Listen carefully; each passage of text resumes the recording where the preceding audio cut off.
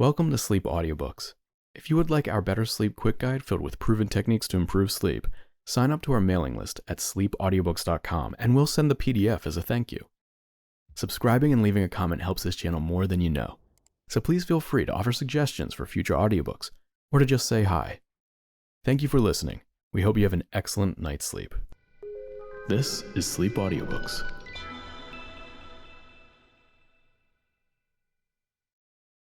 Flood Tide by Sara, Ware, Bassett. Recording by Roger Melin. Chapter 1. The Weaver and His Fancies. Willie Spence was a trial. Not that his personality rasped society at large. On the contrary, his neighbors cherished toward the little old man, with his short-sighted blue eyes and his appealing smile, an affection peculiarly tender. And if they sometimes were wont to observe that although Willie possessed some common sense, he was blessed with uncommon little of it, the observation was facetiously uttered, and was offered with no malicious intent.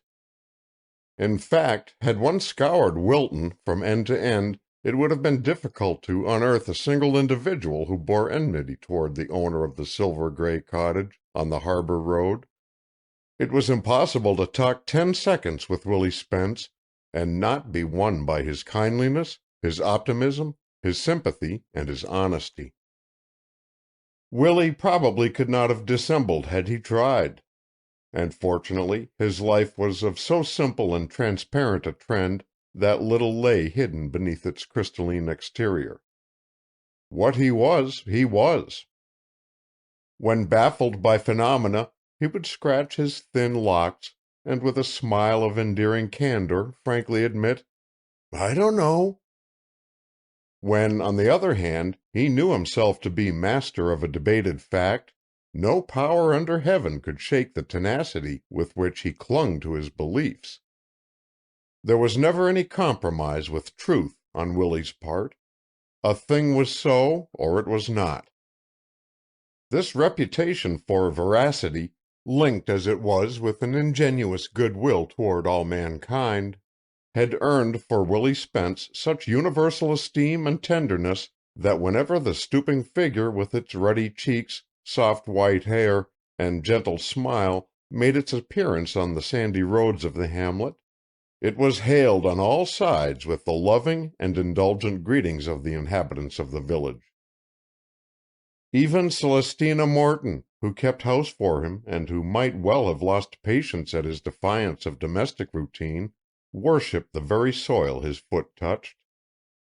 There was, of course, no denying that Willie's disregard for the meal hour had become what she termed chronical, and severely taxed her forbearance, or that since she was a creature of human limitations, she did at times protest when the chowder stood forgotten in the tureen until it was of Arctic temperature. Nor had she ever acquired the grace of spirit to amiably view freshly baked popovers shrivel neglected into nothingness. Try as she would to curb her tongue under such circumstances, she occasionally would burst out, "I do wish, Willie Spence, you'd quit your dreamin' and come to dinner." For answer, Willie would rise hastily and stand arrested, a bit of string in one hand and the hammer in the other, and peering reproachfully over the top of his steel-bowed spectacles, would reply, "Law, Teeny, you wouldn't begrech me my dreams, would you? They're about all I've got. If it weren't for the things I dream, I wouldn't have nothin'." The wistfulness in the sensitive face would instantly transform Celestina's irritation into sympathy and cause her to respond, "Nonsense, Willie. What are you talking about? Ain't you got more friends than anybody in this town? Nobody's poor so long as he has good friends." "Oh, 'tain't bein' poor I mind," laughed Willie, now quite himself again. "It's knowin' nothin' and bein' nothin' that discourages me. If I'd only had the chance to learn somethin' when I was a youngster, I wouldn't have to be goin' it blind now like I do." "There's time, Celestina," added the man solemnly. when I really believe I've got stuff inside me that's worthwhile, if only I knew what to do with it. Pshaw! Ain't you using what's inside you all the time to help the folks of this town out of their troubles? I'd like to know how they'd get along if it weren't for you. Ain't you doctoring and fixing up things for the whole of Cape Cod from one end to the other, day in and day out? I call that amountin' to something in the world, if you don't." Willie paused thoughtfully. "I do quite a batch of tinkerin', that's true," admitted he, brightening. "And I'm right down glad to do it, too. Don't think I ain't. Still, I can't help knowin' there's better ways to go at it than blunderin' along as I have to, and sometimes I can't help wishin' I knew what the right way is. There must be folks that know how to do in half the time what I do by makeshift and fussin'. Sometimes it seems a pity there never was anybody to steer me into findin' out the kind of things I've always wanted to know." Celestina began to rock nervously. Being of New England fiber, and classing as morbid all forms of introspection, she always so dreaded to have the conversation drift into a reflective channel that whenever she found Willie indulging in reveries, she was wont to rout him out of them, tartly reproaching herself for having even indirectly been the cause of stirring him up. "Next time I'll set the chowder back on the stove and say nothin'," she would vow inwardly. "I'd much better have waited till his dream was over and done with. Suppose I am put out a bit, 'twon't hurt me. If I don't care enough for Willie to do somethin' for him once in a while, good as he's always been to me, I'd oughter be ashamed of myself." Hence it is easily seen that neither to Wilton in general, nor to Celestina in particular, was Willie Spence a trial. No, it was to himself that Willie was the torment. "I plague myself most to death, Teeny," he would not infrequently confess when the two sat together at dusk in the little room that looked out on the reach of blue sea. "It's gettin' all these idees that drives me distracted. 'Tain't that I go huntin' 'em, they come to me, hittin' me broadside like as if they'd been shot out of a gun. There's times," ambled on the quiet voice, "when they'd wake me out of a sound sleep and give me no peace till I've got up and tended to 'em. That notion of hitchin' a string to the slide in the stove door so'st you could open the draught without stirrin' out of your chair, that took me in the night. There warn't no waitin' till mornin'. Long ago I learned that. Once the idee has a holt of me, there's nothin' to do but haul myself out of bed, even if it's midnight and colder'n a devil, and try out that notion." "The plan was a good one. It saved lots of steps," put in Celestina. "It had to be done, Teeny," Willie answered simply. "That's all there was to it. Good or bad, I had to carry it to a finish if I didn't sleep another wink that night." The assertion was true. Celestina could vouch for that. After 10 years of residence in the gray cottage, she had become too completely inured to hearing the muffled sound of saw and hammer during the wee small hours of the night to question the verity of the statement. Therefore, she was quite ready to agree that there was no peace for Willie, or herself either, until the particular burst of genius that assailed him had been transformed from a mirage of the imagination to the more tangible form of tacks and strings. For strings played a very vital part in Willie Spence's inspirational world. Indeed, when Celestina had first come to the weathered cottage on the bluff to keep house for the lonely little bachelor, and had discovered that cottage to be one gigantic spider's web, her initial impression was that strings played far too important a part in the household. What a labyrinthine entanglement the dwelling was! Had a mammoth silkworm woven his airy filaments within its interior, the effect could scarcely have been more grotesque. Strings stretched from the back door, across the kitchen and through the hallway, and disappeared up the stairs into Willie's bedroom, where one pull of a cord lifted the iron latch to admit Oliver Goldsmith, the Maltese cat, whenever he rattled for entrance. There was a string that hoisted and lowered the coal hod from the cellar through a square hole in the kitchen floor, thereby saving one the fatigue of tugging it up the stairs. "A coal hod is such an infernal tote to tote," Willie would explain to his listeners. Then there was a string which in like manner swung the wood box into place. Other strings opened and closed the kitchen windows, unfastened the front gate, rang a bell in Celestina's room, and whisked Willie's slippers forth from their hiding place beneath the stairs, not to mention myriad red, blue, green, yellow, and purple strings that had their goals in the ice chest, the pump, the letter box, and the storm door, and in connection with which objects they silently performed mystic benefactions. Probably, however, the most significant string of all was that of stout twine that reached from Willie's shop to the home of Genoa Eldridge, 2 fields beyond, just at the junction of the Bellport and Harbor roads. This string not only linked the 2 cottages, but sustained upon its taut line a small wooden box that could be pulled back and forth at will, and convey from one abode to the other not only written communications, but also such diminutive articles as pipes, tobacco, spectacles, balls of string, boxes of tacks, and even tools of moderate weight. By means of this primitive special delivery service, Jan Eldridge could be summoned post-haste whenever an especially luminous inspiration flashed upon Willie's intellect, and could assist in helping to make the dream a reality. For it was always through Willie's plastic imagination that these creative visions flitted.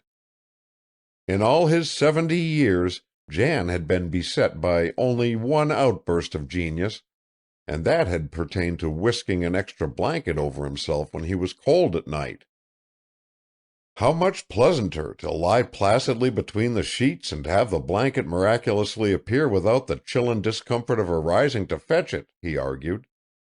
But alas, the magic spell had failed to work.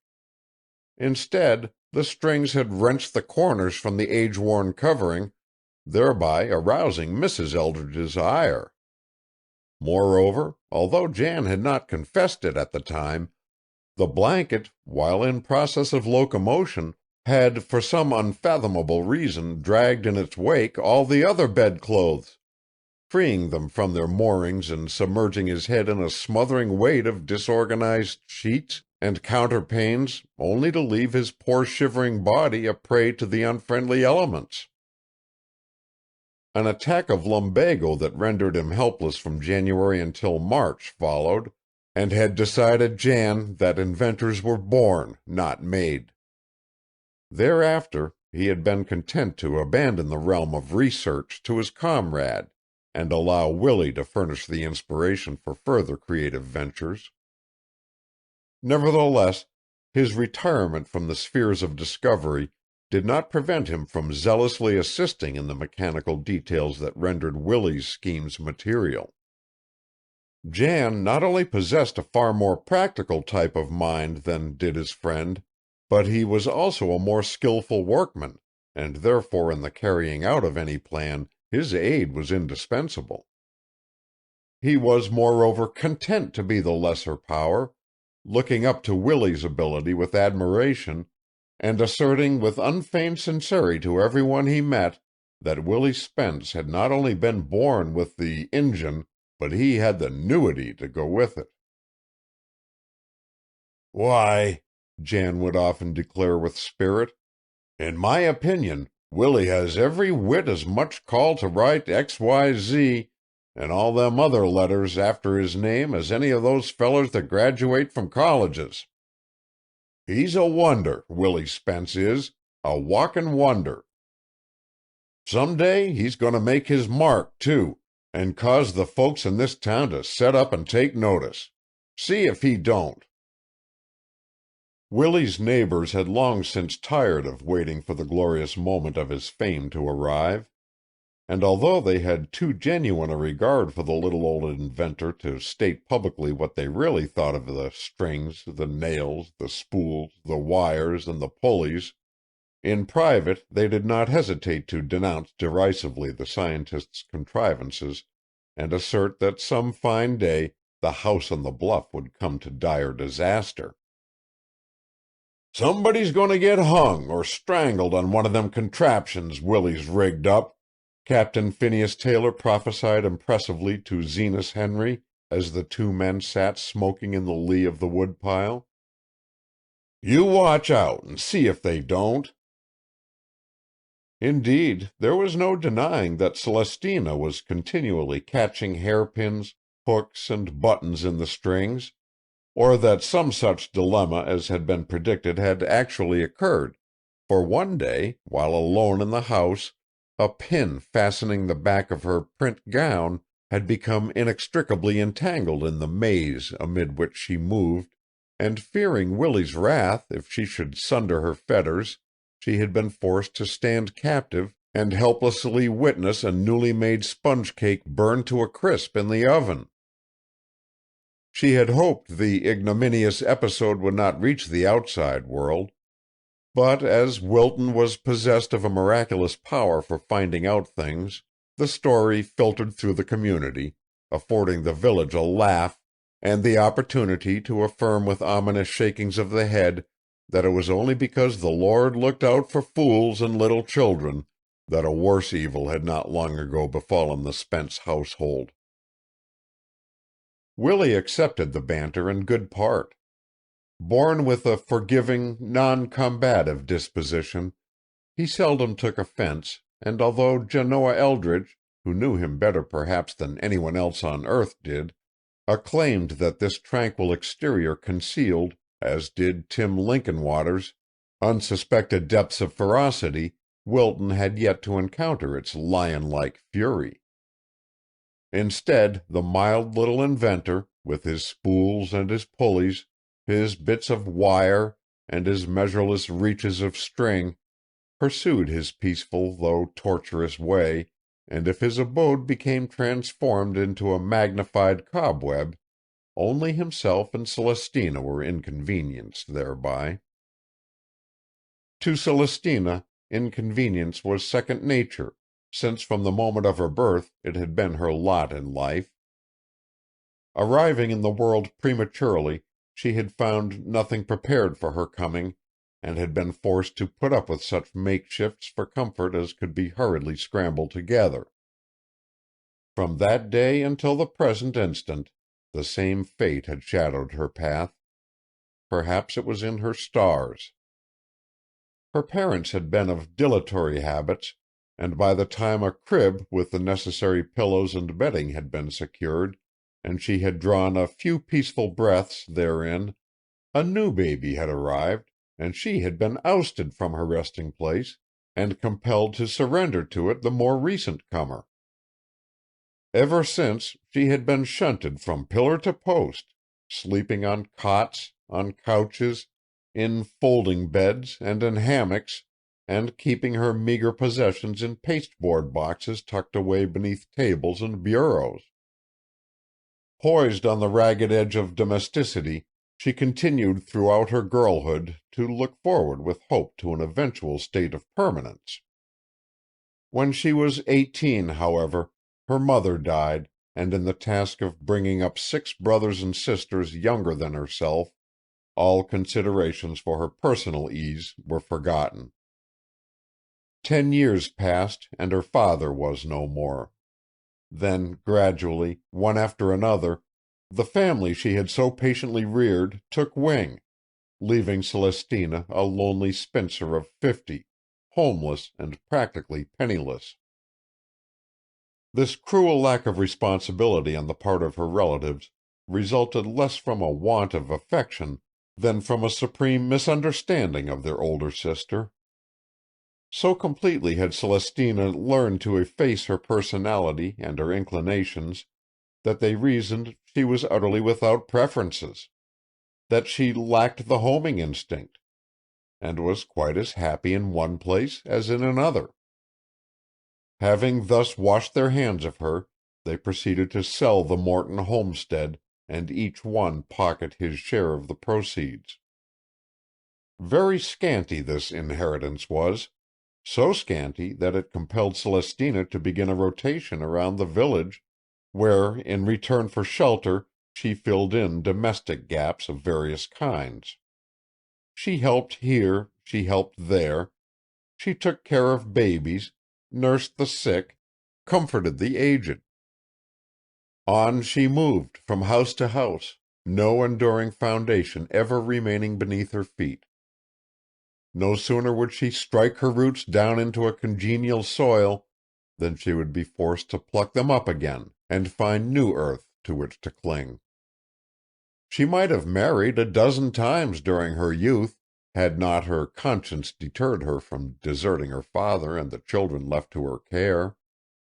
In fact, one persistent swain who refused to take no for an answer had begged Celestina to wait and pray over the matter.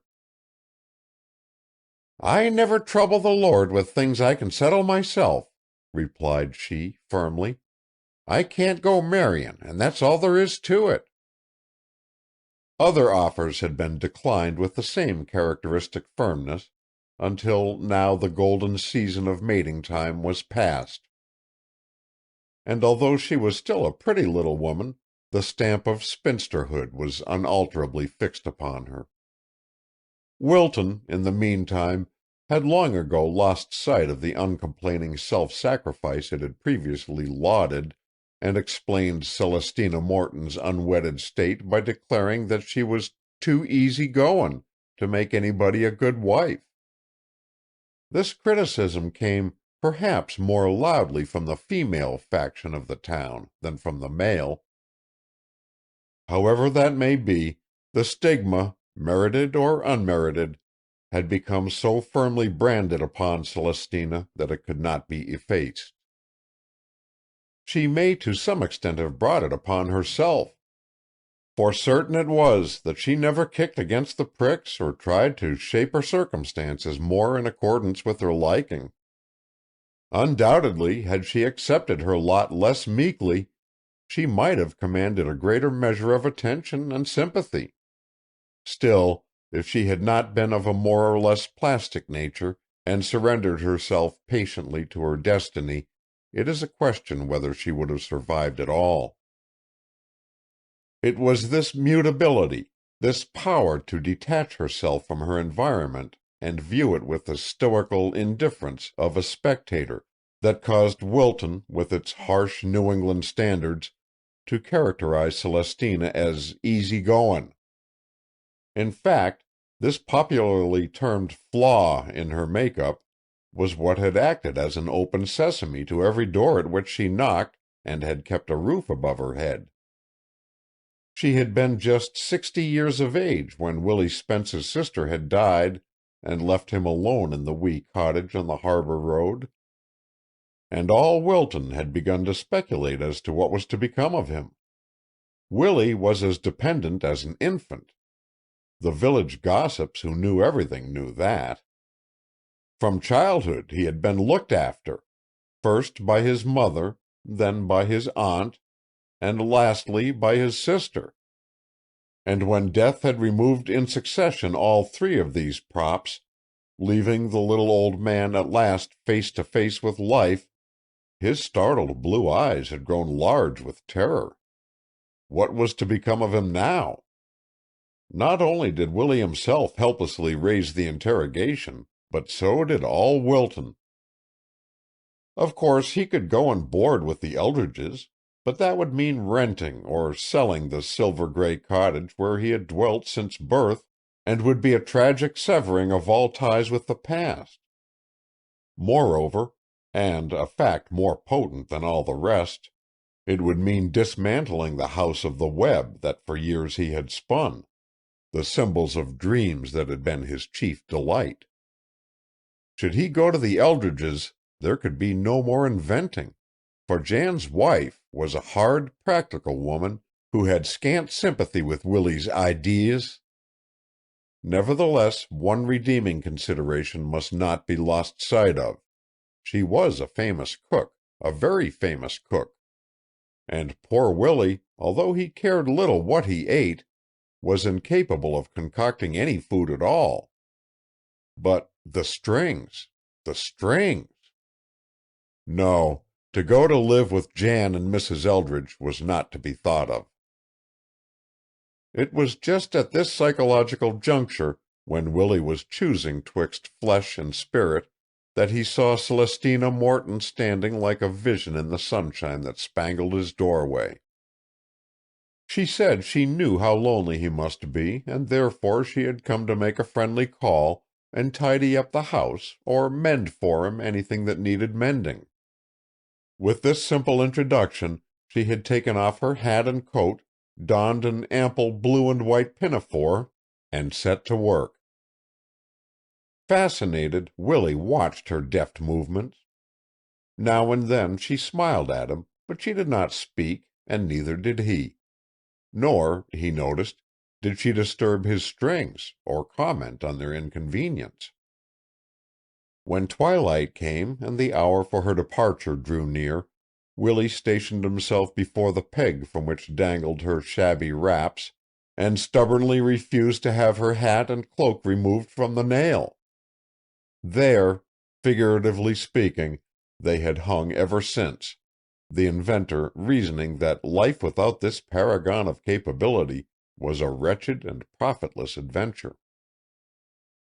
In justifying his sudden decision to Genoa Eldridge, Willie had merely explained that he had hired Celestina because she was so comfortable to have around, a recommendation at which Wilton would have jeered, but which, perhaps, in the eyes of the Lord, was quite as praiseworthy as that which her more hidebound but less accommodating sisters could have boasted.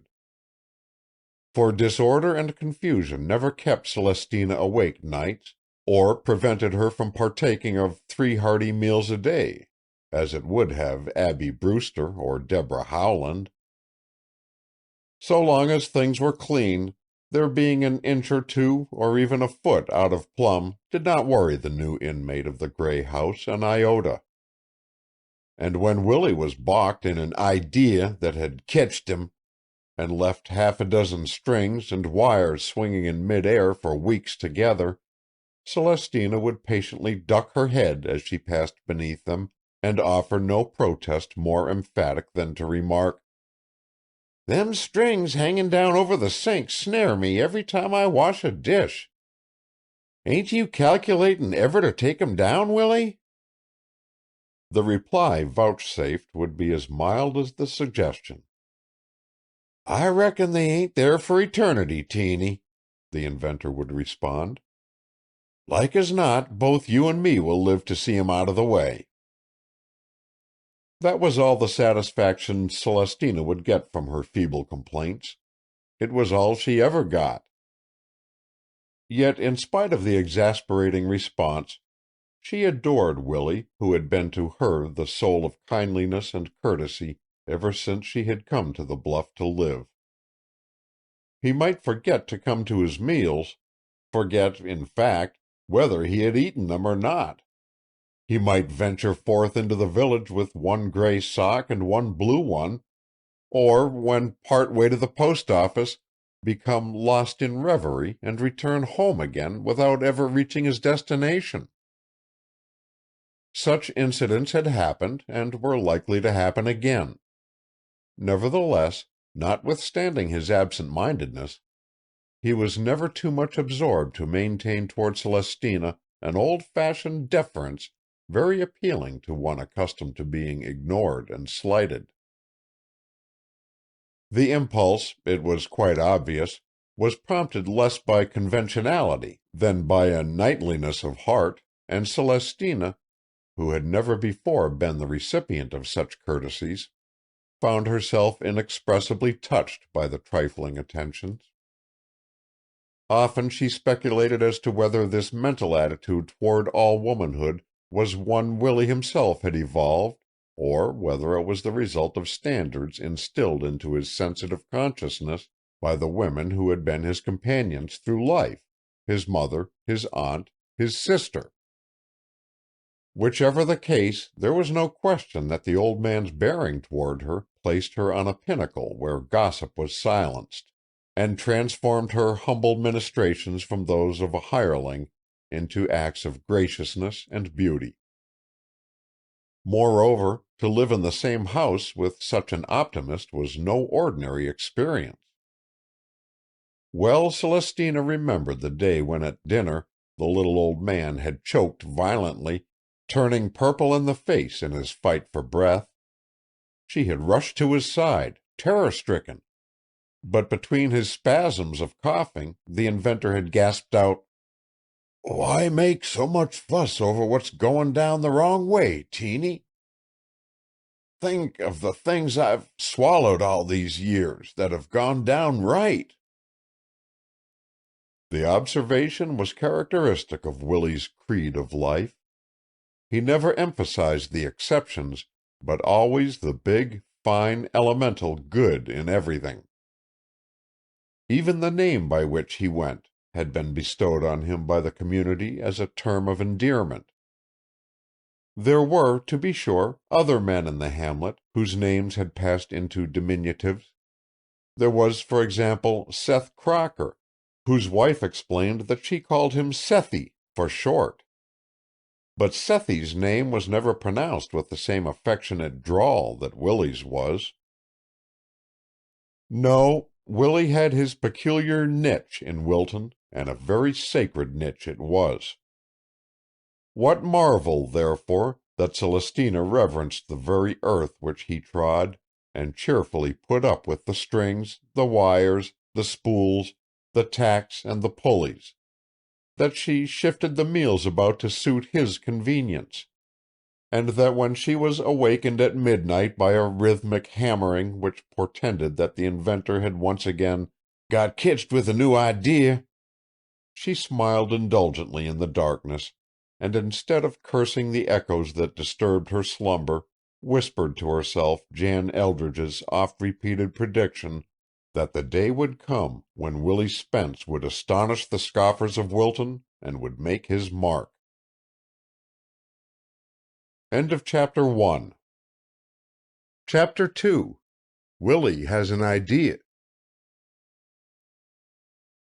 On a day in June so clear that a seagull loomed mammoth against the sky, a day when a sail against the horizon was visible for miles, a day when the whole world seemed swept and garnished as for a festival, Zenas Henry Brewster drew rein before the Spence cottage, hitched the Admiral to the picket fence that bordered the highway, and, ascending the bank which sloped abruptly to the road, presented himself at the kitchen door from which issued the aroma of baking bread. "Mornin', Teeny," called the visitor, poking his head across the threshold. "Willie anywheres about?" Celestina, who was washing the breakfast dishes, glanced up at the lank figure with a start.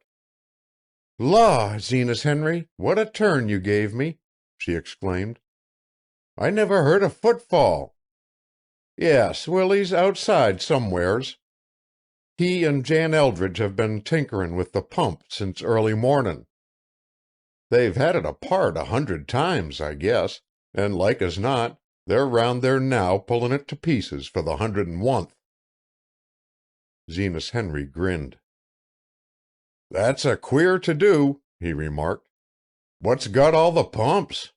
Bewitched, I reckon. Ours ain't workin' for a cent either, and I drove around thinkin' I'd fetch Willie home with me to have a look at it. He's got a knack with such things, and I calculate he'd know what's the matter with it. Darned if I do." The man began to move away across the grass. Celestina, however, who was in the mood for gossip, had no mind to let him escape so easily. "How's your folks?" questioned she, dropping her dishcloth into the pan and following him to the door. "Oh, we're all right," returned Zenas Henry with a backward glance. "Captain Benjamin's shoulder pesters him some about layin'. But I tell him he can't expect rain and fog not to bring rheumatism." "That's so," agreed Celestina. "What a spell of weather we've had. Guess it's about over now, though. I'm sorry Benjamin's shoulder should hector him so. We're getting old, Zenas Henry, that's the plain truth of it, and must cheerfully take our share of aches and pains, I suppose. Are Captain Phineas and Captain Jonas well?" "Oh, they're nimble as crabs." "And Abby?" "Fine as a clipper in a breeze," responded the man with enthusiasm. "Best wife that ever was. The sun rises and sets in that woman, Celestina. What she can't do ain't worth doing. Turns off work like as if it was no account, and grows better lookin' every day a doing it." Celestina laughed. "I reckon you didn't make no mistake getting married, Zenas Henry," mused she. "Mistake?" repeated Zenas Henry. "And no mistake taking in the child, either," went on Celestina, unheeding the interruption. She saw his face soften, and a glow of tenderness overspread it. "Delight was sent us out of heaven," he declared with solemnity. "'Twas as much intended that ship should come ashore here, and the 3 captains and myself bring that little girl to land, as that the sun should rise in the mornin'. The child was meant for us and for nobody else on earth. Was she our own daughter, we couldn't be fonder of her than we are. It's 10 years now since the wreck of the Micheline. Think of it. How time flies. 10 years, and the girl's most 20. I can't realize it. Why, it seems only yesterday she was clinging to my neck and I was bringing her home." "She's grown to be a regular beauty," Celestina observed. "I suppose she has. Folks seem to think so," replied Zenas Henry. "But it wouldn't make an ounce of difference to me how she looked. I'd love her just the same. I reckon she'll never seem to me anyhow like she does to other people. Still, I ain't so blind that I don't know she's pretty. Her hair is wonderful, and she's got them big brown eyes and pink cheeks. I'm proud as Tophet of her. If it warn't for Abby, I figure the 3 captains and I would have the child clean spoiled. But Abby's always kept a firm hand on us, and prevented us from putting nonsensical notions into Delight's head. Much of the way she's turned out is due to Abby's common sense. Well, the girl's a mighty nice one," concluded Zenas Henry. "There's none to match her." "You're right there," Celestina assented cordially. "She's 1 in 100, in 1,000. She has the sweetest way in the world with her, too. A body couldn't see her and not love her. I guess there's many a young feller along the Cape thinks so, too, or I'm much mistaken," added she slyly. "She must have a score of beaux." "Beaux!" snapped Zenas Henry, wheeling abruptly about. "Indeed she hasn't. Why, she's nothing but a child yet." "She's most 20. You said so yourself just now." "Pooh! 20! What's 20?" Zenas Henry cried derisively. "Why, I'm 3 times that already, and more too, and I ain't old. So are you, Teeny. 20! Nonsense."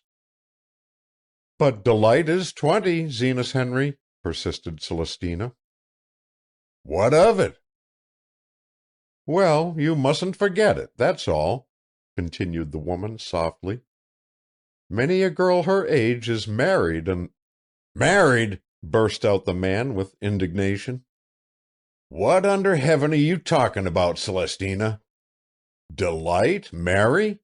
Not she. She's too young. Besides, she's well enough content with Abby and the 3 captains and me. Marry? Delight marry? Ridiculous."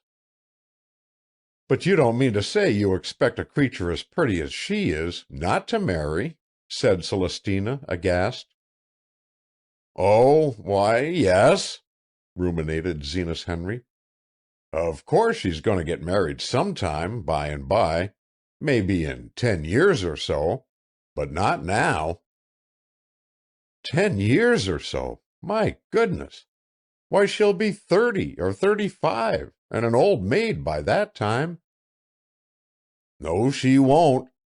I was 45 before I married, and it didn't do me no hurt or spoiled my chances. You might have been livin' with Abby all them years, though. I know it. He paused thoughtfully. Yes, he reflected aloud. I've often thought what a pity it was Abby and I didn't have our first youth together. It took me half a lifetime to find out how much I needed her. You wouldn't want Delight should do that, ventured Celestina. Delight? We ain't discussin' Delight, retorted Zenas Henry, promptly on the defensive. Delight's another matter altogether. She's nothin' but a baby. There's no talk of her marryin' for a long spell yet. Peevishly he kicked the turf with the toe of his boot. Although he said no more, it was quite evident that he was much irritated. Well, he presently observed in a calmer tone, I reckon I'll go round and waylay Willie. Celestina, leaning against the door frame, watched the gaunt, loose-jointed figure stride out into the sunshine and disappear behind the corner of the house. What a day it was! From beneath the lattice that arched the entrance to the cottage and supported a rambler rose bursting into bloom, she could see the bay, blue as a sapphire and scintillating with ripples of gold. A weather-stained scow was making its way out of the channel, and above it circled a screaming cloud of tern that had been routed from their nesting place on the margin of white sand that bordered the path to the open sea. Mingling with their cries and the rhythmic pulsing of the surf, the clear voices of the men aboard the tug reached her ear. It was flood tide, and the water that surged over the bar stained its reach of pearl to jade green and feathered its edges with snowy foam. It was no weather to be cooped up indoors doing housework. Idly Celestina loitered, drinking in the beauty of the scene. The languor of summer breathed in the gentle, pine-scented air and rose from the warm earth of the garden. Voluptuously she stretched her arms and yawned. Then, straightening to her customary erectness, she went into the house, being probably the only woman in Wilton who that morning had abandoned her domestic duties long enough to take into her soul the benediction of the world about her. It was such detours from the path of duty that had helped to win for Celestina her pseudonym of Easy Goin'. Perhaps this very vagrant quality in her nature was what had aided her in so thoroughly sympathizing with Willie in his sporadic outbursts of industry. For Willie was not a methodical worker any more than was Celestina. There were intervals, it is true, when he toiled steadily, feverishly, all day long and far into the night, forgetting either to eat or sleep. Then would follow days together when he simply pottered about, or did even worse and remained idle in the sunny shelter of the grape arbor. Here, on a rude bench constructed from a discarded four-poster, he would often sit for hours, smoking his corncob pipe and softly humming to himself. But when genius went awry and his courage was at a low ebb, strings, wires, and pulleys having failed to work, he would neither smoke nor sing, but with eyes on the distance would sit immovable as if carved from stone. Today, however, was not one of his settin' days. He had been up since dawn, had eaten no breakfast, and had even been too deeply preoccupied to fill and light the blackened pipe that dangled limply from his lips. Yet, despite all his coaxings and cajolings, The iron pump opposite the shed door still refused to do anything but emit from its throat a few dry, profitless gurgles that seemed forced upward from the very caverns of the earth. Both Willie and Jan Eldridge looked tired and disheartened, and when Zenas Henry approached, stood at bay, surrounded by a litter of wrenches, hammers, and scattered fragments of metal. "What's the matter with your pump?" called Zenas Henry as he strolled toward them. Willie turned on the intruder, a smile half humorous, half contemptuous, flitting across his face. "If I could answer that question, Zenas Henry, I wouldn't be standin' here gapin' at the darn thing," was his laconic response. "It's just took a spell, that's all there is to it. It was right enough last night." "There's no accountin' for machinery," Zenas Henry remarked. The observation struck a note of pessimism that rasped Willie's patience. "There's got to be some accountin' for this claptraption," retorted he, a suggestion of crispness in his tone. "I shan't stir foot from this spot till I find out what set it to actin' up this way." Zenas Henry laughed at the declaration of war echoing in the words. "I've given up flyin' all to flinders over everything that gets out of gear," he drawled.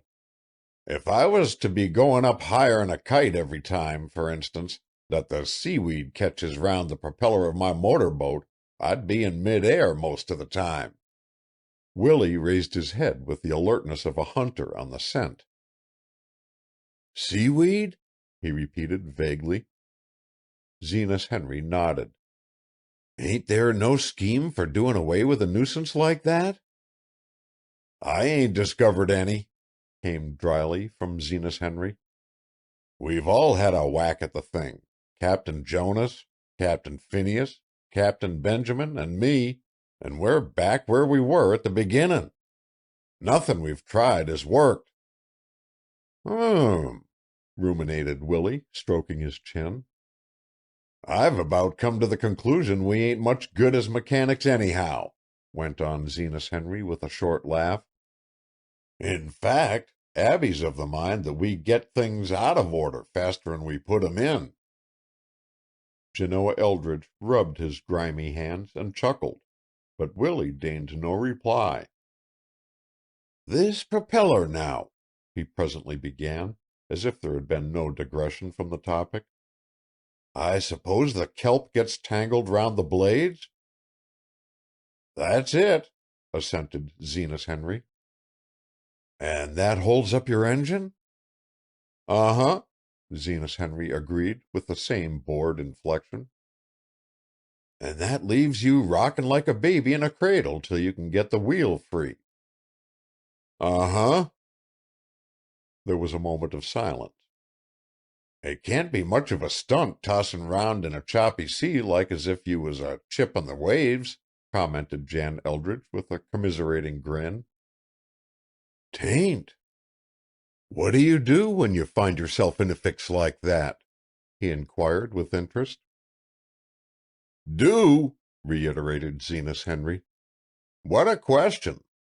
What would any fool do? There ain't no choice left you but to hang head downwards over the stern of the boat and claw the eel grass off the wheel with a gaff." Genoa burst into a derisive shout. "Oh, my eye!" he exclaimed. "So that's the way you do it, eh? Don't talk to me of motor boats. A good old-fashioned skiff with a leg of mutton sail in her is good enough for me. How about you, Willie?" No reply was forthcoming. "I say, Willie," repeated Jan in a louder tone, "that these new-fangled motor boats, with their noise and their smell, ain't no match for a good clean dory." Willie came out of his trance just in time to catch the final clause of the sentence. "Who ever saw a clean dory in Wilton?" Jan faltered, abashed. "Well, anyhow," he persisted, "in my opinion, clean or not, a straight wholesome smell of cod ain't to be mentioned in the same breath with a mix-up of stale fish and gasoline." Zenas Henry bridled. You don't buy a motor boat to smell of, he said tartly. You seem to forget it's to sail in. But if the eelgrass holds you hard and fast in one spot most of the time, I don't see's you do much sailin', taunted Jan. 'Pears to me you're just adrift and goin' nowheres a good part of the time. No, I ain't, snapped Zenas Henry with rising ire. It's only sometimes the thing gets spleeny. Most always. Then it warn't you I saw pitchin' in the channel for a couple of hours yesterday afternoon? Commented the tormentor. No, that is, let me think a minute, meditated Zenas Henry. Yes, I guess it was me after all, he admitted with reluctant honesty. The tide brought in quite a batch of weeds, and they washed up round the boat before I could get out of their way. Quicker'n a wink, we were neatly snarled up in 'em. Captain Jonas and Captain Phineas tried to get clear, but somehow they ain't got much knack for freeing the wheel. So we did linger in the channel a spell. Linger, put in Willie. I shouldn't call bobbing up and down in one spot for 2 mortal hours lingerin'. I'd call it nearer being hypnotized. Zenas Henry was now plainly out of temper. He was well aware that Wilton had scant sympathy with his motor boat, the first innovation of the sort that had been perpetrated in the town. Hadn't you better turn your attention from motor boats to pumps? He asked testily. I reckon I had, Zenas Henry, Willie answered, unruffled by the thrust. As you say, if you chose to wind yourself up in the eelgrass, it's none of my affair. Turning his back on his visitor, he bent once more over the pump and adjusted a leather washer between its rusty joints. Now let's give her a try, Jan, he said as he tightened the screws. If that don't fetch her, I'm beat. By this time Jan's faith had lessened, and although he obediently raised the iron handle and began to ply it up and down, it was obvious that he did not anticipate success. But contrary to his expectations, there was a sudden subterranean groan, followed by a rumble of gradually rising pitch, then from out the stubbed green spout a stream of water gushed forth and trickled into the tub beneath. Hooray! Shouted Jan. There she blows, Willie. Ain't you the dabster, though? The inventor did not immediately acknowledge the plaudits heaped upon him, but it was evident that he was gratified by his success, for as he wiped the beads of perspiration from his forehead, he sighed deeply. If I hadn't been such a blame fool, I'd 'a' known what the matter was in the first place, he remarked. Well, if we knew as much when we're born as we do when we get ready to die, what would be the use of livin' 70-odd years? In spite of his irritation, Zenas Henry smiled. I don't suppose you're feelin' like tacklin' another pump today, he ventured with hesitation.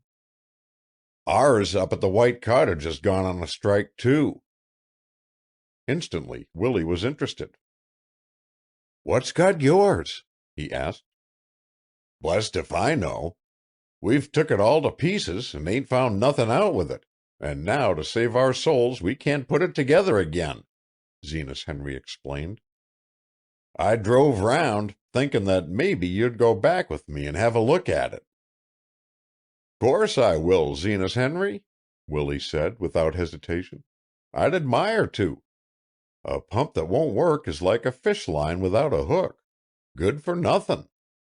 Have you got room in your team for Jan, too? Sure. Then let's start along, said the inventor, stooping to gather up his tools. But he had reckoned without his host, for as he swept them into a jagged piece of sailcloth and prepared to tie up the bundle, Celestina called to him from the window. Where are you going, Willie? She demanded. Up to Zenas Henry's to mend the pump. But you can't go now, objected she. It's 10 o'clock, and you ain't had a mouthful of breakfast this morning. The little man regarded her blankly.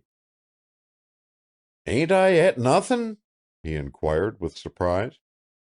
No. Don't you remember you got up early to go fishin', and then you found the pump wasn't workin', and you've been wrestlin' with it ever since? So I have. A sunny smile of recollection overspread the old man's face. Ain't you hungry? I don't know, considered he without interest. Maybe I am. Yes, now you speak of it, I will own to feelin' a mite holler. Can't you hand me a snack to eat as I go along? You'd much better come in and have your breakfast properly. Oh, I don't want nothin' much, the altruist protested. Just fetch me out a slice of bread or a doughnut. We've got to get at that pump of Zenas Henry's. I'm itchin' to know what's the matter with it. Celestina looked disappointed. I've been savin' your coffee for you since 7 o'clock, murmured she, reproachfully. That was very kind of you, Teeny, Willie responded with an ingratiating glance into her eyes.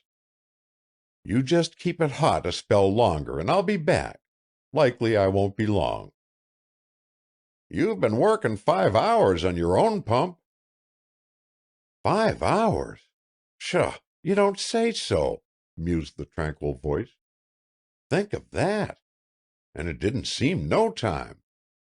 Well, it's a pumpin' now, Celestina. The mild face beamed with satisfaction, and Celestina had not the heart to cloud its brightness by annoying him further. That's capital, she declared.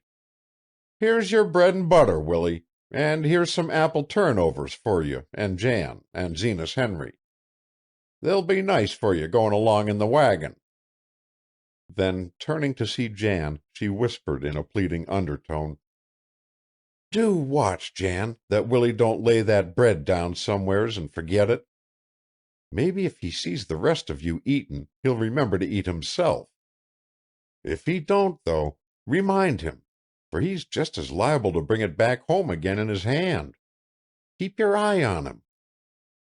Jan nodded understandingly, and climbing into the dusty wagon, the 3 men rattled off over the sandy road.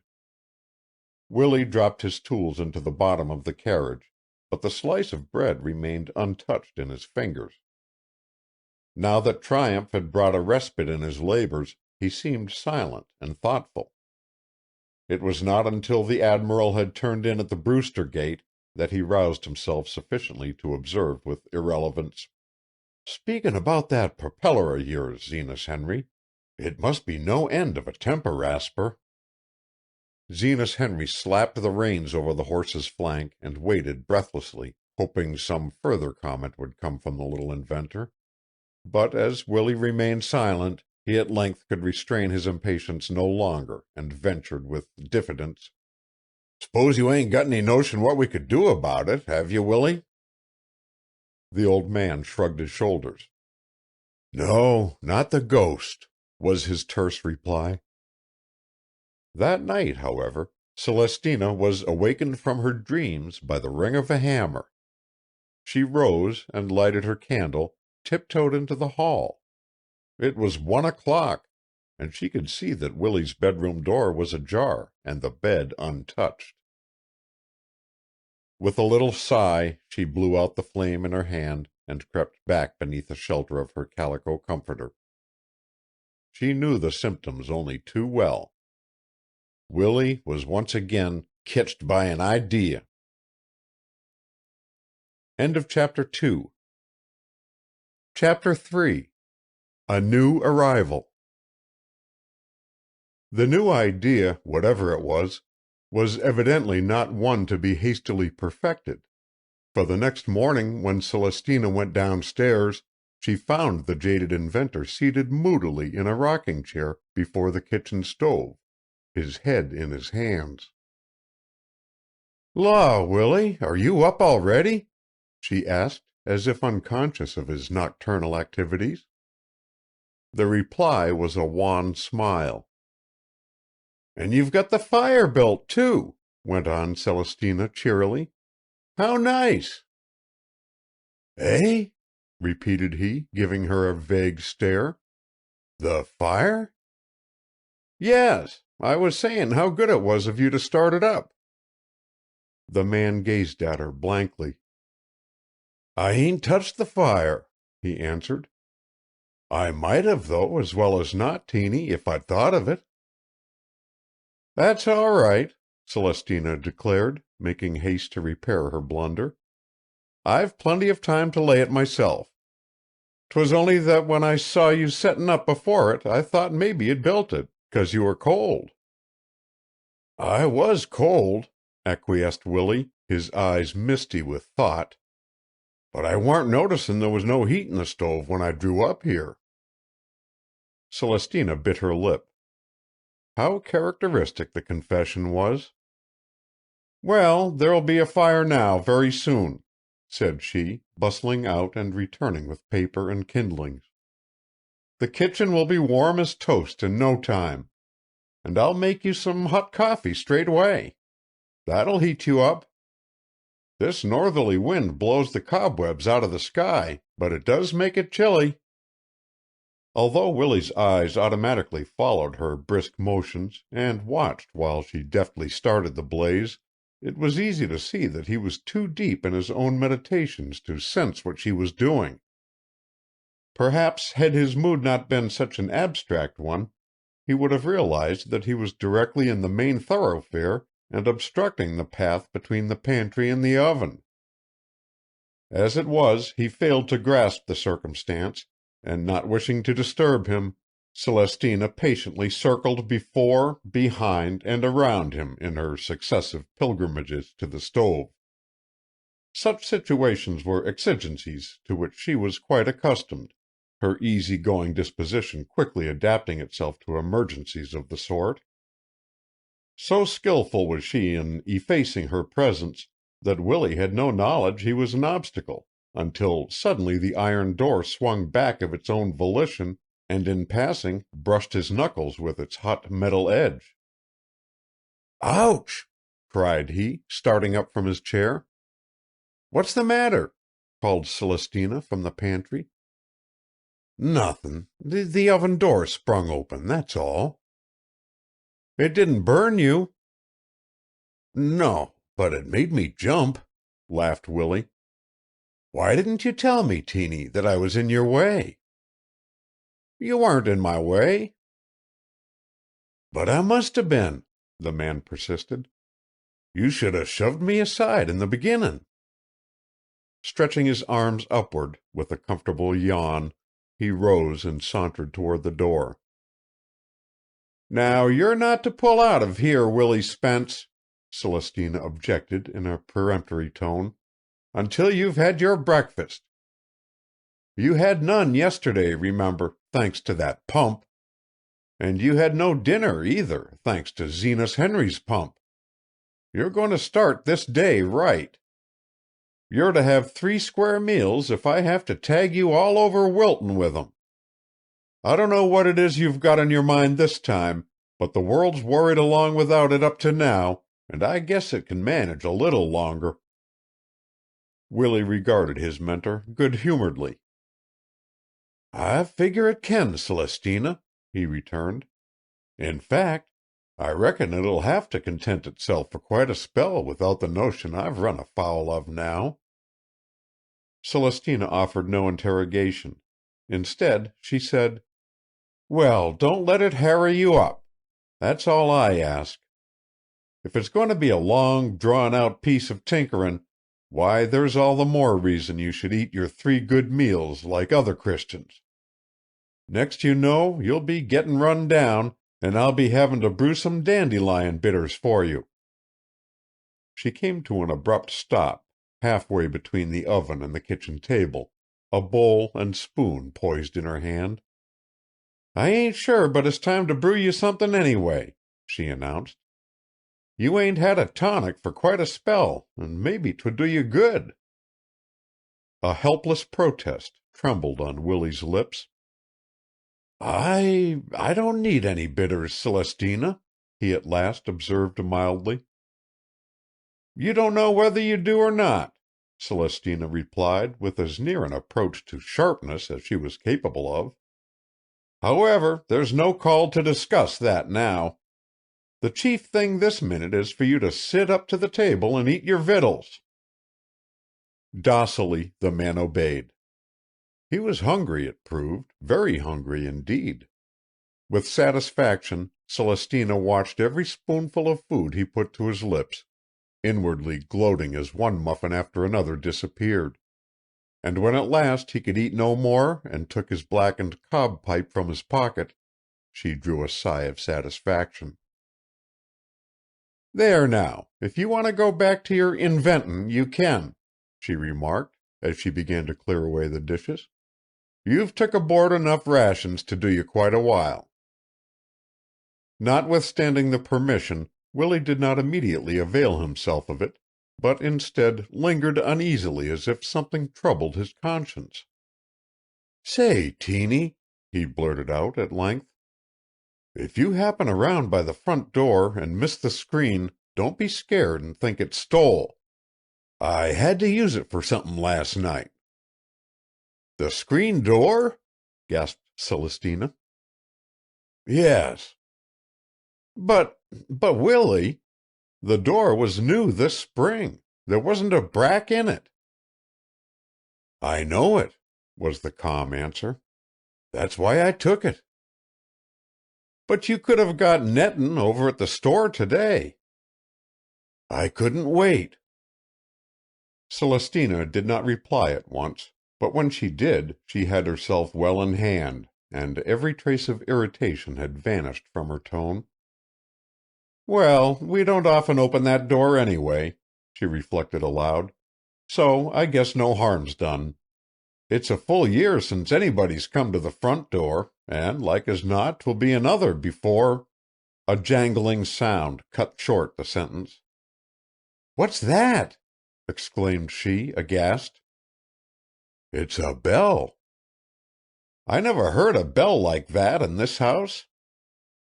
"It's a bell I rigged up one day when you were gone to the Junction," exclaimed Willie hurriedly. "I thought I told you about it." "You didn't." "Well, no matter now," he went on soothingly. "I meant to." "Where is it?" demanded Celestina. "It's in the hall. It's a new front door bell, that's what it is," proclaimed the inventor, his voice lost in a second deafening peal. "My soul! It's enough to wake the dead!" gasped Celestina, with hands on her ears. "I should think it could be heard from here to Nantucket. What set you gettin' a bell that size, Willie? 'Twould scare any caller who dared to come this way out of a year's growth. I'll have to go and see who's there, if he ain't been struck dumb on the door sill. Whoever can it be, comin' to the front door?" With perturbed expectancy she hurried through the passageway, Willie tagging at her heels. The infrequently patronized portal of the Spence mansion, it proved, was so securely barred and bolted that to unfasten it necessitated no little time and patience. Even after locks and fastenings had been withdrawn and the door was at liberty to move, not knowing what to do with its unaccustomed freedom, it refused to stir, stubbornly resisting every attempt to wrench its hinges asunder. It was not until the man and woman inside had combined their efforts and struggled with it for quite an interval that it contrived to creak apart far enough to reveal through a 4-inch crack the figure of a young man who was standing patiently outside. One could not have asked for a franker, merrier face than that which peered at Celestina through the narrow chink of sunshine. To judge at random, the visitor had come into his manhood recently, for the brown eyes were alight with youthful humor and the shoulders unbowed by the burdens of the world. He had a mass of wavy dark hair, a thoughtful brow, ruddy color, a pleasant mouth and fine teeth, and a tall, erect figure which he bore with easy grace. "Is Miss Morton at home?" he asked, smiling at Celestina through the shaft of golden light. Celestina hesitated. So seldom was she addressed by this formal pseudonym that for the instant she was compelled to stop and consider whether the individual designated was on the premises or not. Yes, she at last admitted feebly. I wonder if I might speak with her, the stranger asked. Why don't you tell him you're Miss Morton? Coached Willie in a loud whisper. But the man on the steps had heard. You're not Miss Morton, are you? He essayed. Miss Celestina Morton? I expect I am, owned Celestina nervously. I'm your brother Elnathan's boy, Bob. Celestina crumpled weakly against the doorframe. Nate's boy, she repeated. Bless my soul. Bless my soul and body. The man outside laughed a delighted laugh so infectious that before Celestina or Willie were conscious of it, they had joined in its mellow ripple. After that, everything was easy. We can't open the door to let you in, explained Willie, peering out through the rift, 'cause this blasted door ain't moved for so long that its hinges have growed together. But if you'll come round to the back of the house, you'll find a warmer welcome. The guest nodded and disappeared. Land alive, Willie! Ejaculated Celestina while they struggled to replace the dislocated bars and bolts. To think of Nate's boy appearing here! I can't get over it. Nate's boy! Nate was my favorite brother, you know. The littlest one that I brought up from babyhood. This lad is so completely the living image of him that when I clapped eyes on him, it took the gimp clear out of me. It was like having Nate himself come back again. With fluttering eagerness, she sped through the hall. Robert Morton was standing in the kitchen when she arrived, his head towering into the tangle of strings that crossed and recrossed the small interior. Whatever his impression of the extraordinary spectacle, he evinced no curiosity, but remained as imperturbable amid the network that ensnared him as if such astounding phenomena were everyday happenings. Nevertheless, a close observer might have detected in his hazel eyes a dancing gleam that defied control. Apparently, it did not occur either to Willie or to Celestina to explain the mystery which had long since become to them so familiar a sight. Therefore, amid the barrage of red, green, purple, pink, yellow, and white strings, they greeted their guest, throwing into their welcome all the homely cordiality they could command. From the first moment of their meeting, it was noticeable that Willie was strongly attracted by Robert Morton's sensitive and intelligent face, and had he not been, for Celestina's sake he would have made an effort to like the newcomer. Fortunately, however, effort was unnecessary, for Bob won his way quite as uncontestedly with the little inventor as with Celestina. There was no question that his aunt was delighted with him. One could read it in her affectionate touch on his arm, in her soft, nervous laughter, in the tremulous inflection of her many questions. Your father couldn't have done a kinder thing than to have sent you to Wilton, Robert, she declared at last when quite out of breath with her rejoicings. My, if you're not the mortal image of him as he used to be at your age! I can scarcely believe it isn't Nate. His forehead was high, like yours, and the hair waved back from it the same way. He had your eyes, too, full of fun, and yet earnest and thoughtful. I ain't sure but you're a mite taller than he was, though. I topped Dad by 6 inches, Aunt Teeny, smiled the young man. I guessed likely you did, murmured Celestina, with her eyes still on his face. Now, you must sit right down and tell me all about yourself and your folks. I want to know everything, where you come from, when you got here, how long you can stay, and all. The last question is the only really important one, interrupted Willie, approaching the guest and laying a friendly hand on his shoulder.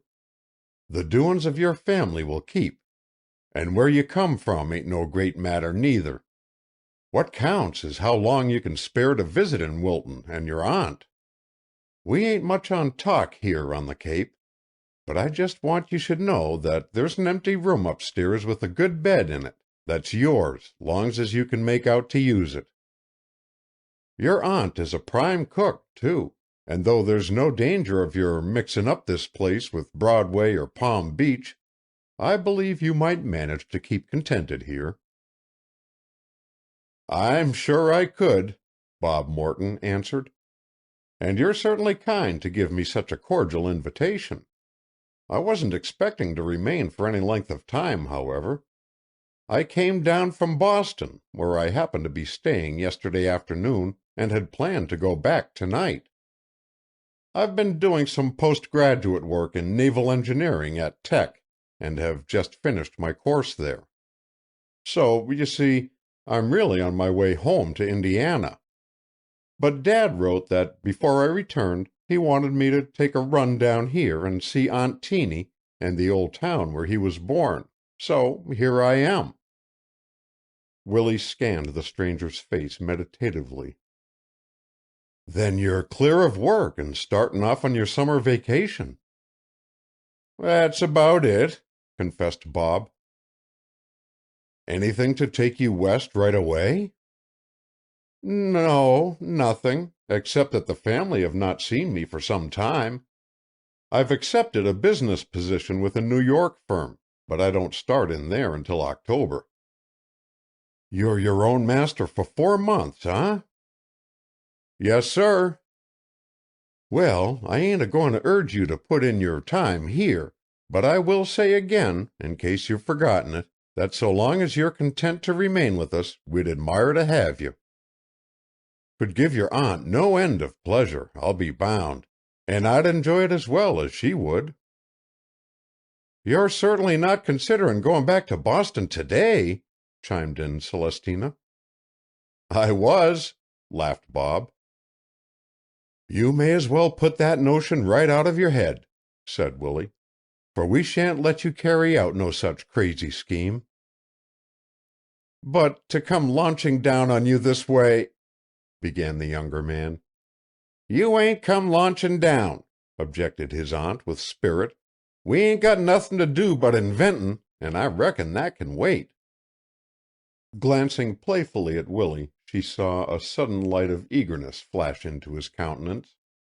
But Bob, not understanding the allusion, looked from one of them to the other in puzzled silence. "All right, Aunt Teeny," he at last announced. "If you and Mr. Spence really want me to, I should be delighted to stay with you a few days. The fact is," he added with boyish frankness, "my suitcase is down behind the rose bushes this minute. Having sent most of my luggage home, and not knowing what I should do, I brought it along with me." "You go straight out, young man, and fetch it in," commanded Willie, giving him a jocose slap on the back. Nevertheless, in spite of the mandate, Robert Morton lingered. "Do you know, Aunt Teeny, I'm almost ashamed to accept your hospitality," he observed with winning sincerity. "We've all been so rotten to you, never coming to see you or anything. Dad's terribly cut up that he hasn't made a single trip east since leaving Wilton." The honest confession instantly quenched the last smoldering embers of Celestina's resentment toward her kin. "Don't think no more of it," she returned hurriedly. "Your father's been busy, likely, and so have you, and anyhow, men ain't much on follerin' up their relations or writin' to 'em.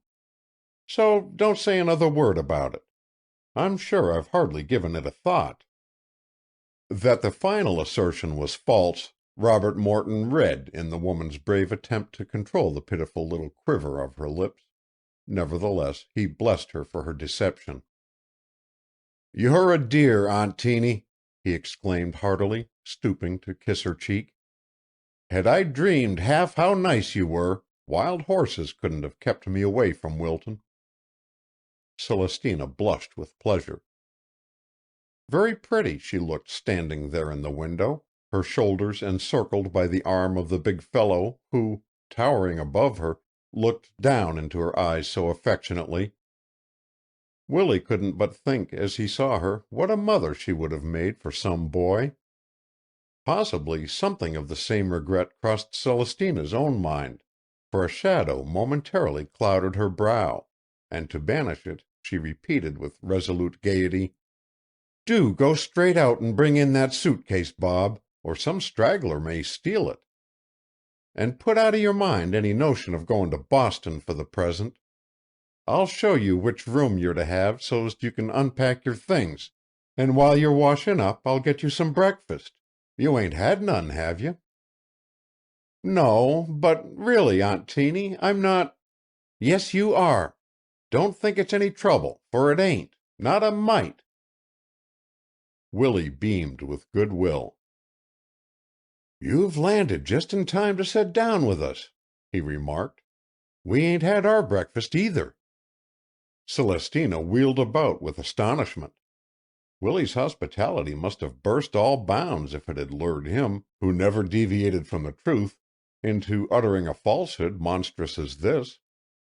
One glance, however, at his placid face, his unflinching eye, convinced her that, swept away by the interest of the moment, the little old man had lost all memory of whether he had breakfasted or not.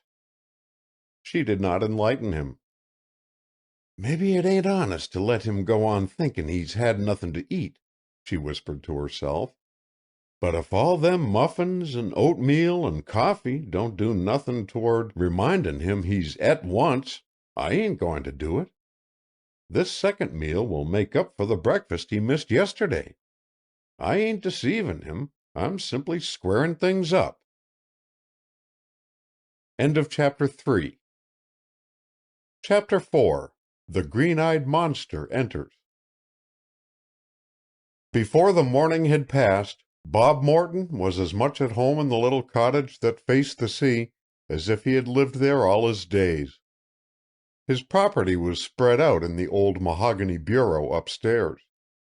His hat dangled from a peg in the hall, and he had exchanged his city clothes for the less conventional outing shirt and suit of blue serge, both of which transformed him into a figure amazingly slender and boyish.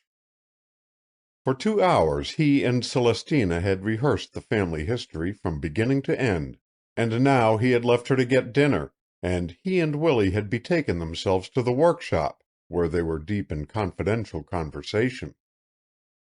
"You see," the inventor was explaining to his guest, "it's like this. It ain't so much that I want to bother with these notions as that I have to. They get me by the throat, and there's no shaking 'em off. Only yesterday, for example, I got ketched with an idea about a boat."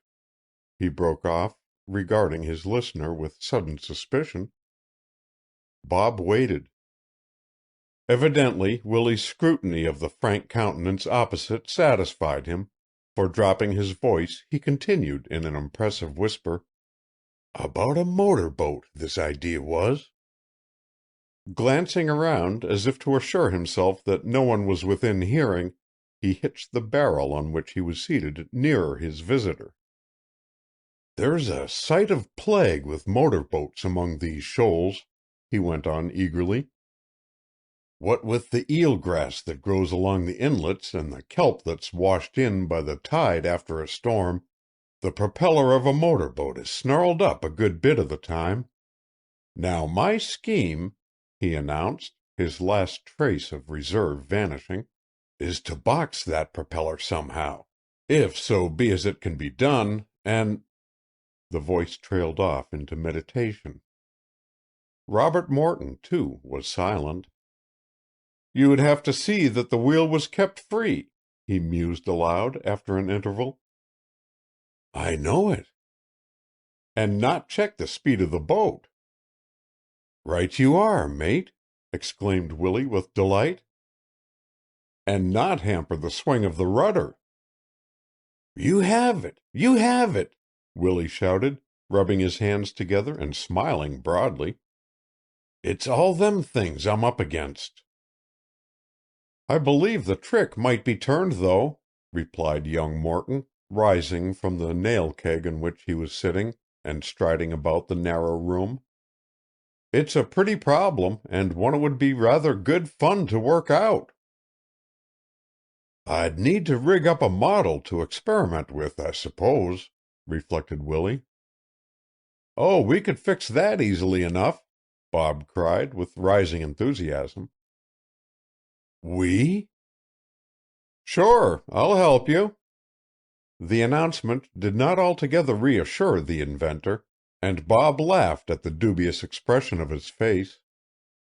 Of course, I'm only a dry-land sailor, he went on to explain good-humoredly, and I do not begin to have had the experience with boats that you have. I did, however, study about them some at Tech, and perhaps— Study about them, repeated Willie, unable wholly to conceal his skepticism and scorn. Again the younger man laughed. I realize that is not like getting knowledge first-hand, he continued with modesty, but it seemed the best I could do. As to this plan of yours, 2 heads are sometimes better than 1, and between us I believe we can evolve an answer to the puzzle. That'll be prime, Willie ejaculated, now quite comfortable in his mind. And when we get the answer to the riddle, Jan Eldridge will help us. You ain't met Jan yet, have you? He's the salt of the earth, Genoa Eldridge is. Him and me are the greatest chums you ever saw. He maybe has his peculiarities like the rest of us. Who ain't? You'll likely find him kinda sharp-tongued at first, but he don't mean nothin' by it. And he's quick, too. Goes up like a rocket at a minute's notice. Folks down in town insist in addition that he's jealous as a girl, but I've yet to see signs of it. For all his little crotchets, you'll like Jan Eldridge. You can't help it. We're none of us angels when it comes to that. Hush! Broke off Willie warningly. I believe that's him now. Didn't you see a head go past the window? I thought I did. Then that's Jan. Nobody else would be comin' across the dingle. Now, not a word of this motorboat business to him, cautioned Willie, dropping his voice. I never tell Jan 'bout my ideas till I get 'em well worked out, for he's no great shakes at inventin'. There was an instant of guilty silence, and then the 2 conspirators beheld a freckled face, crowned by a mass of rampant sandy hair, protrude itself through the doorway. "Hey, Willie!" called the newcomer, unmindful of the presence of a stranger. "Well, how do you find yourself today? Ready to tackle another pump?" With simulated indignation, Willie bristled. "Pump?" he repeated. "Don't you dare so much as to mention pumps in my hearin' for 6 months, Genoa Eldridge. I've had my fill of pumps for one spell." The freckled face in the door expanded its smile into a grin that displayed the few scattered teeth adorning its owner's jaws. "No," went on the inventor, "I ain't attackin' no pumps today. I'm sorta takin' a vacation. You see, we've got company. Teeny's nephew, Bob Morton, from Indiana, has come to stay with us. This is him on the nail keg." Shuffling further into the room, Jan peered inquisitively at the guest. "So you're Teeny's nephew, eh?" he commented, examining the visitor's countenance with curiosity. "Well, well, to think of some of Teeny's relations turnin' up at last. Not that it ain't high time, I'll say that. Now, which of the Mortons do you belong to, young man?" "L. Nathan." "I might 'a' known first glance, for you're like him as his tintype." Bob laughed. "Aunt Teeny thinks I am, too." "She'd oughter know," was the dry comment. "She had the plague of bringin' him up from the time he could toddle. I'm glad some of you have finally got round to comin' to see her. You've been long enough doin' it. I ain't so sure, though, but if I was in her place, I'd—" There, Jan," interrupted Willie nervously. "Why go diggin' up the past? The lad is here now, and—" "But they have been the devil of a while takin' notice of Teeny," Genoa persisted, not to be coaxed away from his subject. "Why, 'twas only the other day when we was workin' out here that you yourself said the way her folks had neglected her was outrageous." "And it was, too, Mr. Eldridge," confessed Bob, flushing. "Our whole family have treated Aunt Teeny shamefully. There is no excuse for it." Before the honest admission of blame, Jan's mounting wrath grudgingly calmed itself. "Well," he grumbled, in a more conciliatory tone, "as Willie says, maybe it's just as well not to go bringin' to life what's buried already. Like as not there may have been some good reason for your folks never comin' back to Wilton, after once they'd left the place. Indiana's the devil of a distance away, almost at the other end of the world, ain't it? You might as well live in China as Indiana. I never could see, anyway, what took people out of Wilton. There ain't a better spot on earth to live than right here. Yet, for all that, every one of the Mortons, 'cept Teeny, who showed her good sense, in my opinion, went flockin' out of this town quick as they was growed, like as if they was a lot of swarmin' bees. I'd doubt myself, too, if they're a whit better off for it. Your father, now, what does he make out to do in Indiana?" "Father is in the grain business," replied Bob, with a smile.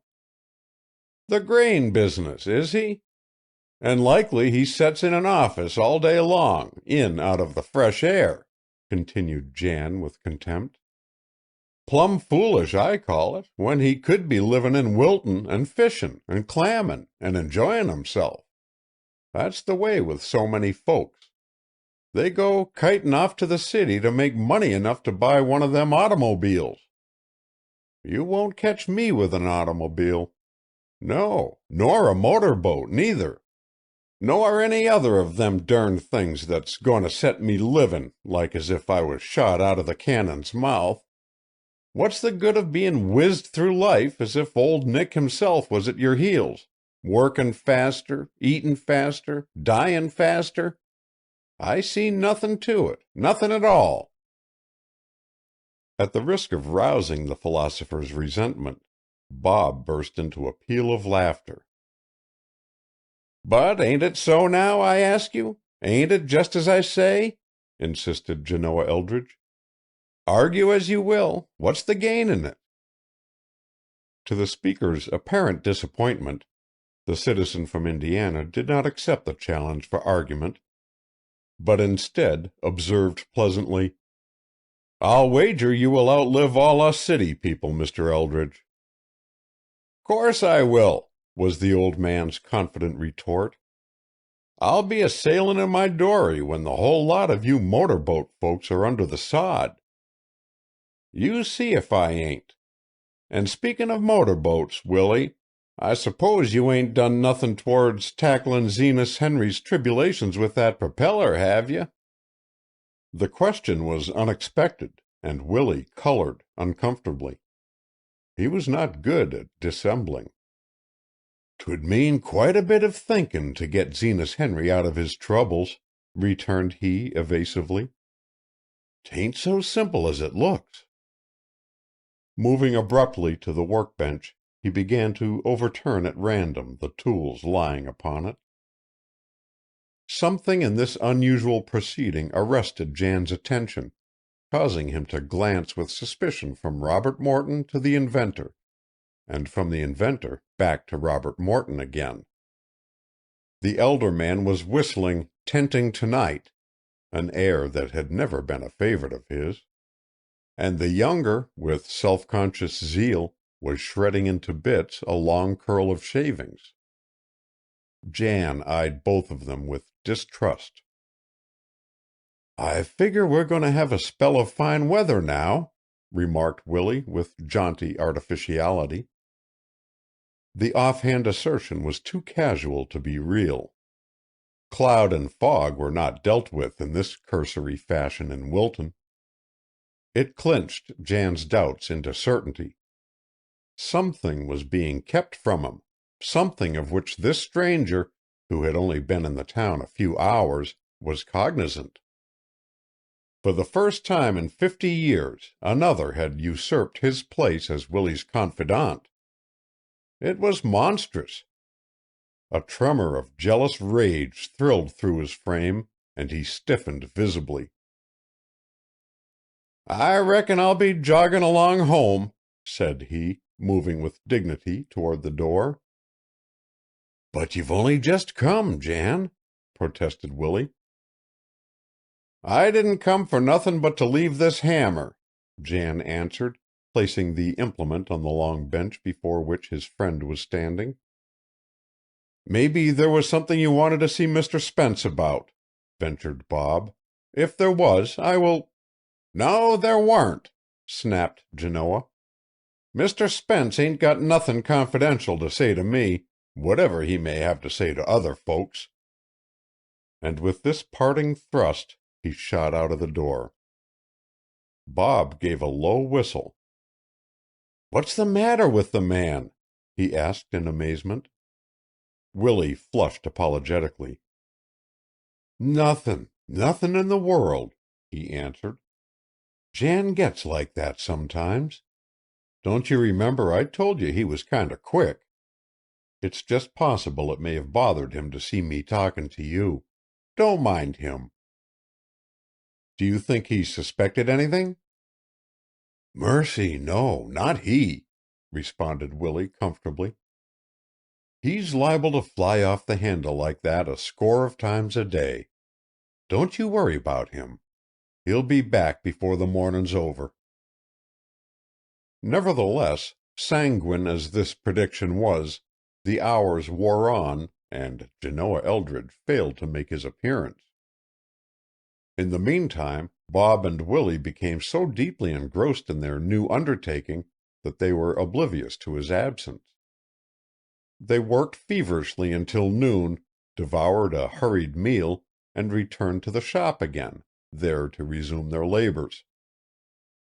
By supper time they had made quite an encouraging start on the model they required, their combined efforts having accomplished in a single day what it would have taken Willie many an hour to perfect. The inventor was jubilant. "Little I dreamed when you came to the front door, Bob, what I was nettin'," he exclaimed, clapping his hand vigorously on the young man's shoulder. "You're a regular boat builder, you are. The moon might 'a' pogeed and perigeed before I'd 'a' got as fur along as we have today. How you've learned all you have about boats without ever goin' near the water beats me. Now you ain't a-goin' to think of quittin' Wilton and leavin' me high and dry with this propeller idee, are you? 'Twould be a downright shabby trick." Bob smiled into the old man's anxious face. "I can't promise to see you to the finish, for I must be back home before many days, or I'll have my whole family down on me. Besides, I have some business in New York to attend to," he said kindly. "But I will arrange to stick around until the job is so well under way that you won't need me. I am quite as interested in making the scheme a success as you are. All is, you mustn't let me wear out my welcome and be a burden to Aunt Teeny." "Law, Teeny'll admire to have you stay long as you can, if only because you drag me into the house at meal time," chuckled Willie. "At least I can do that," Bob returned. "You can do that and a dern sight more, youngster," the inventor declared with earnestness. "I ain't had the pleasure I've had today in all my life put together. To work with somebody as has learned the right way to go ahead, it's wonderful. When me and Jan tackle a job, we generally begin at the wrong end of it and blunder along, wastin' time and string without limit. If we hit it right, it's more luck than anything else." Robert Morton, watching the mobile face, saw a pitiful sadness steal into the blue eyes. A sudden shame surged over him. "I ought to be able to do far more with my training than I have done," he answered humbly. "Dad has given me every chance." "Think of it," murmured Willie, scrutinizing him with hungering gaze. "Think of having every chance to learn." For an interval he smoked in silence. "Well," he asserted at length, "you've sure proved today that brains with trainin' are better'n brains without. Now, if Jan and me—" He broke off abruptly. "There, I wonder what in tunket's become of Jan," he speculated. "We've been so busy that he went clean out of my mind. It's queer he didn't show up again. He ain't stayed away for a whole day in all history. Maybe he's took sick. I believe I'll trudge over there and find out what's got him. I mustn't go to neglectin' Jan, inventin' or no inventin'." He rose from his chair wearily. "I reckon a note would do as well, though, as goin' over," he presently remarked, as an afterthought. "I could send one in the box and ask him to drop round and set a spell before bedtime." He caught up a piece of brown paper from the workbench, tore a ragged corner from it, and hastily scrawled a message. Bob watched the process with amusement. "There," announced the scribe when the epistle was finished. "I reckon that'll fetch him. We'll put it in the box and shoot it across to him." Notwithstanding the dash implied in the term, it took no small length of time for the diminutive receptacle to hitch its way through the fields. The two men watched it jiggle along above the bushes of wild roses, through verdant clumps of fragrant bayberry, and disappear into the woods. Then they sat down to await Jan's appearance. The twilight was rarely beautiful. In a sky of palest turquoise a crescent moon hung low, its arc of silver poised above the tips of the stunted pines, whose feathery outlines loomed black in the dusk. From out of the dimness the note of a vesper sparrow sounded, and mingled its sweetness with the faintly breathing ocean. The men on the doorstep smoked silently, each absorbed in his own reveries.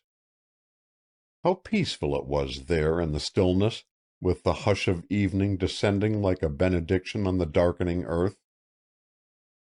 Bob sighed with contentment. His year of hard study was over, and now that his well-earned rest had come, he was surprised to discover how tired he was.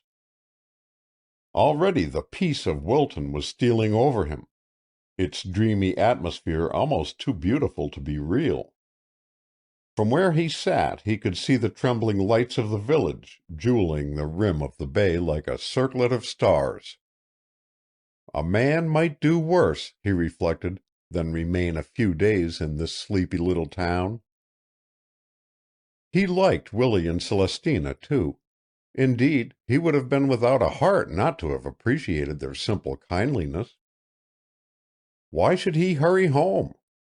Would not his father rejoice should he be content to stay and make his aunt a short visit? There was no need to bind himself for any definite length of time. He would merely drift, and when he found himself becoming bored, flee. To be sure, about the last thing he had intended, when setting forth to the Cape, was to linger there. He had come hither with unwilling feet solely to please his parents, and having paid his respects to his unknown relative, he meant to depart west as speedily as decency would permit, reasoning that it would be a mutual relief when the visit was over. But a single day in the cozy little house at the water's edge had served to convince him how erroneous had been his premises. Instead of being tiresome, his Aunt Celestina was proving a delightful acquisition, toward whom he already found himself cherishing a warm regard. And what a cook she was! After months of city food, her bread, pies, and cookies were ambrosial. As for Willie, Bob had never before beheld so gentle, ingenuous, and lovable a personality. Undoubtedly, the little inventor had genius. What a pity he had been cheated of the opportunity for cultivating it. There was something pathetic in the way he reached out for the knowledge life had denied him. It reminded one of a patient child who asks for water to slake his thirst. If, for some inscrutable reason, fortune had granted him, Robert Morton, the chance denied this grouping soul, was it not almost an obligation that, in so far as he was able, he should place at the other's disposal the fruits of the education that had been his? Presumably this motor-boat idea would not amount to much, for if such an invention were plausible and of value, doubtless a score of nautical authorities would have seized upon it long before now. But to work at the plan would give the gentle dreamer in the silver-gray cottage happiness, and after all, happiness was not to be despised. If together he and Willie could make tangible the notion that existed in the latter's brain, the deed was certainly worth the doing. Moreover, the process would be an entertaining one, and after its completion he might go away with a sense of having brightened at least one horizon by his coming. Thus reasoned Robert Morton as in the peace of that June evening he casually shuffled the cards of fate, little suspecting that already a factor in his destiny stronger than any of his arguments was soon to make its influence felt and transform Wilton into a magnet so powerful that against its spell he would be helpless as a child. He was aroused from his meditations by the voice of Willie. "Didn't you hear a little bell?" demanded the inventor. "A sort of tinkling noise?" "I thought I did." "It's the box comin' from Jan's," explained he. "Can you kitch a sight of it?" "I see it now." Rising, the old man tugged at the string, urging the reluctant messenger through the tangle of roses. "By his writin' a note, I figure he ain't comin' over," he remarked as the object drew nearer. "I wonder what's stuck in his crop. Maybe Mis' Eldridge won't let him out.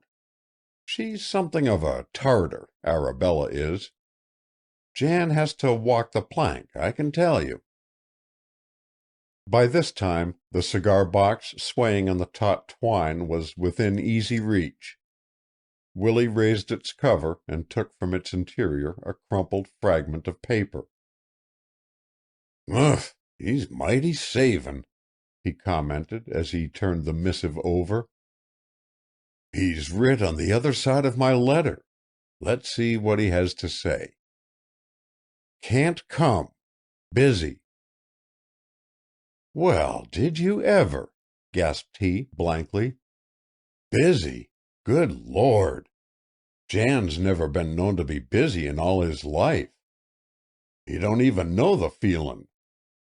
If Genoa Eldridge is busy, all I've got to say is, the world's going to be swallowed up by another deluge." "Maybe, as you suggested, Mrs. Eldridge—" "Oh, if it had been Mis' Eldridge, he wouldn't 'a' took the trouble to send no such message as that," broke in Willie. "He'd simply 'a' writ Arabella. There wouldn't 'a' been a need for more. No, sir. Somethin' stepped on Jan's shadder, and tomorrow I'll have to go straight over there and find out what it is." End of Chapter 4. Chapter 5. An Apparition. The next morning, after loitering uneasily about the workshop, a sufficiently long time for Genoa Eldridge to make his appearance, and finding that his crony did not make his appearance, Willie reluctantly took his worn visor cap down from the peg and drew it over his brows, with the remark, "Looks like Jan ain't headed this way today, either." He cast a troubled glance through the dusty, multi-paned window of the shed. "Much as I'm longin' to go ahead with this model, Bob, before I go farther, I've simply got to step over to the Eldridges and straighten him out. There's no help for it." "All right, go ahead, sir," reassuringly returned Bob. "I'll work while you're gone. Things won't be at a complete standstill." "I know that," Willie replied with a pleasant smile. "'Tain't that's frettin' me. It's just that I don't relish the notion of shovin' my job onto your shoulders. 'Tain't as if you'd come to Wilton to spend your time workin'. Celestina hinted last evenin' she was afraid you bid fair to get but mighty little rest out of your vacation. 'Twas unlucky, she thought, that you hove into port just when I happened to be ketched with a bigger idea than common." "Nonsense," Bob protested heartily. "Don't you and Aunt Teeny give yourselves any uneasiness about me. I'm happy. I enjoy fussing around the shop with you, Mr. Spence. I'd far rather you took me into what you're doing than left me out. Besides, I don't intend to work every minute while I'm here. Some fine day I mean to steal off by myself and explore Wilton. I may even take a day's fishing." "That's right, youngster, that's right," ejaculated Willie. "That's the proper spirit. If you'll just feel free to pull out when you please, it'll take a load off my mind, and I shall turn to tinkerin' with a clear conscience." "I will, I promise you." "Then that's settled," sighed the inventor with relief. "I must say you're about the best feller ever was to come a visitin', Bob. You ain't a mite of trouble to anybody." With eyes still fastened on the bench with its chaos of tools, the old man moved unwillingly toward the door, but on the threshold he paused. "I'll be back quick as I can," he called. "Likely I'll bring Jan in tow. I'd full as lief not tell him what we're doin' till next week if I had my choice. Still, things bein' as they are, maybe it's as well not to shut him out any longer. He gets miffed easy, and I wouldn't have his feelin's hurt for a pot of lobsters." With a gentle smile he waved his hand and was gone. Left alone in the long, low-studded room, Bob rolled up his sleeves and to a brisk whistle began to plane down some pieces of thin board. The bench at which he worked stood opposite a broad window from which, framed in a wreath of grapevine, he could see the bay and the shelving dunes beyond it. A catboat, with sails close hauled, was making her way out of the channel, a wake of snowy foam churning behind her in the blue water. Through the door of the shed swept a breeze that rustled the shavings on the floor and blended the fragrance of newly cut wood with the warm perfume of sweet fern from the adjoining meadow.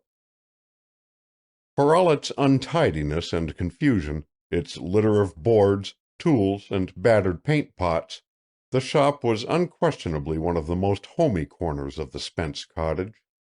Its rough, unsheathed walls, mellowed to a dull buff tone, were here and there adorned with prints culled by Willie from magazines and newspapers. Likenesses of Lincoln and Roosevelt flanked the windows with an American flag above them, and a series of battleships and army scenes beneath. The inventor's taste, however, had not run entirely to patriotic subjects, for scattered along the walls, where shelves sagged with their burden of oil cans, putty, nails, and fishing tackle, were a variety of nautical reproductions in color: a prize yacht heeling in the wind, a reach of rough sea whose giant combers swirled about a wreck, glimpses of marsh and dune typical of the land of the Cape dweller. An airtight stove, the solitary defense against cold and storm, stood in the corner, and before its rusty hearth a rickety chair and an overturned soap box were suggestively placed. But perhaps what told an observer more about Willie Spence than did anything else was a bunch of rarely beautiful sabbatia blooming in a pickle bottle, and a wee black kitten who disported herself unmolested among the tools cluttering the deeply scarred workbench. She was a mischievous kitten, a spoiled kitten, one who vented her caprice on everything that had motion. Did a curl of shavings drop to the ground, instantly Jezebel was at hand to catch it up in her diminutive paws. Toss it from her, steal up and fall upon it again, and dragging it between her feet, roll over and over with it in a mad orgy of delight. A shadow, a string, a flicker of metal was the signal for a frolic. Let one's mood be austere as a monk's, with a single twist of her absurdly tiny body, this small creature shattered its gravity to atoms. There was no such thing as dignity in Jezebel's presence. Already 3 times Bob Morton had lifted the mite off the table, and 3 times back she had come, leaping in the path of his gleaming plane as if its metallic whir and glimmering reflections were designed solely for her amusement. In spite of his annoyance, the man had laughed, and now, stooping, he caught up the tormentor and held her aloft. "You minx!" he cried, shaking the sprite gently. "What do you think I am here for? To play with you?" The kitten blinked at him out of her round blue eyes. "You'll be getting your fur mittens cut off the next thing you know," went on Bob severely. "Scamper out of here." He set the little creature on the floor, aimed her toward the doorway, and gave her a stimulating push. With a coquettish leap headlong into the sunshine darted Jezebel, only to come suddenly into collision with a stranger who had crossed the grass and was at that instant about to enter the workshop. The newcomer was a girl, tall and slender, with lustrous masses of dark hair that swept her cheek in wind-tossed ringlets. She had a complexion vivid with health, an undignified little nose, and a mouth whose short upper lip lent to her face a half-childish, half-pouting expression.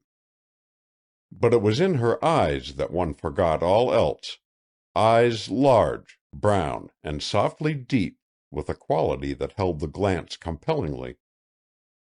Her gown of thin pink material dampened by the sea air clung to her figure in folds that accentuated her lithe youthfulness, and as she stumbled over the kitten in full flight she broke into a delicious laugh that showed 2 rows of pretty, white teeth and lured from hiding an alluring dimple. "You ridiculous little thing!" she exclaimed, snatching up the fleeing culprit before she could make her escape and placing her in the warm curve of her neck. "Do you know you almost tripped me up? Where are your manners?" Jezebel merely stared. So did Robert Morton. The girl and the kitten were too disconcerting a spectacle. By herself Jezebel was tantalizing enough, but in combination with the creature who stood laughing on the threshold, the sight was so bewildering that it not only overwhelmed but intoxicated. It was evident the visitor was unconscious of his presence, for instead of addressing him, she continued to toy with the wisp of animation snuggled against her cheek. "I do believe, Willie," she observed, without glancing up, "that Jezebel grows more fascinating every time I see her." Bob did not answer. He was in no mood to discuss Jezebel. If he thought of her at all, it was to contrast her inky fur with the white throat against which she nestled, and speculate as to whether she sensed what a thrice blessed kitten she was. It did flash through his mind as he stood there that the two possessed a bewitching, irresistible something in common, a something he was at a loss to characterize. It did not matter, however, for he could not have defined even the simplest thing at the moment, and this attribute of the kitten's and the girl's was very complex. Perhaps it was the silence that at last caused the visitor to raise her eyes and look at him inquiringly. Then he saw a tremor of surprise sweep over her, and a wave of crimson surge into her face. "I beg your pardon," she gasped. "I thought Willie was here." "Mr. Spence has stepped over to the Eldridges. I'm expecting him back every instant," Bob returned. The girl's lashes fell. They were long and very beautiful as they lay in a fringe against her cheek, yet, exquisite as they were, he longed to see her eyes again. "I'm Miss Morton's nephew from Indiana," the young man managed to stammer, feeling some explanation might bridge the gulf of embarrassment. "I am visiting here." "Oh!" Persistently she studied the toe of her shoe. If Bob had thought her appealing before, now, demure against the background of budding apple trees, with a shaft of sunlight on her hair and the kitten cuddled against her breast, she put to rout the few intelligent ideas remaining to the young man. Wonderingly, helplessly, he watched while she continued to caress the minute creature in her arms. "Are you staying here long?" she asked at length, gaining courage to look up. Yes. That is, I hope so," Bob answered with sudden fervor. "You like Wilton, then?" "Tremendously." "Most strangers think the place has great beauty," observed his guest innocently. "There's more beauty here in Wilton than I ever saw before in all my life," burst out Bob, then stopped suddenly and blushed. His listener dimpled. "Really?" she remarked, raising her delicately arched brows. "You are enthusiastic about the Cape, aren't you?" "Some parts of it." "Where else have you been?" The question came with disturbing directness. "Oh, why, Middleborough, Tremont, Buzzards Bay, and Harwich," answered the man hurriedly.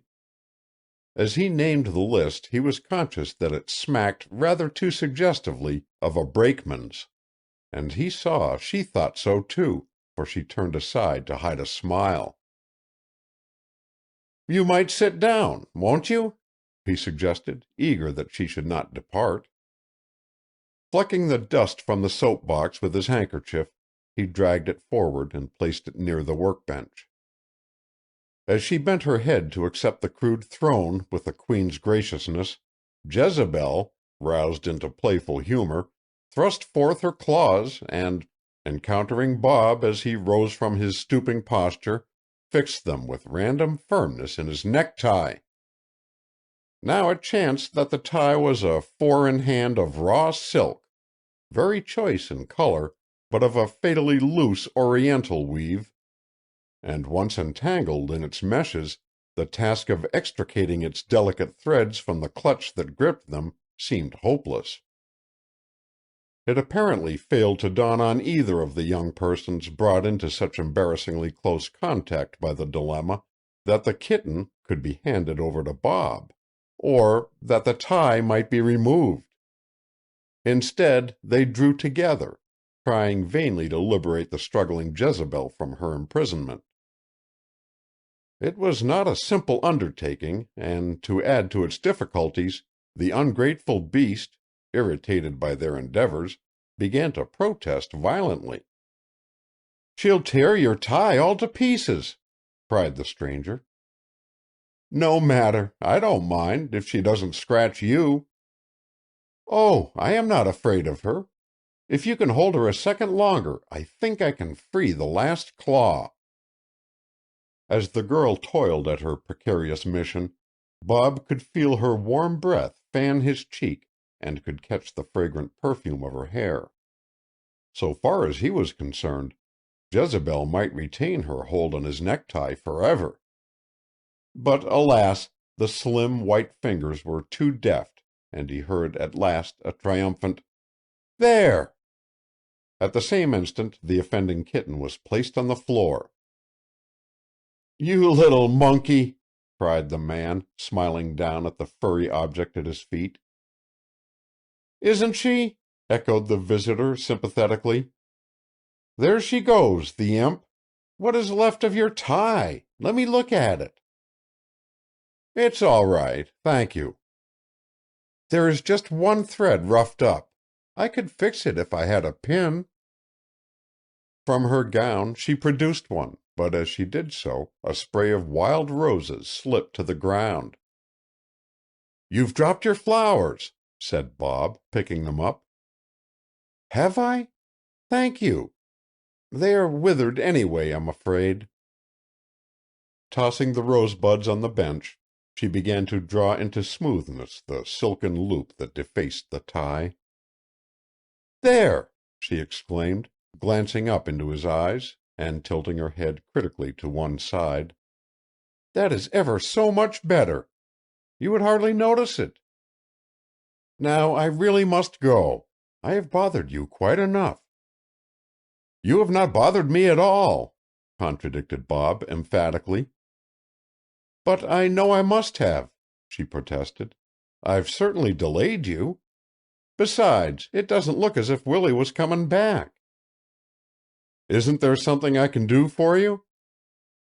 "No, thank you. It was nothing important. In fact, it doesn't matter at all. I just came to see if he could fix the clasp of my belt buckle. It is broken, and he is so clever at mending things that I thought perhaps he could mend this." "Let me see it." "Oh, I couldn't think of troubling you." "But I should be glad to fix it, if I could. If not, I could at least hand it over to Willie's superior skill." She laughed.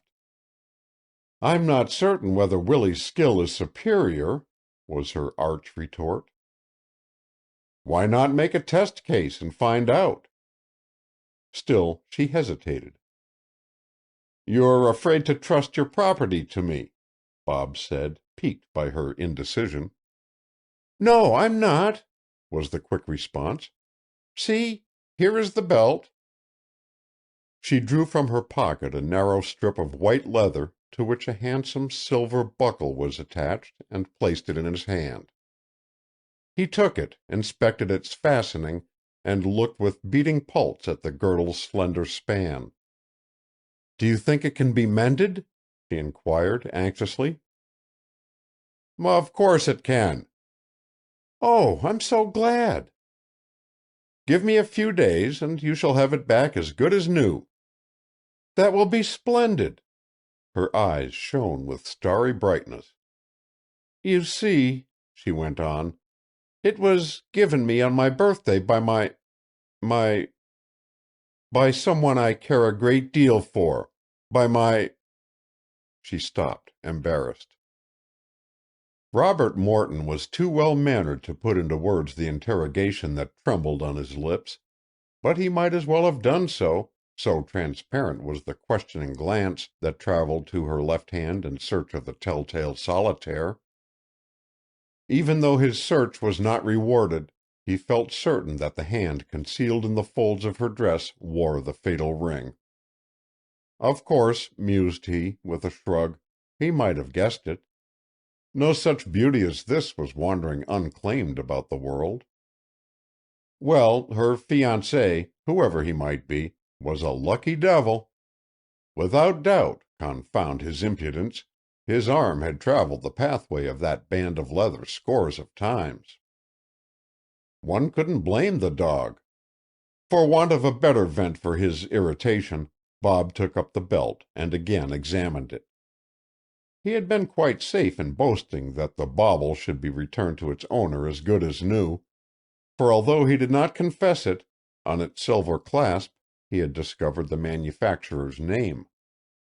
If the buckle could not be repaired, another of similar pattern should replace it. Unquestionably he was a fool to go to this trouble and expense for nothing. Yet was it quite for nothing? Was it not worth while to win even a smile from this creature whose approval gave one the sense of being knighted? True, titles meant but little in these days of democracy, but when bestowed by such royalty— She broke in on his reverie by extending her hand. "Good-bye," she said. "You have been very kind, Mr. My name is Morton, Bob Morton." "Why, then you must be the son of Aunt Teeny's brother." "Aunt Teeny!" As she laughed, he saw again the ravishing dimple and her even white teeth. "Oh, she isn't my real aunt," she explained. "I just call her that because I am so fond of her. I adore both her and Willie." "Who has taken my name in vain?" called a cheery voice, as the little inventor rounded the corner of the shed and entered the room. "Delight! As I live! I might 'a' known it was you. Well, well, dear child, if I'm not glad to see you." He placed his hands on her shoulders and beamed into her blushing face while she bent and spread the loops of his soft tie out beneath his chin. "How nice of you, Willie dear, to come back before I had gone," she said, arranging the bow with exaggerated care.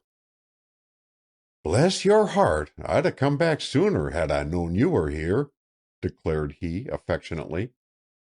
"What brings you, little lady?" She pointed to the trinket dangling from Robert Morton's grasp. "I snapped the clasp of my belt buckle, Willie. That lovely silver buckle Zenas Henry gave me," she confessed with contrition.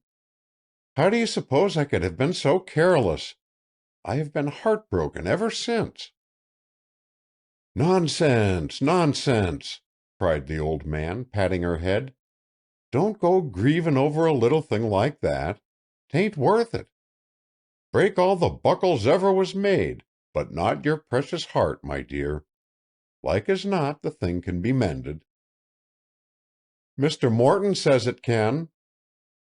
"If Bob says so, it's as good as done already," replied Willie reassuringly. "He's a great one with tools. Why, if he was to stay in Wilton, he'd be cutting me all out. So you and he have been getting acquainted, eh, while I was gone? That's right. I want he should know what nice folks we've got in Wilton, 'cause it's his first visit to the Cape, and if he don't like us, maybe he'll never come again." "I thought Mr. Morton had visited other places on Cape Cod," observed Delight, darting a mischievous glance at the abashed young man opposite. "No, indeed," blundered Willie. "He ain't been nowheres. Somebody's got to show him all the sights. Maybe if you get time you'll take a hand in helpin' educate him." "I should be glad to." Notwithstanding the prim response and her unsmiling lips, the young man had a discomfited presentiment that she was laughing at him, and even the farewell she flashed to him over her shoulder had a hectoring quality in it that did not altogether restore his self-esteem. "Who is she?" he gasped, when he had watched her out of sight. "That girl? Do you mean to say you don't know? And you a talking to her half the mornin'?" demanded the old man with amazement. "Why, it never dawned on me to introduce you to her. I thought of course you knew already who she was. Everybody in town knows Delight Hathaway, and loves her, too," he added softly. "She's Zenas Henry's daughter, the one he brought ashore from the Michleen and adopted." "Oh!"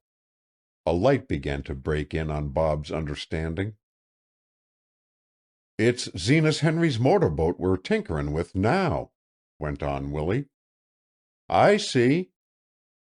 He waited eagerly for further information, but evidently his host considered he had furnished all the data necessary, for instead of enlarging on the subject, he approached the bench and began to inspect the model. "I suppose with her bein' here you didn't get ahead much while I was gone," he ventured, an inflection of disappointment in his tone. "No, I didn't." "I didn't accomplish nothin' neither," the little old man went on. "Jan warn't to home. He'd gone fishin'." His companion did not reply at once.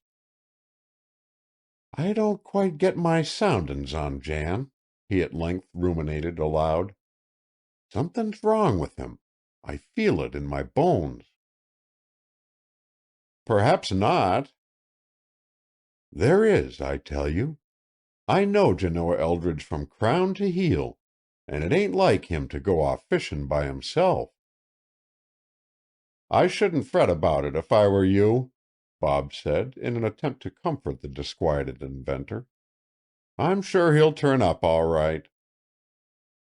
Had the conversation been of a three-master in a gale, of buried treasure, or of the ultimate salvation of the damned, the speaker would at that moment have been equally optimistic. The universe had suddenly become too radiant a place to harbor calamity. Wilton was a paradise like the first Eden, a garden of smiles, of dimples, of blushing cheeks, and of silver buckles. He began to whistle softly to himself. Then, sensing that Willie was still unconvinced by his sanguine prediction, he added, "And even if Mr. Eldridge shouldn't come back, I guess you and I could manage without him." "That's all very well up to a certain point, youngster," was the retort. "But who's going to see me through this job after you've taken wing?" He pointed tragically to the beginnings of the model. "Maybe I shan't take wing," announced Bob, looking absently at the cluster of withered roses in his hand. You see," he went on, endeavoring to speak in offhand fashion, "I've been thinking things over and I've about come to the conclusion—" "Yes?" interrupted Willie eagerly. "That it is perhaps better for me to stay here until we get the invention completed." "You don't mean until the thing's done?" "If it doesn't take too long, yes." "Hooray!" shouted his host. "That's prime." He rubbed his hands together. "Under those conditions, we'll pitch right in and scurry the work along fast as ever we can." Robert Morton looked chagrined. "I don't know that we need break our necks to rush the thing through at a pace like that," he said, fumbling awkwardly with the flowers. "A few weeks more or less wouldn't make any great difference." "But I thought you said it was absolutely necessary for you to go home, that you had important business in New York, that—" The old man broke off, dumbfounded. Bob shook his head. "Oh, no, I think my affairs can be arranged," was the sanguine response. "A piece of work like this would give me lots of valuable experience, and I'm not sure but it is my duty to—" The little old inventor scanned the speaker's flushed cheeks, his averted eye, and the drooping blossoms in his hand. Then his brow cleared and he smiled broadly. "Duty ain't to be shunned," announced he with solemnity. "And as for experience, take it by and large, I ain't sure but what you'll get a heap of it by lingerin' on here. More, maybe, than you realize." End of Chapter 5. Chapter 6. Marrying and Giving in Marriage. That afternoon, after making this elaborate but by no means misleading explanation to Willie, Bob sent off to a Boston jeweler a registered package, and while impatiently awaiting its return, set to work with redoubled zest at the new invention. What an amazingly different aspect the motorboat enterprise had assumed since yesterday! Then his one idea had been to humor Willie's whim, and in return for the old man's hospitality, lend such aid to the undertaking as he was able. But now Zenas Henry's launch had suddenly become a glorified object, sacred to the relatives of the divinity of the workshop, and how and where the flotsam of the tides ensnared it was of colossal importance. Into solving the nautical enigma Robert Morton now threw every ounce of his energy, and while at work artfully drew from his companion every detail he could obtain of Delight Hathaway's strange story. He learned how the Micheline had been wrecked on the Wilton Shoals in the memorable gale of 1910, how the child's father had perished with the ship, leaving his little daughter friendless in the world, how Zenas Henry and the 3 aged captains had risked their lives to bring the little one ashore, and how the Brewsters had taken her into their home and brought her up. It was a simple tale and simply told, but the heroism of the romance touched it with an epic quality that gripped the listener's imagination and sympathies tenaciously. And now the waif snatched from the grasp of the covetous sea had blossomed into this exquisite being, this creature beloved, petted, and well-nigh spoiled by a proudly exultant community. For although legally a member of the Brewster family, Willie explained, the girl had come to belong in a sense to the entire village. Had she not been cast an orphan upon its shores, and were not its treacherous shoals responsible for her misfortune? Wilton, to be sure, was not actually answerable for the crimes those hidden sandbars perpetrated. But nevertheless the fisher-folk could not quite shake themselves free of the shadow cast upon them by the tragedies ever occurring at their gateway. Too many of their people had gone down to the sea in ships never to return, for them to become callous to the disasters they were continually forced to witness. The wreck of the Micheline had been one of the most pathetic of these horrors, and the welfare of the child, who in consequence of it had come into the hamlet's midst, had become a matter of universal concern. "'Tain't to be wondered at the girl is loved," continued Willie. "At first people took an interest in her, or tried to, from a sense of duty, for you couldn't help bein' sorry for the little thing. But 'twarn't long before folks found out 'twarn't no hardship to be fond of Delight Hathaway. She was livin' sunshine, that's what she was. Wherever she went, be it one end of town or t'other, she brought happiness. In time it got so that if you was to drop in where there was sickness or trouble, and spied a nosegay of flowers, you could be pretty sure Delight had been there. Why, Lyman Bierce's father, old Lyman, that's so crabbed with rheumatism that it's a cross to live under the same roof with him, will calm down gentle as a dove when Delight goes to read to him.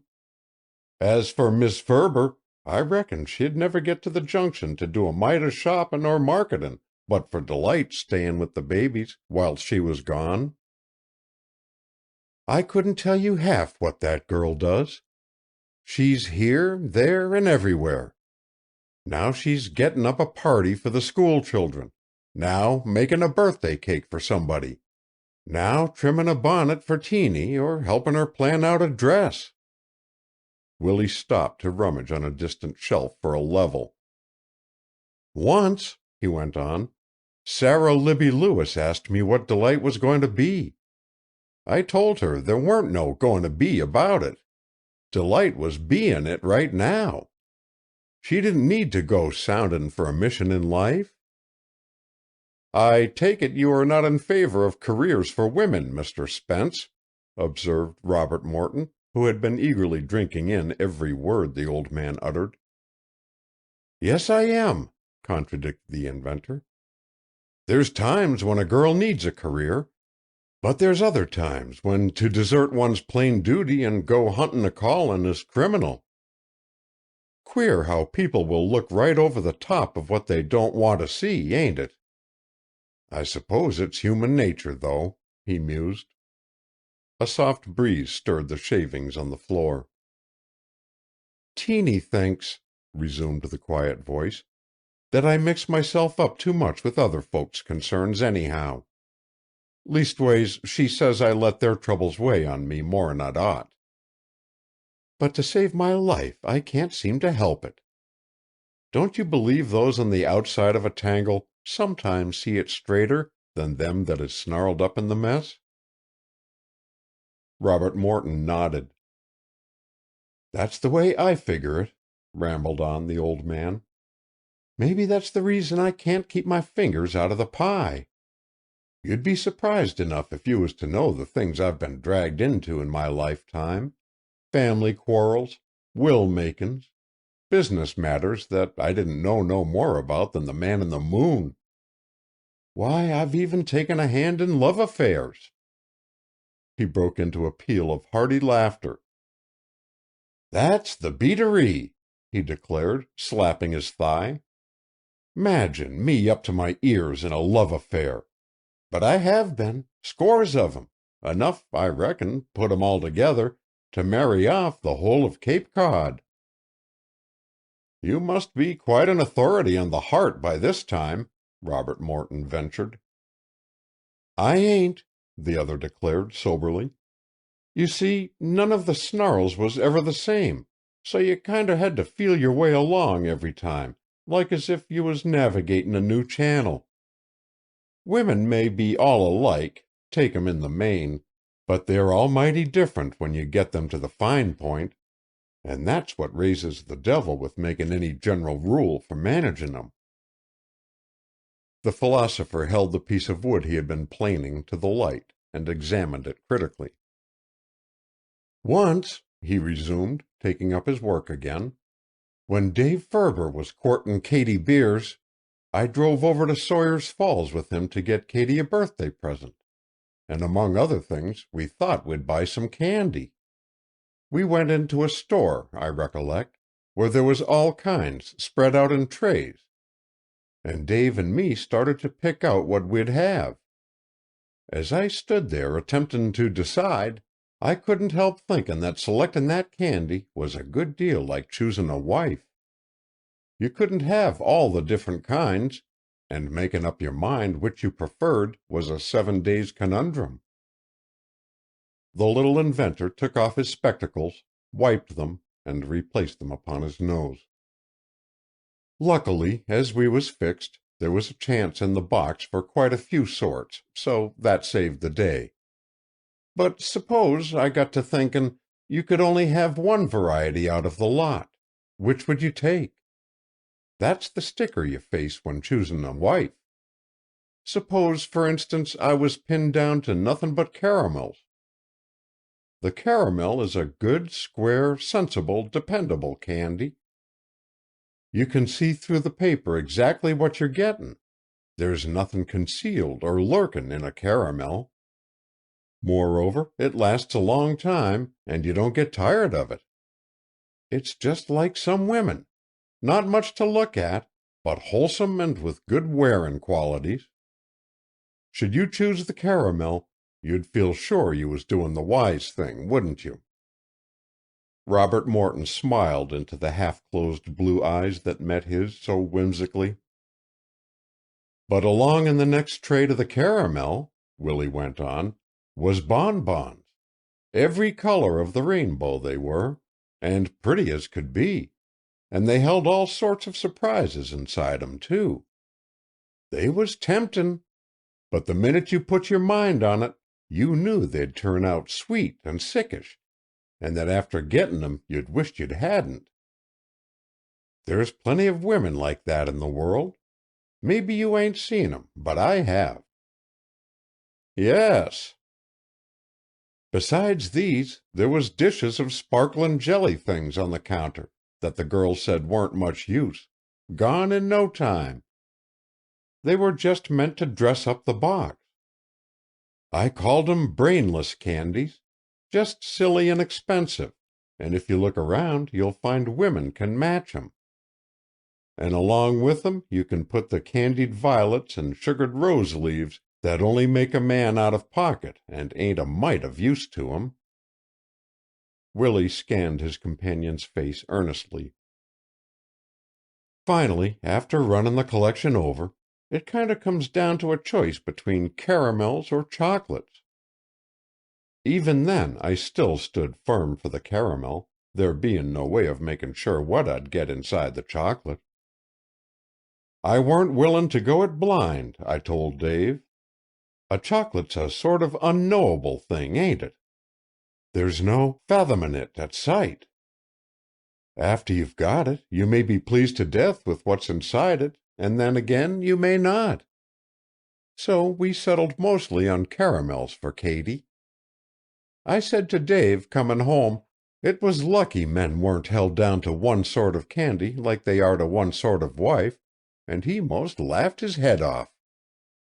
Then he asked me what kind of sweet I thought Katy was, and I told him I reckoned she was the caramel variety, and he said he thought so too. We weren't fur wrong, neither, for she's turned out about as we figured. Maybe she ain't got the looks or the sparkle or the bonbons or jelly things, but she's worn almighty well and made Dave a splendid wife. With all your excellent theories about women, I wonder you never picked out a wife for yourself, Mr. Spence, Robert Morton remarked mischievously. Me get married? Questioned Willie, staring at the speaker open-eyed over the top of his spectacles. Why not? Why, bless your heart, I never thought of it, answered the little man naively. It's taken 'bout all my time to get other folks spliced together. Besides, he added, I've had my inventin'. He glanced out of the window at a moving figure, then shot abruptly to the door and called to someone who was passing. Hi, Jack! A man in Coast Guard uniform waved his hand. How are you, Willie? He shouted. All right, was the reply. How are you and Sara Libby making out? Same as ever. You ain't said nothing to her yet. Robert Morton saw the burly fellow in the road sheepishly dig his heel into the sand. No, not yet. And never will, ejaculated the inventor, returning wrathfully to the shop. That feller, he explained as he resumed his seat, has been upwards of 20 years trying to tell Sara Libby Lewis he's in love with her. He knows it, and so does she, but somehow he just can't put the fact into words. I'm clean out of patience with him. Why, one day he actually had the face to come in here and ask me to tell her. Me! What do you think of that? Robert Morton chuckled at his companion's rage. Did you? Did I? Repeated Willie with scorn. Can you see me doing it? No, sirree. I just up and told Jack Nickerson if he warn't man enough to do his own courtin', he warn't man enough for any self-respectin' woman to marry. And furthermore, I said he needn't step foot over the sill of this shop till he'd took some action in the matter. That hit him pretty hard, I can tell you, 'cause he used to admire to come in here and set round whenever he warn't on duty. But he saw I meant it, and he ain't been since. The old man paused. I kinda bit off my own nose when I took that stand, he admitted, an intonation of regret in his tone. 'Cause Jack's mighty good company. Still, there was nothin' for it but firm handlin'. How long ago did you cast him out? Bob asked with a chuckle. Oh, something over a week or 10 days ago, was the reply. I thought he might have made some progress by now, but I ain't given up hope of him yet. He's been sort of quiet the last 2 times I've seen him, and I figure he's mullin' things over, and maybe screwing up his courage. The room was still, save for the purr of the plane. I suppose you'll be marrying Miss Hathaway off some day, observed Bob a trifle self-consciously, without raising his eyes from his work. You bet I won't, came emphatically from the old inventor. I've got some courage, but not enough for that. You see, the man that marries her has got to have the nerve to face the whole village. Brave Zenas Henry, the 3 captains, and Abby Brewster, besides winnin' the girl herself. 'Twill be some contract. No, you can be mortal sure I shan't go meddlin' in no such love affair as that. Anyhow, I won't be needed, for any man that Delight Hathaway would look at twice will be perfectly capable of meetin' all comers. Don't you worry." With this dubious comfort, Willie stamped with spirit out of the shop. End of Chapter 6. Chapter 7. A second spirit appears. Days came and went, days golden and blue, until a week had passed, and although Robert Morton haunted the post office, nothing was heard from the jeweler to whom he had sent the silver buckle. Neither did the eager young man catch even a fleeting glimpse of its owner. It was, he told himself, unlikely that she would come to the Spence house again.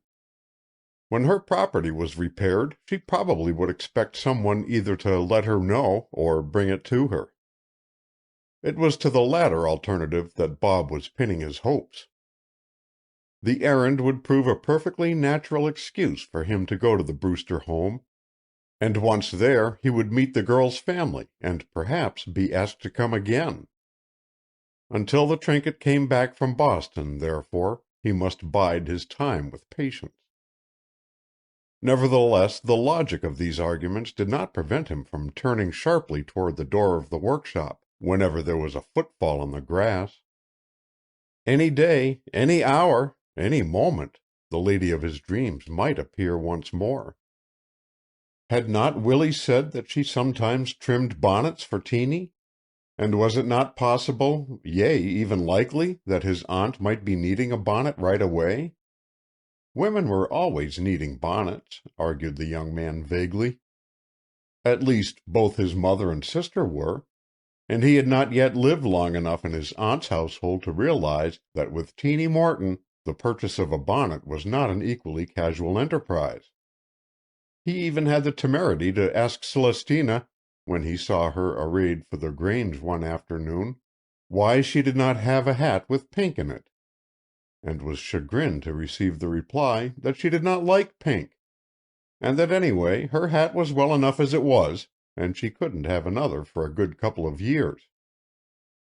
"I don't go throwing money away on new hats like you city folks do," she said, somewhat tartly.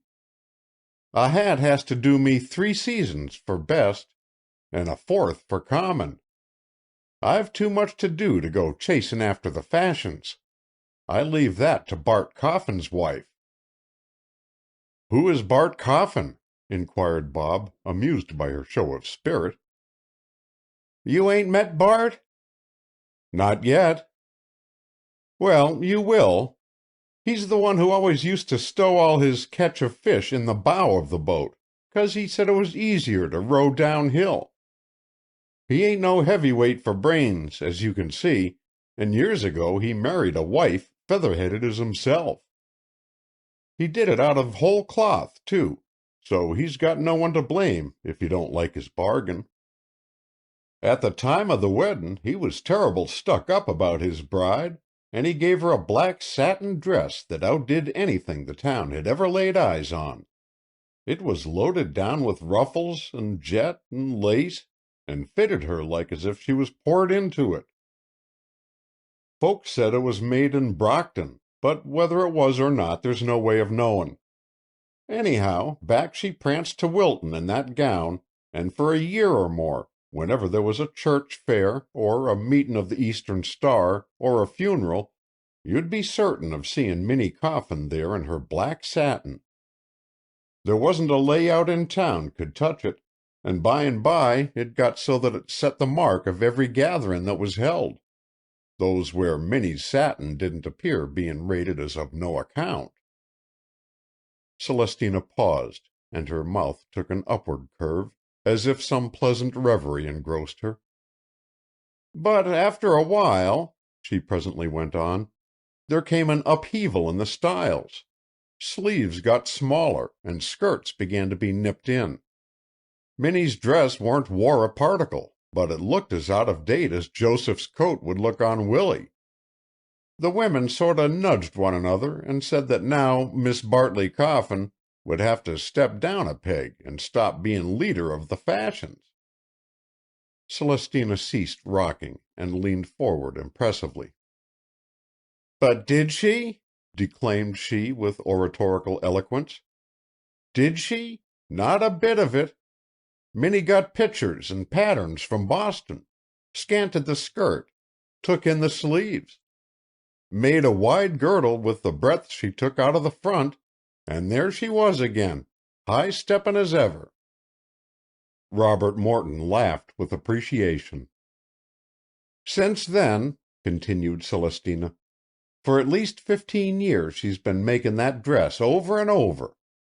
Now she'll get a new breadth of goods, or a couple of breadths, turn the others upside down or cut 'em over, and by keepin' everlastingly at it, she contrives to look like the pictures in the papers most of the time. It's maddening to the rest of us. Abby Brewster knows Minnie well, and somewhere in a book she's got set down the gyrations of that dress. I wouldn't be bothered recordin' it, but Abby always was a methodical soul. She could give you the date of every inch of satin in the whole thing.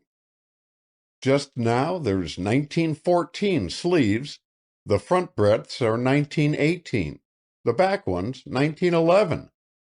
Most of the waist is January 1912, with a June 1913 vest.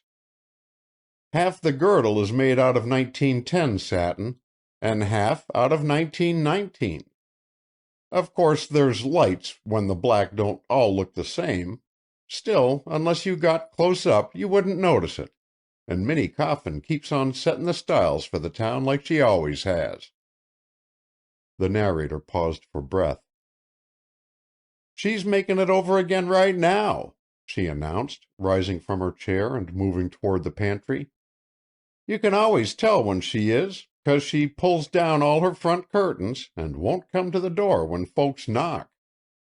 The shades was down when Abby and me drove by there last week, and to make sure, Abby got out and tapped to see if anybody came to let us in. But nobody did. We said then, Minnie's resurrectin' the black satin. You mark my words, she'll be in church in it Sunday. It generally takes her about 10 days to get it done. I was expectin' she'd give it another overhauling, for she ain't done nothin' to it for 3 months at least, and the styles have changed quite a little in that time. Sometimes I tell Willie I believe we'll live to see her laid out in that dress yet." "You can bet Bart would draw a sigh of relief if we did," chimed in the inventor. "Why, the money that woman spent pulling that darn thing to pieces and putting it together again is a caution. Bart said you'd be dumbfounded if you could know what he's paid out. If the coffin lid was once clamped down on the pest, he'd raise a hallelujah, poor fellow." "Willie!" gasped the horrified Celestina. "Oh, I ain't sayin' he'd be glad to see Minnie goin'," the little old man protested. "But that black satin has been a bone of contention ever since the day it was bought. To begin with, it cost about 10 times what Bart calculated 'twould. He told me that himself. And it's been runnin' up in money ever since. When he got it, he kinder figured 'twould be an investment, somethin' like one of them 20-year endowments, and that for nigh on to a quarter of a century Minnie wouldn't need much of anything else. But his reckonin' was agog. It's been nothin' but that black satin all his married life. Let alone the price of continually reinforcin' it, the wear and tear on Minnie's nerves when she's tinkerin' with it is somethin' awful. Bart says that dress ain't never out of her mind. She's rasped and peevish all the time, plannin' how she can fit the pieces in to look like the pictures. It's worse than fussin' over the cut-up puzzles folks do. Sometimes at night she'll wake him out of a sound sleep to tell him she's just thought how she can eke new sleeves out of the side panels, or make a pleated front for the waist out of the girdle. I guess Bart don't get much rest durin' makin' over spells. I saw him yesterday at the post office, and he was glum as an oyster, and when I asked him was he sick, all he said was he hoped there'd be no black satins in heaven. I told you she was fixin' it over," cried Celestina triumphantly. "So you was at the store, was you, Willie? You didn't say nothin' about it." "I forgot I went," confessed the little man. "Lemme see. I believe 'twas more nails took me down." "Did you get any mail?" "No. Yes. I dunno.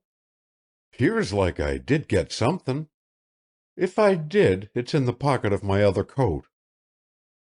Going into the hall, he returned with a small white package, which he gave to Celestina. "It ain't for me," said she, after she had examined the address. "It's Bob's." "Bob's, eh?" queried the inventor. "I didn't notice, not havin' on my readin' glasses. So it's Bob's, is it?" "Yes," answered Celestina, eyeing the neat parcel curiously. "Whoever's sendin' you a bundle all tied up with white paper and pink string, Bob? It looks like it was jewelry." Quickly Willie sprang to the rescue. "Oh, Bob's been gettin' some repairin' done for the Brewsters," explained he. "Delight's buckle was broke, and knowin' the best place to send it, he mailed it up to town." "Oh," responded Celestina, glancing from one to the other with a half-satisfied air. "Let's have the thing out and see how it looks, Bob," Willie went on. Blushingly, Robert Morton undid the box. Yes, there amid wrappings of tissue paper, on a bed of blue cotton wool, rested the buckle of silver, its burnished surface sparkling in the light. He took it out and inspected it carefully. "It is all O.K.," observed he, with an attempt at indifference. "See what a fine piece of work they made of it." The old man took from the table drawer a long leather case, drew out another pair of spectacles, which he exchanged for the ones he was already wearing, and after scrutinizing the buckle and scowling at it for an interval, he carried it to the window. "What's the matter?" Bob demanded, instantly alert. "Isn't the repairing properly done?" "'Tain't the repairin' I'm lookin' at," Willie returned slowly. "I've no quarrel with that." Still he continued to twist and turn the disk of silver, now holding it at arm's length, now bringing it close to his eye with a puzzled intentness. Robert Morton could stand the suspense no longer. "What's wrong with it?" he at last burst out. Willie did not look up, but evidently he caught the note of impatience in the younger man's tone, for he drawled quizzically, "Don't it strike you as a mite peculiar that a buckle should go to Boston with D.L.H. on it and come home marked with C.L.G.?" "What?" "That's what's on it. C.L.G. See for yourself." "It can't be." "Come and have a look." The inventor placed the trinket in Robert Morton's hand. "C.L.G.," repeated he, as he deciphered the intertwined letters of the monogram. "You are right, sure as fate. Jove!" "They've sent you the wrong girl," remarked Willie. "It's clear as a bell on a still night. There must have been two girls and two buckles, and the jewelers mixed 'em up. You've got the other lady's." "That's a nice mess," Bob ejaculated irritably. "Why, I'd rather have given $100 than have this happen. I'll wring that man's neck." "Easy, youngster, easy," cautioned Willie. "Don't go heaving all your cargo overboard till you find you're really sinking. 'Tain't likely Miss C.L.G. will care a row of pins for Miss D.L.H.'s buckle. She'll be sending out an S.O.S. for her own, and will be ready to join you in flayin' the jeweler. Give the poor varmint time, and he'll shift things around all right." "But Miss Hathaway—" "Delight's lived the best part of 2 weeks without that buckle, and she don't look none the worse for not having it. I saw her in the post office only yesterday, and—" "Did you?" cried Bob eagerly, then stopped short, flushed, and bit his lip. "Yes, she was there," Willie returned serenely, without appearing to have noticed his guest's agitation. "Young Farwell from Cambridge, the one that has all the money, was talking to her, and she had that Harvard professor who boards at the Brewsters along, too. Carlton, his name is, Jasper Carlton. He's a mighty good-looking chap." He stole a glance at the face that glowered out of the window. "Had you chose to stroll down to the store with me like I asked you to, you might 'a' seen her yourself." "Oh, I didn't need to see her," stammered Bob. "Maybe not," was the tranquil answer.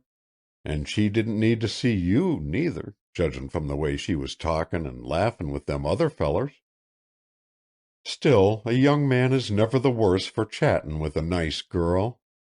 Now, son, if I was you, I wouldn't get stirred up over this jewelry business. We'll get a rise out of Miss C.L.G. pretty soon, and when she comes to the surface—" "Who's that at the gate, Willie?" called Celestina from the kitchen. "What?" "There's somebody at the gate in a big red automobile. She's coming in. You go and see what she wants, 'cause my apron ain't fresh. Likely she's lost her way, or else is huntin' board." Although Willie shuffled obediently into the hall, he was not in time to prevent the sonorous peal of the bell. "Yes, he's here," they heard him say. "Of course you can speak to him. He's just inside. Won't you step in?" Then, without further ado, and with utter disregard of Celestina's rumpled apron, the door opened and the little inventor ushered into the string-entangled sitting-room a dainty, city-bred girl in a sport suit of white serge. She was not only pretty, but she was perfectly groomed and was possessed of a fascinating vivacity and charm. Everything about her was vivid. The gloss of her brown hair, the sparkle of her eyes, her color, her smile, her immaculate clothes, all were dazzling. She carried her splendor with an air of complete sureness, as if she was accustomed to the supremacy it won for her and expected it. Yet the audacity of her pose had in it a certain fitness and was piquant rather than offensive. The instant she crossed the threshold, Robert Morton leaped to meet her with outstretched hands. "Cynthia Galbraith!" he cried. "However came you here?" A ripple of teasing laughter came from the girl. "You are surprised, then. I thought you would be." "Surprised? I can't believe it." "If you'd written as you should have done, you wouldn't have been at all amazed to see me," answered the newcomer severely. "I meant to write," the culprit asserted uneasily. "Maybe you will inform me what you are doing on Cape Cod," went on the lady in an accusing tone. "How did you know I was here?" "You can't guess?" "No, I haven't a glimmer." From the pocket of her shell-pink sweater she drew forth a small white box of startlingly familiar appearance. "Does this belong to you?" demanded she. Beneath the mockery of her eyes, Robert Morton could feel the color mount to his temples. "Well, well," he said, with a ghastly attempt at gaiety, "so you were C.L.G." "Naturally. Didn't the initials suggest the possibility?" "No, yes. That is, I hadn't thought about it," he floundered. "It's funny how things come about sometimes, isn't it? I want you to meet my aunt, Miss Morton, and my friend, Mr. Spence. I am visiting here." Immediately the dainty Miss Cynthia was all smiles. "So it is relatives that bring you to the Cape," said she. Robert Morton nodded. She seemed mollified. "Didn't Roger write you that we had taken a house at Bellport for the season?" she asked. "No," replied Bob. "I haven't heard from him for weeks." "He's a brute. Yes, we came down in May, just after I got back from California. We are crazy over the place. The family will be wild when I tell them you are here. My brother," she went on, turning with a pretty graciousness toward Celestina, "was Bob's roommate at Harvard. In that way we came to know him very well and have always kept up the acquaintance." "Do you come from the West, same as my nephew does?" questioned Celestina when there was a pause. The little lady raised her eyebrows deprecatingly. "No, indeed. The East is quite good enough for us. We are from New York. The boys, however, were always visiting back and forth," she added with haste. "So we have quite an affection for Indiana, even if we don't live there." She sought a conciliatory smile in Robert Morton's direction. "Couldn't you go back with me in the car, Bob?" she asked, turning toward him, "and spring a surprise on the household?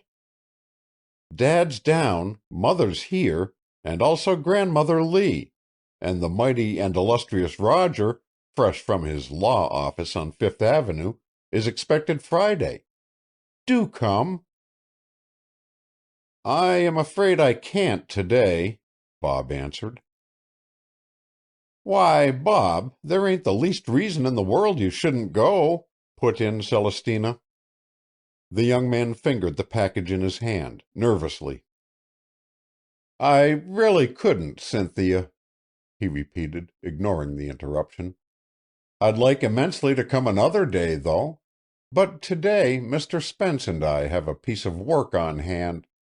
He paused, discomfited at meeting the astonished gaze of Willie's mild blue eyes. "Of course you know best," Cynthia replied, drawing in her chin with some hauteur. "I shouldn't think of urging you."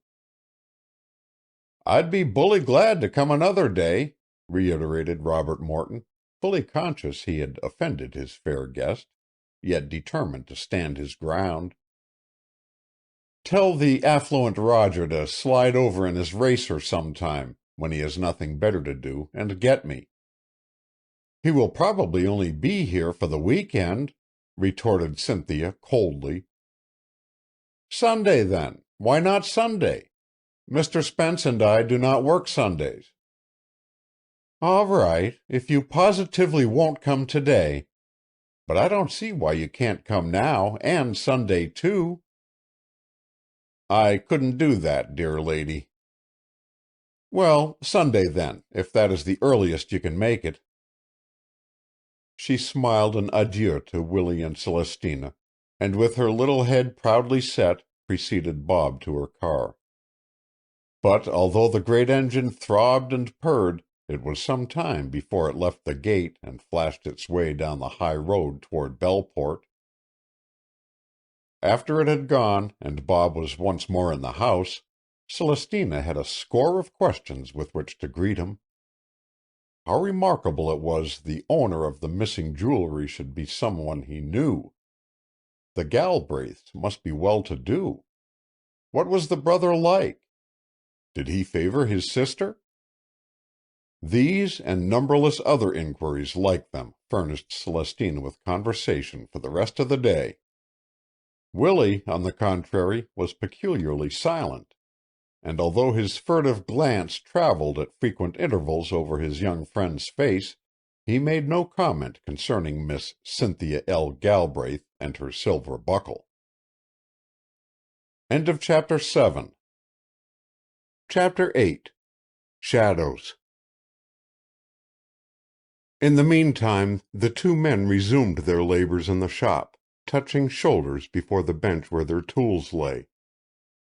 They planed and chiseled and sawed together as before, but as they worked, each was conscious that a barrier of sudden reserve had sprung up between them, obstructing the perfect confidence that had previously existed. At first the old inventor tried to bridge this gulf with trivial jests, but as these passed unnoticed, he at length lapsed into silence. Now and then, as he stole a look at his companion, he thought he detected in the youthful face a suppressed nervousness and irritation that found welcome vent in the hammer's vigorous blow. Nevertheless, as the younger man vouchsafed no information regarding the morning's adventure, Willie asked no questions. He would have given a great deal to have satisfied himself about Cynthia Galbraith. It was easily seen that her family were persons of wealth and position, with whom Robert Morton was on terms of the greatest intimacy. It even demanded no very skilled psychologist to perceive the girl's sentiment toward his guest, for Miss Galbraith was a petulant, self-willed creature who did not trouble to conceal her preferences. Her attitude was transparent as the day. But with what feeling did Robert Morton regard her? That was the burning question the little man longed to have answered. Wearily he sighed. Alas, human nature was a frail, incalculable phenomenon. How was it likely a young man with his fortune to make would regard a girl as rich and attractive as Cynthia Galbraith, especially if her brother chanced to be his best friend, and all her family reached forth welcoming arms to him? Willie was not a matchmaker. Had he been impugned with the accusation, he would have denied it indignantly. Nevertheless, he had been mixed up in too many romances not to find the relation between the sexes a problem of engrossing interest. Furthermore, of late, he had been doing a little private castle building, the foundations of which now abruptly collapsed into ruins at his feet. The cornerstone of this dream structure had been laid the day he had first seen Robert Morton and Delight Hathaway together. What a well-mated pair they were! For years it had been his unwhispered ambition to see his favorite happily married to a man who was worthy of the priceless treasure. The Brewster household was aging fast. Captain Jonas, Captain Benjamin, and Captain Phineas were now old men. Even Zenas Henry's hair had thinned and whitened above his temples, and Abby, once so tireless, was becoming content to drop her cares on younger shoulders. Yes, Wilton was growing old, thought the inventor sadly, and he and Celestina were unquestionably keeping pace with the rest. In the natural course of events, before many years, Delight would be deprived of her protectors, and be left alone in the great world to fend for herself. She was well able to do so, for she was resourceful and capable, and would never be forced to marry for a home as was many a lonely woman. Nor would she ever come to want. The village would see to that. Notwithstanding this certainty, however, he could not bear to think of a time when there would be no one to stand between her and the harsher side of life, no man who would count the championship a privilege, an honor, his dearest duty. Wilton had never offered a husband of the type pictured in Willie's mind. The hamlet could boast of but few young men, and the greater part of those who lingered within its borders had done so because they lacked the ambition and initiative to hew out for themselves elsewhere broader fields of activity. Those of ability had gravitated to the colleges, the business schools, or gone to test their strength in the city's marts of commerce. Who could blame them for not resting content with baiting lobster pots and dredging for scallops? Were he a young man with his path untrodden before him, he would have been one of the first to do the same, Willie confessed. Did he not constantly covet their youth and opportunity?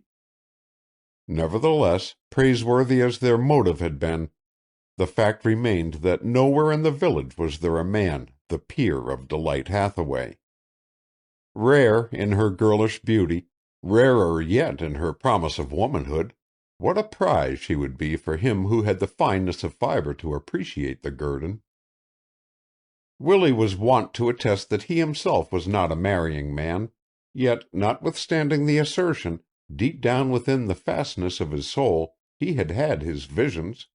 visions pure, exalted, and characteristic of his sensitively attuned nature.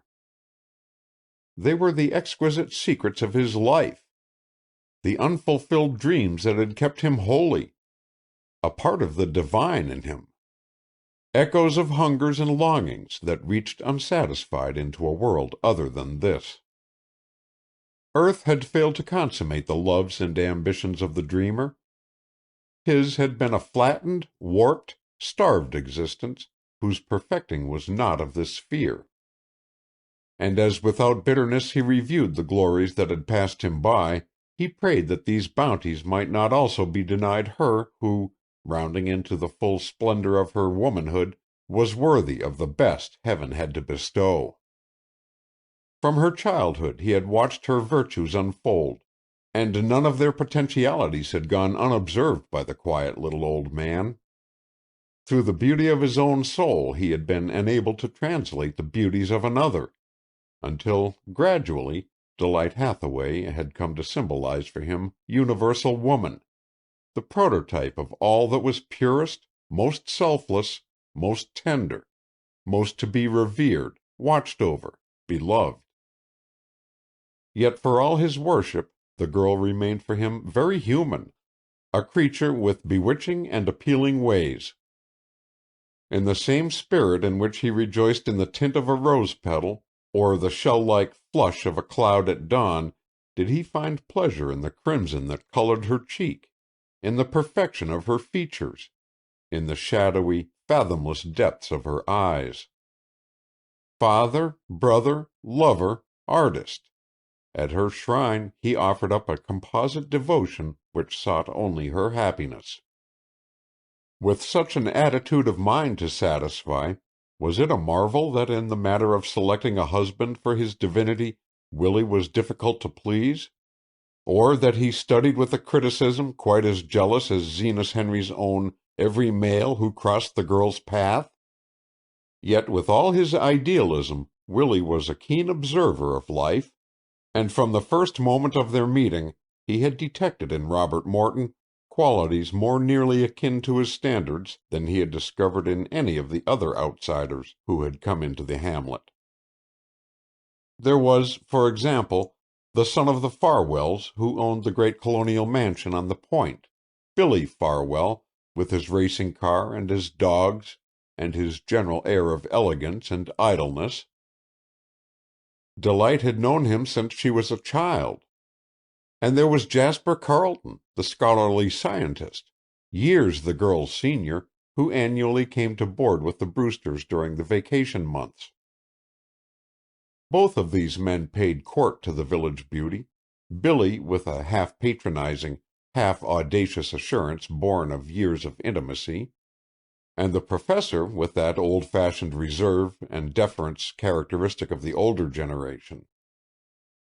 There were days when the two caused Willie such perturbation of spirit that he would willingly have knocked their heads together, or cheerfully have wrung their necks. Delight unhesitatingly acknowledged that she liked both of them, and harmlessly coquetted first with the one, then with the other, until the old inventor was at his wits' end to fathom which she actually favored, or whether she seriously favored either of them. Yet irreproachable as were these suitors, to place a man of Bob Morton's attributes in the same category with them seemed absurd. Why, he was head and shoulders above them mentally, morally, physically, from whichever angle one viewed him. Moreover, blood will tell. And was he not of the fine old Morton stock? Whatever the Carleton forebears might be, young Farwell's ancestry was not an enviable one. Yes, Willie had settled Delight's future to his entire satisfaction, and for nights had been sleeping peacefully, confident that with such a husband as Robert Morton, her happiness and good fortune would be assured. And then, like a thunderbolt out of the heavens, had come this Cynthia Galbraith, with her fetching clothes, her affluence, and her air of proprietorship. By what right had she acquired her monopoly of Bob Morton? And was its exclusiveness gratifying or irksome to its recipient? Might not this strange young man, concerning whom Willie was forced to own he actually knew nothing, be playing a double game, and the frankness of his face belie his real nature? And was it not possible that his annoyance and irritation were caused by having been trapped in it? Well, avowed Willie, he would see that Delight encountered this Don Giovanni but seldom, at least until he gave a more trustworthy account of himself than he had vouchsafed up to the present moment. Contrary to the common law, the guest must be rated as guilty until he had proved himself innocent. Yet as he darted a glance at the earnest young face bending over the workbench, Willie's conscience smote him, and he questioned whether he might not be doing his comrade a dire injustice. The thought caused him to flush uncomfortably, and he flushed still redder when Bob suddenly straightened up and met his eye. Both men stood alert, held tensely by the same sound. It was the low music of a girlish voice humming a snatch of song, and it was accompanied by the soft crackling of the needles that carpeted the grove of pine between the Spence and Brewster houses. In another instant Delight Hathaway strolled slowly out of the wood and entered the workshop. With her coming, a radiance of sunshine seemed to flood the shabby room. She nodded a greeting to Bob, then went straight to Willie, and placing her hands affectionately on his shoulders, looked down into his face. They made a pretty picture, the bent old man with his russet cheeks and thin white hair, and the girl erect as an arrow and beautiful as a young Diana. The little inventor lifted his mild blue eyes to meet the haunting eyes of Hazel. "Well, well, my dear," he said, as he covered one of her hands with his own worn brown one. "So you have come for your buckle, have you? It is all done, honey, and good as the day when 'twas made. Bob has it in his pocket for you this minute." By a strange magic, the truth and sunlight of the girl's presence had for the time being dispelled all baser suspicions, and Willie smiled kindly at the man beside him. Holding out the crisp white package, Robert Morton came forward. Delight looked questioningly from the box with its immaculate paper and the neat pink string to its giver. "He found he couldn't fix it himself," explained Willie, immediately interpreting the interrogation. "Neither him or I were guns enough for the job. So Bob got somebody he knew of to tinker it up." "That was certainly very kind," returned Delight with gravity. "If you will tell me what it cost, Again the old man stepped into the breach. "Oh, I figure it warn't much," said he with easy unconcern. "The feller who did it was used to mendin' jewelry, and knew just how to set about it, so it didn't put him out of his way none." "Yes," echoed Bob, with a grateful smile toward Willie. "It made him no trouble at all." The two men watched the delicate fingers unfasten the package. "See how nice it is," Willie went on.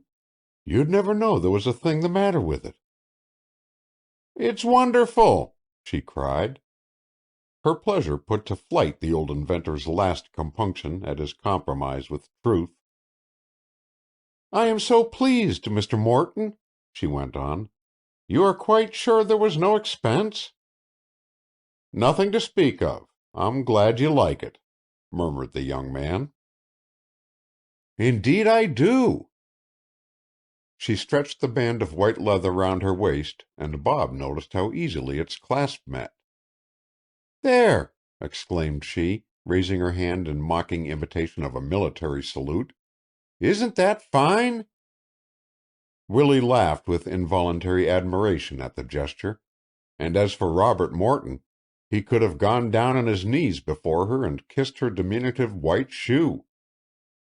The girl did not prolong the tableau. All too soon she relaxed from rigidity into gaiety and came flitting to the workbench. "What are you doing, Willie dear?" she asked. "You know you never have secrets from me. What is this marvelous thing you are busy with?" Before answering, Willie glanced mysteriously about. "It's because I know you can keep secrets that I ain't afraid to trust you with 'em," said he. "Bob and I are working on the quiet at an idea I was ketched with a day or two ago. It's a bigger scheme than most of the ones I've tackled, and it may not turn out to be anything at all. Still, Bob has studied boats, and knows a heap about 'em, and he believes something can be made of it. But till our fish is hooked, we ain't shouting that we've caught one. If the contrivance works," went on the little old man eagerly, "it will be a bonanza for Zenas Henry. It's—" he lowered his voice almost to a whisper, "it's an idea to keep motorboats from getting snagged." The words were scarcely out of his mouth before his listeners saw him start and look apprehensively toward the door. They were no longer alone. On the threshold of the workshop stood Genoa Eldridge. End of Chapter 8. Chapter 9. A Widening of the Breach. "So," piped Genoa, "that's what you're doing, is it, Willie Spence? Well, you needn't have been so all-fired still about it. I guessed as much all the time." There was an acid flavor in the words.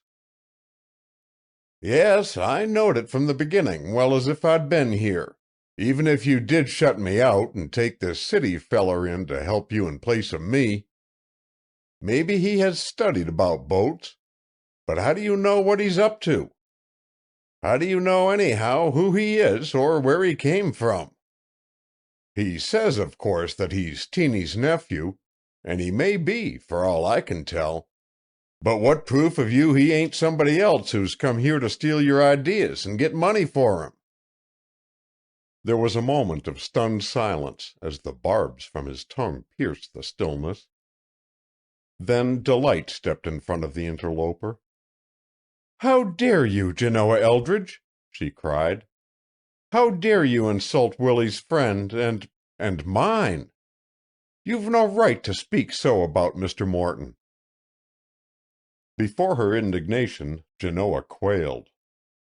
In all his life he had never before seen Delight Hathaway angry, and something in her flashing eyes and flaming cheeks startled him. I weren't meanin' to say 'twas actually so," mumbled he apologetically. "Like as not the young man's exactly what he claims to be. Still, Willie's awful gullible, and there's times when a word of warnin' ain't such a bad thing. I'm sorry if you didn't like it." "I didn't like it, not at all," the girl returned, only slightly mollified by his conciliatory tone. "If you are anything of a gentleman, you will apologize to Mr. Morton immediately."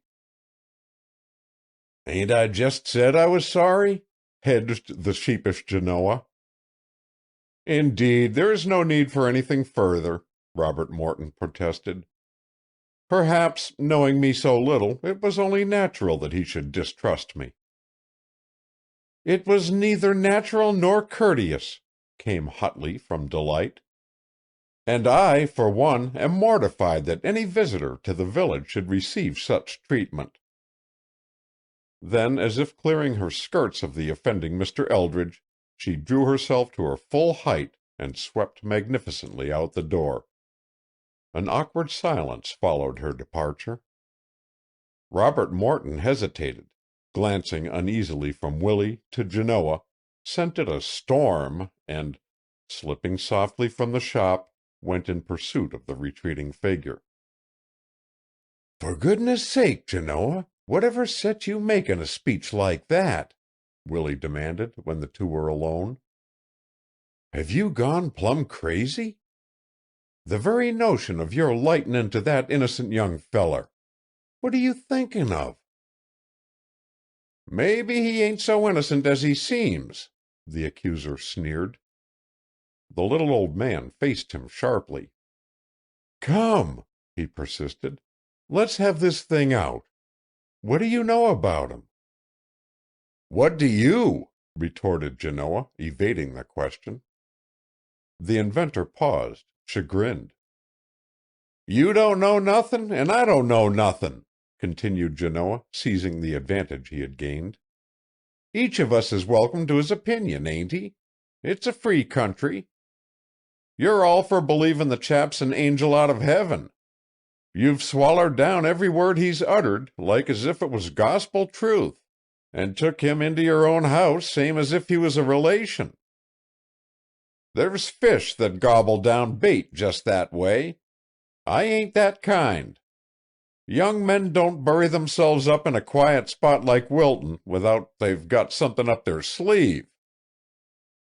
Staring intently at his friend, he noted with satisfaction that Willie's brow had clouded into a frown. "Is it to be expected, I ask you now, is it to be expected that a spirited young sprig of a college feller such as him relishes spendin' his time workin' away in this shop day in and day out? What's he doin' it fer, tell me that? This world ain't a benevolent institution, and the folks in it don't go to throwin' their elbow grease away unless they look to get somethin' out of it. This Morton boy has boned down here like a slave. What's in it for him?" "Why, it's his vacation, and—" "Vacation!" interrupted Genoa, scornfully. "You call it a vacation, do you, for him to be workin' away here with you? You honestly think he hankers after doin' it?" "He said he did." "And you believed it, I suppose, same's you credited the rest of his talk," jeered Mr. Eldridge. "Look out the winder, Willie Spence, and tell me, if you was 20 instead of most 70, if you'd be stayin' indoors a carpentin' these summer days when you could be outside." He swept a hand dramatically toward the casement, and in spite of himself, the old man obeyed his injunction and looked. A dome, blue as larkspur, arched the sky, and to its farther bound the sea, reflecting its azure tints, flashed and sparkled as if set with stars of gold. Along the shore, where glittered reaches of hard white sand and a gentle breeze tossed into billows the salt grass edging the margin of the little creeks, fishermen launching their dories called to one another, their voices floating upward on the still air with musical clearness. "Would you be puttin' in your vacation a workin' all summer, Willie, if you was the age of that young man?" repeated Genoa. "He ain't here for all summer," protested the unhappy inventor, catching at a straw. "He's only going to stay a little while." "He was here for overnight at first, warn't he?" inquired the tormentor. "Then it lengthened into a week, and the Lord only knows how much longer he's planning to hang around the place. Besides, if he's only making a short visit, it's less likely than ever he'd want to put in the whole of it tinkerin' with you. He'd be goin' about seein' Wilton, sailin', fishin', swimmin' or clammin', like other folks do that come here for the summer, if he was a normal human bein'. But has he been anywheres yet? No, sir. I've had my weather eye out, and I can answer for it that the feller ain't once poked his head out of this shop. What's made him so keen for stayin' in Wilton and workin'?" Willie did not answer, but he took a great bandana with a flaming border of scarlet from his pocket and mopped his forehead nervously. "That young chap," resumed Genoa, holding up a grimy finger which he shook impressively at the wretched figure opposite, "is here for one of two reasons. You can like 'em or not, but they're true. He's either here to steal your ideas from you, or he's got his eye on Delight Hathaway." He saw his victim start violently. "Maybe it's the one, maybe it's the other, I ain't sayin'," announced Genoa with malicious pleasure. "It may even be both reasons put together. He's aimin' for some landin' place, you can be certain of that, and I'm warnin' you as a friend to look out for him, that's all." "I don't believe it," burst out the little inventor, his benumbed faculties beginning slowly to assemble themselves. "Why, there ain't a finer, better spoken young man to be found than Bob Morton." Genoa caught up the final phase with derision. "The better spoken he is, the more watchin' he'll bear," remarked he. "There's many a villain with an oily gift of gab." "I'll not believe it," Willie reiterated. Mr. Eldridge shrugged his shoulders. "Take it or leave it," he said. "You're welcome to your own way. Only don't say I didn't warn you." Flinging this parting shot backward into the room, Genoa Eldridge passed out into the rose-scented sunshine. With a sad look in his eyes, Willie let him go, watching the tall form as it strode waist-high through the brakes and sweet fern that patched the meadow. It was his first real quarrel with Genoa. Since boyhood they had been friends, the gentleness of the little inventor bridging the many disagreements that had arisen between them. Now had come this mammoth difference, a divergence of standard too vital to be smoothed over by a gloss of cajolery. Willie was angry through every fiber of his being. Slowly it steeped into his consciousness that Genoa's fundamental philosophy and his own were at odds, their attitude of mind as antagonistic as the poles. Against trust loomed suspicion, against generosity narrowness, against optimism pessimism. Genoa believed the worst of the individual, while he, Willie, reason as he might, inherently believed the best. One creed was the fruit of a jealous and envious personality that rejoiced rather than grieved over the limitations of our human clay. The other was a result of that charity that beareth all things, believeth all things, hopeth all things, because of a divine faith in the God in man. For a long time Willie stood there thinking, his gaze fixed upon the gently swaying plumage of the pines. The shock of his discovery left him suddenly feeling very sad and very much alone. It was as if he had buried the friend of half a century. Yet even to bring Genoa back, he could not retract the words he had uttered or exchange the light he followed for Genoa's sinister beckonings. In spite of a certain reasonableness in the pessimist's logic, in spite of circumstances he was incapable of explaining, in spite even of Cynthia Galbraith, a latent belief in Robert Morton's integrity crystallized into certainty, and he rose to his feet, freed of the doubts that had previously assailed him. At the instant of this emancipation, the young man himself entered. What had passed during the interval since he had gone out of the workshop, Willie could only surmise, but it had evidently been of sufficiently inspiring a character to bring into his countenance a radiance almost supernatural in its splendor.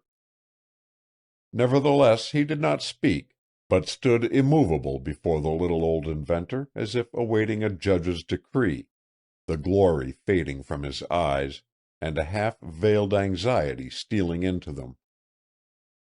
Willie smiled, and, reaching up, placed his hands on the broad shoulders that towered opposite. "I'm sorry, Bob," he affirmed, with a sweetness as winning as a woman's. "You mustn't mind what Jan said. He's gettin' old and a mite crabbed, and he's kind of foolish about me, maybe. I wouldn't 'a' had him hurt your feelin's—" Robert Morton caught the expression of pain in the troubled face, and cut the apology short. "It's all right, Mr. Spence," he cried. "Don't give it another thought. So long as you remain my friend, I don't care what Mr. Eldridge thinks. We'll pass it off as jealousy and let it go at that." The old man tried to smile, but the corners of his mouth drooped, and he sighed instead. To have Genoa's weaknesses thus nakedly set forth by another was a very different thing from recognizing them himself, and instinctively his loyalty rose in protest. "Maybe 'twas jealousy," he replied. "Folks have always stood out that Genoa was jealous. But somehow I'd rather think 'twas trying to look after me and my affairs that misled him. Suppose we call it a sort of slab-sided friendliness." "We'll call it anything you like," assented Bob with a happy laugh. This time Willie laughed also. "So she stood by you, did she?" queried he with quick understanding. "Yes." "'Twas like her." "It was like both of you." The old man raised a hand in protest against the gratitude the remark implied. "Delight ain't often wrong. She's a fair dealer." Then he added significantly, "Them as ain't fair with her deserve no salvation." "Hanging would be too good for the man who is not square with a girl like that," came from Robert Morton, with an emphasis unmistakable in its sincerity. Chapter 10. A Conspiracy. On Sunday morning, when a menacing east wind whipped the billows into foam and a breath of storm brooded in the air, the Galbraith's great touring car rolled up to Willie's cottage, and from it stepped not only Robert Morton's old college chum, Roger Galbraith, but also his father, a finely built, middle-aged man, whose decisive manner and quick speech characterized the leader and dictator. He was smooth-shaven after the English fashion, and from beneath shaggy iron-gray brows a pair of dark eyes, piercing in their intensity, looked out. The face was lined as if the stress of living had drawn its muscles into habitual tensity, and except when a smile relieved the setness of the mouth his countenance was stern to severity.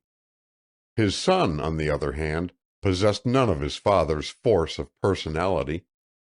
Although his features were almost a replica of those of the older man, they lacked strength. It was as if the second impression taken from the type had been less clear-cut and positive. The eyes were clear rather than penetrating, the mouth and chin handsome but mobile. Even the well-rounded physique lacked the rugged qualities that proclaimed its developments to have been the result of a Spartan combat with the world, and instead bore the more artificial sturdiness acquired from sports and athletics. Nevertheless, Roger Galbraith, if not the warrior his progenitor had been, presented no unmanly appearance. Neither self-indulgence nor effeminacy branded him. In fact, there was in his manner a certain magnetism and warmth of sympathy that the elder man could not boast, and it was because of this asset he had never wanted for friends and probably never would want for them. Through the talisman of charm he would exact from others the service which the more autocratic nature commanded. Yet in spite of the opposition of their personalities, Robert Morton cherished toward both father and son a sincere affection which differed only in the quality of the response the two men called forth. Mr. Galbraith he admired and revered. Roger he loved. Had he but known it, each of the Galbraiths in their turn esteemed Robert Morton for widely contrasting reasons. The New York financier found in him a youth after his own heart, a fine student and hard worker who had fought his way to an education because necessity confronted him with the choice of going armed or unarmed into life's fray. Although comfortably off, Mr. Morton Sr. was a man of limited income, whose children had been forced to battle for what they had wrested from fortune. Success had not come easily to any of them, and the winning of it had left in its wake a self-reliance and independence surprisingly mature. Ironically enough, this power to fend for himself which Mr. Galbraith so heartily endorsed and respected in Bob was the very characteristic of which he had deprived his own boy, the vast fortune the capitalist had rolled up eliminating all struggle from Roger's career. Every barrier had been removed, every thwarting force had been brought into abeyance, and afterward, with an inconsistency typical of human nature, the leveler of the road fretted at his son's lack of aggressiveness, his eyes, ordinarily so hawk-like in their vision, blinded to the fact that what his son was, he had to a great extent made him, and if the product caused secret disappointment, he had no one to thank for it but himself. Instead, his reasoning took the bias that the younger man, having been given every opportunity, should logically have increased the Galbraith force of character, rather than have diminished it, and very impatient was he that such had not proved to be the case. Robert Morton was much more akin to the Galbraith stock, the financier argued. He had all the dog-like persistency, the fighter's love of the game, the courage that will not admit defeat. Although he would not have confessed it, Mr. Galbraith would have given half his fortune to have interchanged the personalities of the two young men. Could Roger have been blessed with Bob's attributes, the dream of his life would have been fulfilled. Money was a potent slave.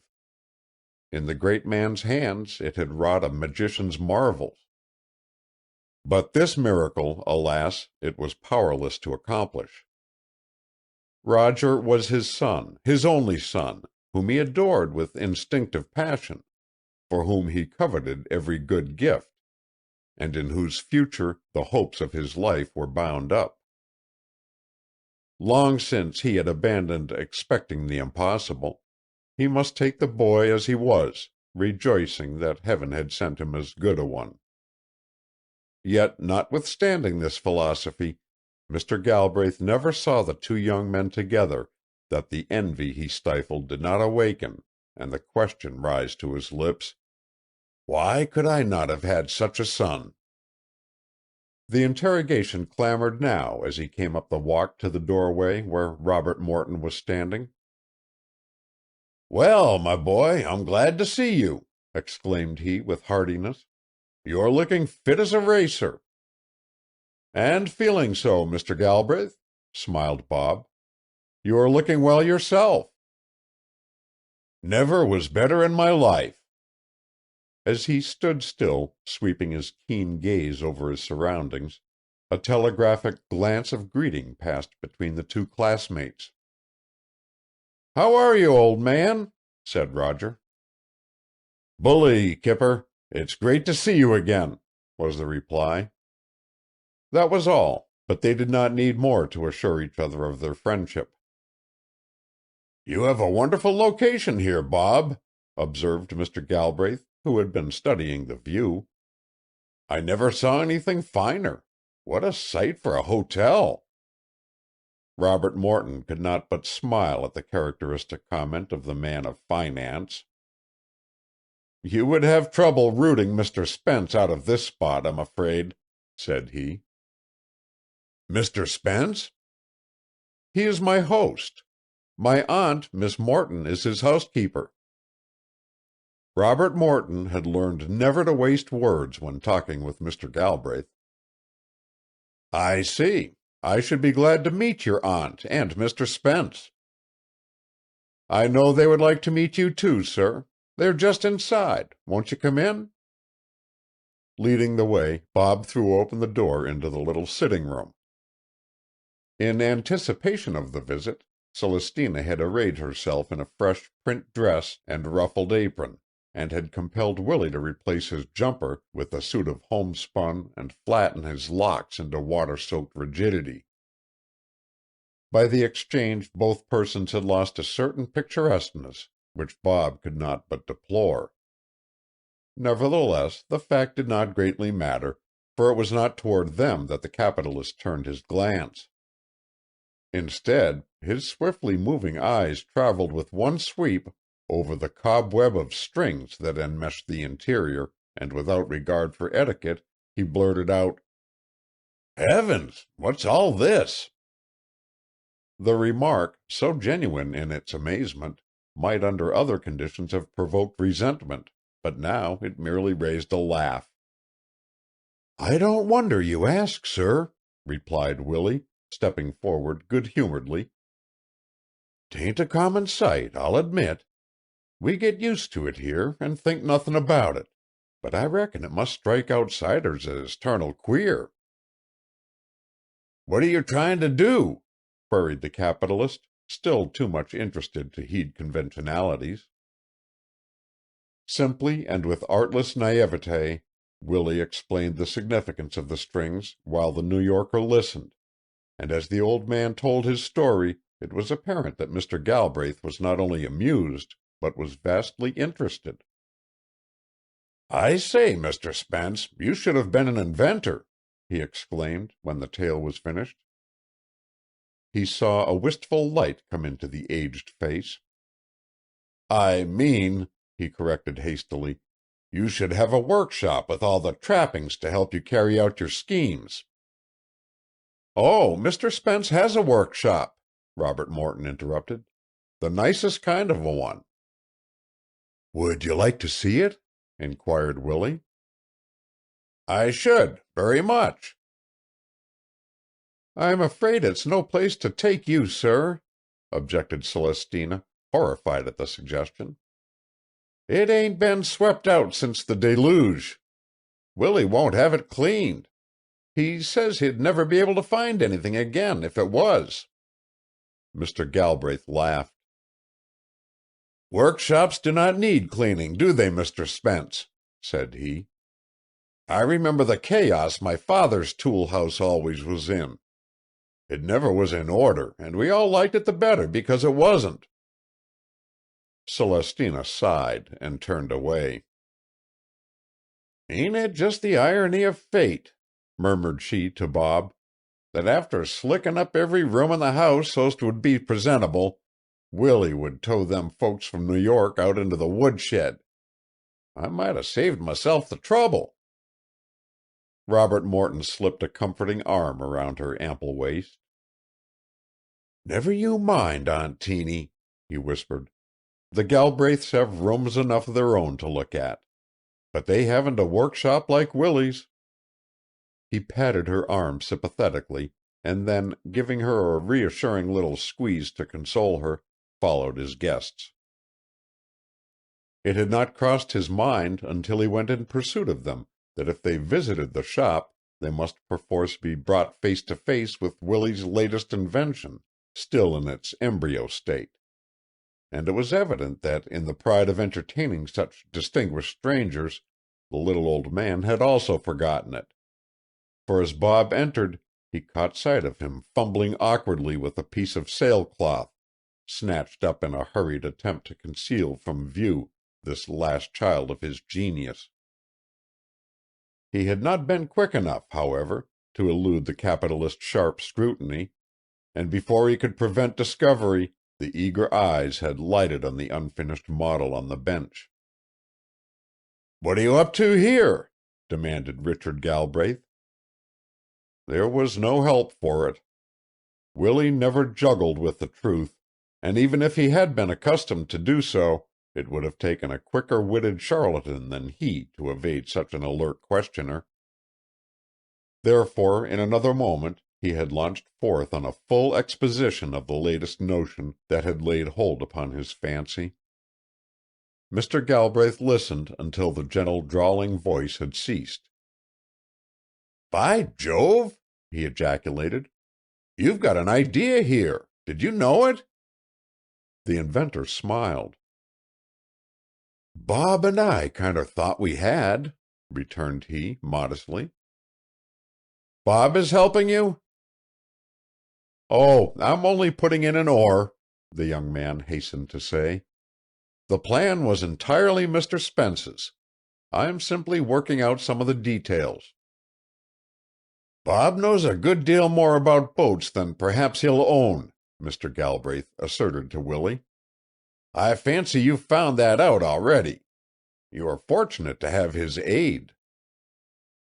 "Almighty fortunate," Willie agreed.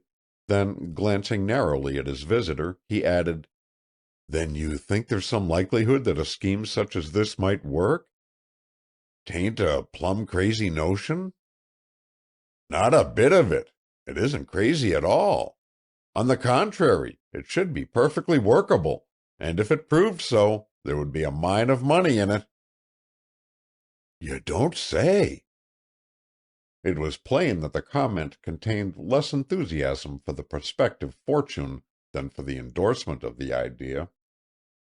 The New Yorker, however, said nothing more about the invention. He browsed about the shop with unfeigned pleasure, poking in among the cans of paint, oil, and varnish, rattling the nails in the dingy cigar boxes, and examining the tools and myriad primitive devices Willie had contrived to aid him in his work. "I was brought up in a shop like this," he at length exclaimed, "and I haven't been inside such a place since. It carries me back to my boyhood."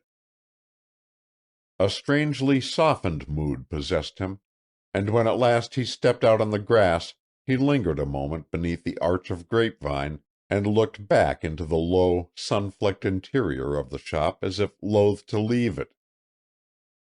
"I'm glad to have seen you, Mr. Spence," he said, "and Miss Morton, too. Bob couldn't be in a pleasanter spot than this. I hope sometime you will let me come over again and visit you while we are in Belport." "Certain, sir," cried Willie with delight. "Teeny and me would admire to have you come whenever the craving strikes you. We're all mighty fond of Bob, and any friends of his will always be welcome." The little old man went with them to the car and loitered to watch them roll away. "You'll see me back tonight," called Bob from the front seat. "Not tonight, tomorrow," Roger corrected, laughingly. "Well, tomorrow, then," smiled the young man. The engine pulsed, there was a quick throb of energy, and off they sped. Almost without a sound, the motor shot along the sand of the harbor road and whirled into the pine-shaded thoroughfare that led toward Belport. "A fine old fellow, that," mused Mr. Galbraith aloud. "What a pity he could not have had his chance in life." Bob nodded. "I suppose he hasn't a cent to carry out any of these schemes of his." "No, I'm afraid he hasn't." The financier lit a cigar and puffed at it in thoughtful silence. "That motor boat idea of his now, why, if it could be perfected and boomed properly, it would make his fortune." "Do you think so?" "I know it." Again the humming of the engine was the only sound. "Do you know, Bob, I've half a mind to get Snelling down here and set him to work at that job. What should you say?" "Snelling? You mean the expert from your shipbuilding plant?" "Yes. Wouldn't it be a good plan?" Robert Morton hesitated. "There is no question that a man of Mr. Snelling's ability would be a tremendous asset in handling such a proposition," he agreed cautiously. "Snelling could drop in as if to see you," went on the capitalist. "You could fix up all that so that there would not be any need of the old fellow suspecting who he was. Once there, he could pitch in and help the scheme along. It is going to be quite an undertaking before you get through with it, and the more hands there are to carry it out, the better, in my opinion." "Yes, it is going to be much more of a job than I realized at first," Bob admitted. "It certainly would be a great help to have Mr. Snelling's aid. But could you spare him? And would he want to come and duff in on this sort of an enterprise?" "If I telegraphed Snelling to come, he would come. And when here, he would do whatever he was told," replied Mr. Galbraith, bringing his lips sharply together. That's very kind of you." "Pooh! The idea amuses me. I'll provide any materials you may need, too. Snelling shall have an order to that effect, so that he can call on the Long Island plant for anything he wants."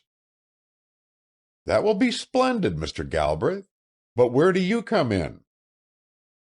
"I'll have my fun, never you fear," returned the capitalist. "In the first place, I'd like nothing better than to do that little old fellow a good turn. There is something pathetic about him. Sometimes it is hard to believe that life gives everybody a square deal, isn't it? That man, for instance. He has the brain and the creative impulse, but he has been cheated of his opportunity. I should enjoy giving him a boost.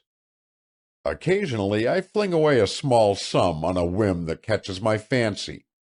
Now it's German marks, now an abandoned farm. This time it shall be Mr. Willie Spence and his motorboat idea." He laughed. "I appreciate it tremendously," Bob said. "There, there, we won't speak of it any more," the elder man protested, cutting him short. "I will telegraph Snelling, and you may arrange the rest. The old inventor isn't to suspect a thing, remember." "No, sir." "That is all, then." With a finality Robert Morton dared not transgress, the older man lapsed into silence, and Bob had no choice but to suppress his gratitude and resign himself to listening to the rhythmic beat of the automobile's great engine. End of Chapter 10. Chapter 11. The Galbraith Household. The estate the Galbraiths had leased stood boldly upon a rise overlooking the sea in the midst of the fashionable colony adjacent to Wilton, and was one of those blots which the city luxury lover affixes to a community whose keynote is simplicity. Its expanse of veranda, its fluttering green and white awnings, its giant tubs of blossoming hydrangeas, to say nothing of its Italian garden with rose-laden pergolas, were as out of place as if St. Peter's itself had been dropped down into a tiny New England fishing hamlet. The house, it is true, did not lack beauty, for it was well proportioned and gracefully planned, and there was no denying that one found, perhaps, more comfort on its screened and shaded piazzas than was to be enjoyed on Willie Spence's unprotected doorstep. Nevertheless, there was too much of everything about it. Too many rambler roses, too many rustic baskets and mighty palms, too many urns and stone benches and sundials and fountains. Still, as the car stopped at the door, the great wicker chairs with their scarlet cushions presented a gay picture, and so too did Mrs. Galbraith and Cynthia, who immediately rose from a breezy corner and came forward. The older woman was tall and handsome, and in her youth must have possessed great beauty. Even now she carried with a spoiled air almost girlish the costly gowns and jewels that her husband, proud of her looks, lavished upon her. She had a languid grace very fascinating in its indifference, and spoke with a pretty little accent that echoed of the South. For all her attractiveness, Cynthia could not compare in charm with her mother, whose femininity lured all men toward her as does a magnet steel. Bob leaped from the car almost before it had come to a stop and went to her side, bending low over her heavily ringed hand. "We're so glad to see you, Bobby," she smiled. "The very nicest thing that could have happened was to find you here." "It is indeed a delightful surprise for me," Robert Morton answered. "How are you, Cynthia?" Cynthia, who was standing in the background, frowned. "You've been long enough getting here," declared she petulantly. "Where on earth have you been? We decided you must have got stalled on the road." "Oh, no," interrupted her father, coming up the steps. "We made the run over and back without a particle of trouble. What delayed us was that we stopped to visit with Bob's aunt and the old gentleman with whom he is staying. Such a quaint character, Maida. You should really see him. I had all I could do to tear myself away from the place." His wife raised her delicately penciled brows. "We do not often see you so enthusiastic, Richard." "They are charming people, I assure you. I don't wonder Bob prefers staying over there to coming here," chuckled the financier. "Oh, I say, Mr. Galbraith," began Bob, but his host interrupted him. "That is a rather rough accusation, isn't it?" declared he. "And it's not quite fair, either. To tell the truth, Bob's deep in some important work." There was a light, scornful laugh from Cynthia. "He is, my lady. You needn't be so incredulous," her brother put in. "Bob is busy with a boat-building project. Dad's got interested in it, too." Cynthia pursed her lips with a little grimace. "Ask him if you don't believe it," persisted Roger. "Yes," went on Mr. Galbraith, "that old chap over at Wilton has an idea that may make all our fortunes, Bob's included." There was a general laugh. "Well," pouted Cynthia, glancing down at the toe of her immaculate buckskin shoe, "I call it very tiresome for Bob to have to work all his vacation." "I don't have to," Robert Morton objected. "I am simply doing it for fun. Can't you understand the sport of—" "No, she can't," her brother asserted. "Cynthia never sees any fun in working." "Roger!" Mrs. Galbraith drawled gently. "Well, I don't like to work," owned the girl with delicious audacity. "I detest it. Why should I pretend to like it when I don't?" "Cynthia is one of the lilies of the field. She's just made for ornament," called Roger over his shoulder as he passed into the house. "There is something in being ornamental, isn't there, daughter?" said Mr. Galbraith, dropping into a chair and lighting a fresh cigar. She was decorative, there was no mistake about that. The skirt of heavy white satin clung to her slight figure in faultless lines, and her sweater of a rose shade was no more lovely in tint than was the faint flush in her cheeks. Every hair of the elaborate coiffure had been coaxed skilfully into place by a hand that understood the cunning, and wherever nature had been guilty of an oversight, art had supplied the defect. Yes, Cynthia Galbraith was quite a perfect product, thought Bob, as he surveyed her there beneath the awning. "I thought Madam Lee was here," the young man presently remarked, as he glanced about. Mrs. Galbraith's face clouded. "Mother is not well today," she answered. "Careful as we are of her, she has in some way taken cold. She is not really ill, but we thought it wise for her to keep her room. She is heartbroken not to be downstairs, and I promised that after she had had her luncheon and nap you would go up and see her." "Surely," Robert Morton cried emphatically. "Mother is so devoted to you, Bobby," went on Mrs. Galbraith.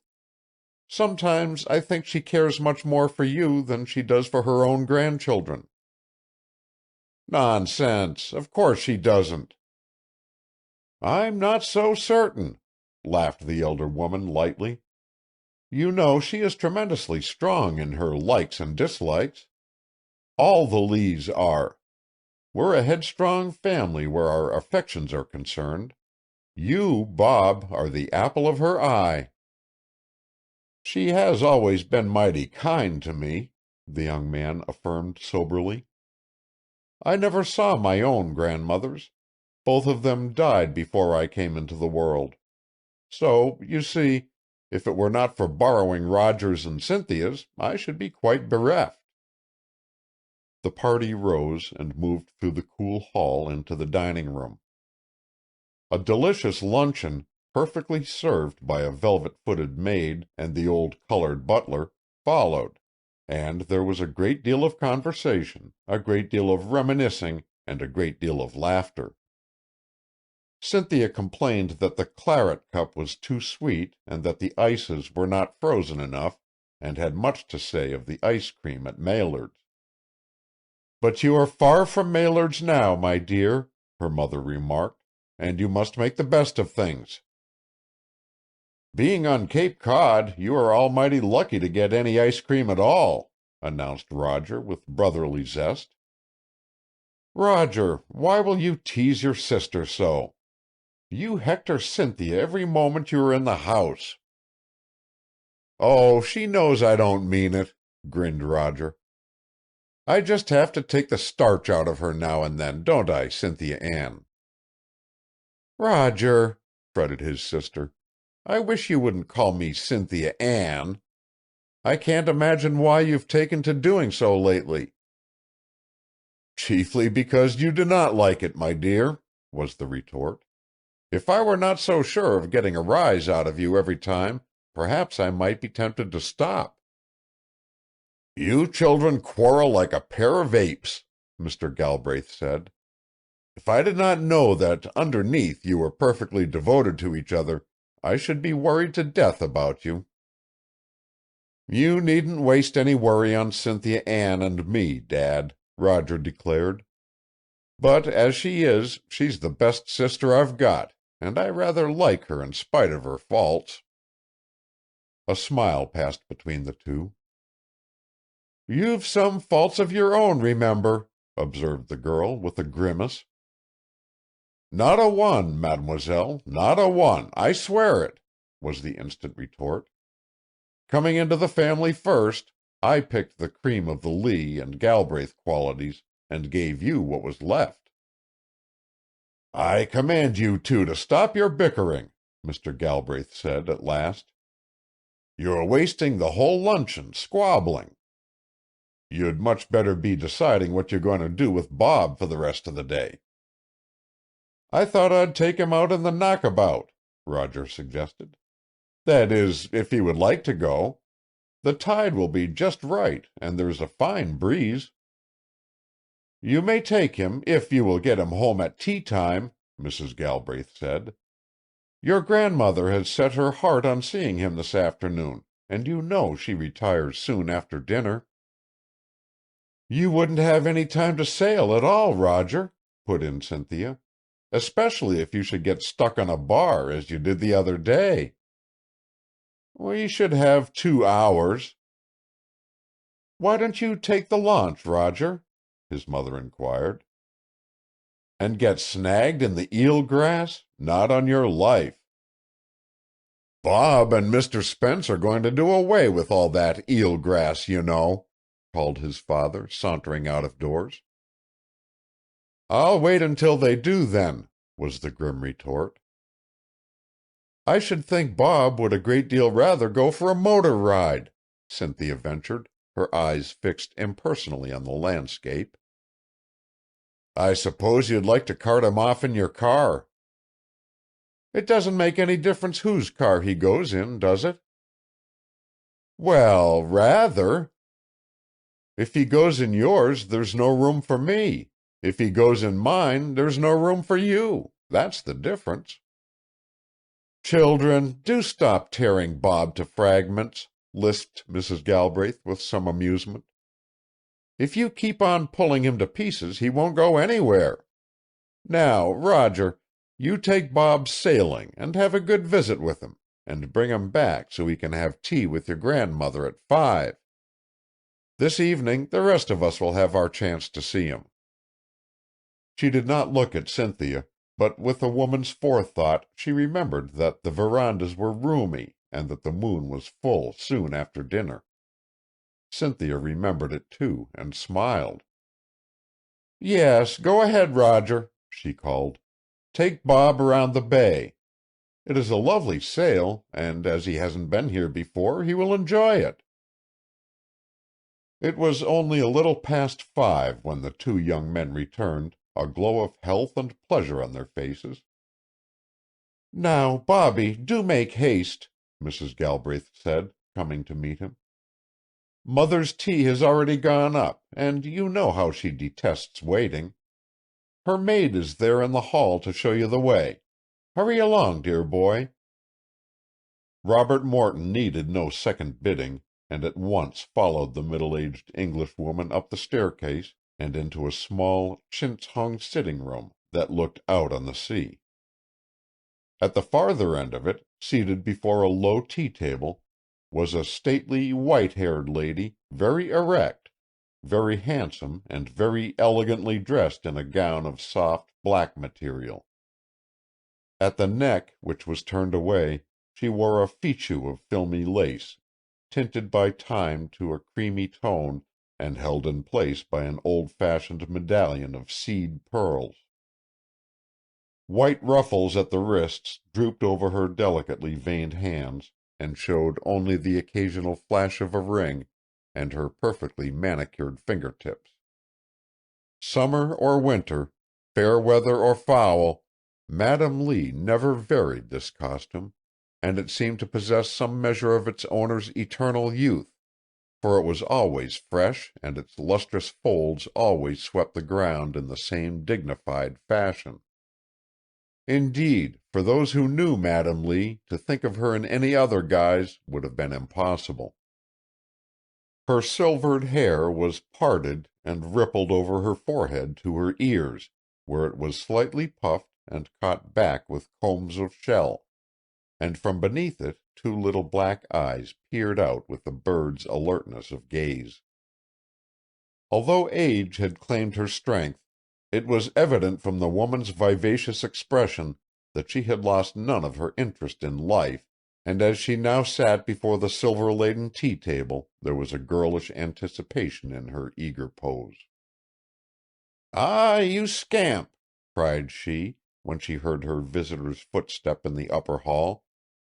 "I have been waiting for you a full 5 minutes. I don't wait for every one, I would have you know. Come here and give an account of yourself." The young man bent and softly touched her cheek with his lips.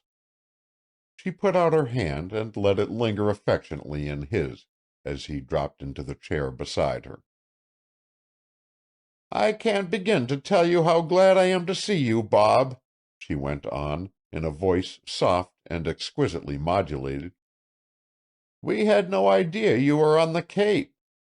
But for that jeweler's stupidity, we should have thought you had gone west long ago. Considering what good friends you and Roger are, you are the worst of correspondents, and you never write to me."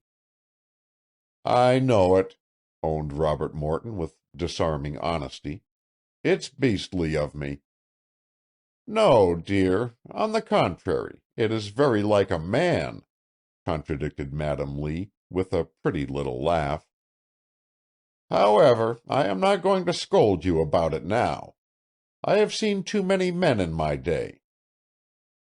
First, let me pour your tea. Then you shall tell me all that you have been doing. I hear you are visiting a new aunt whom you have just unearthed." "Yes." "How do you like her?" Bob chuckled at the characteristic directness of the question. "Very much, indeed." "That's nice. Since relatives are not of our choosing, it is pleasant to find they are not bores."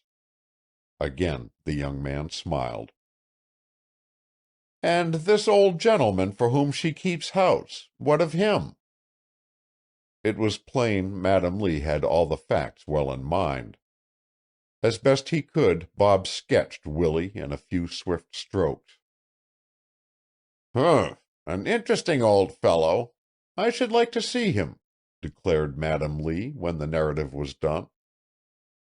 "And so you are working on this motor boat with him?"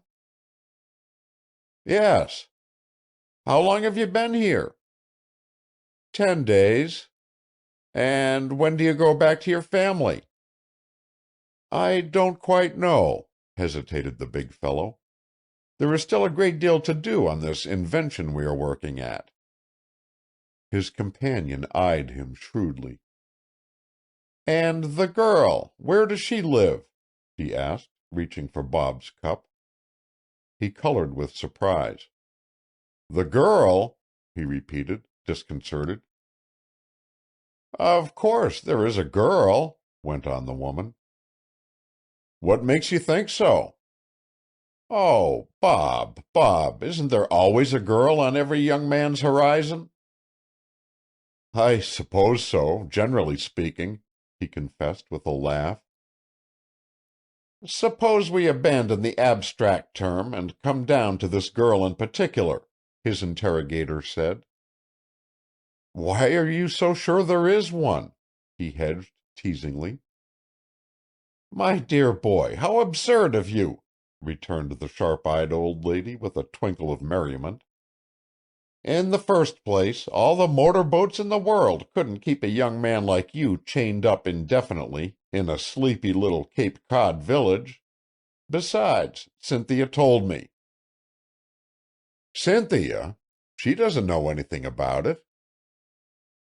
"That is precisely how I knew," piped Madam Lee triumphantly. "What did she tell you?" "She did not tell me anything," was the reply. "She simply came back from Wilton in a wretched humor, and when I inquired of her whether she had her buckle back again, she answered with such spirit that there was no mistaking its cause. Of course she had the wit to know you were not wearing a belt of that pattern, nor your aunt, nor Mr. Spence, either." "The belt and buckle belonged to a girl—" "A girl! You surprise me," she murmured derisively.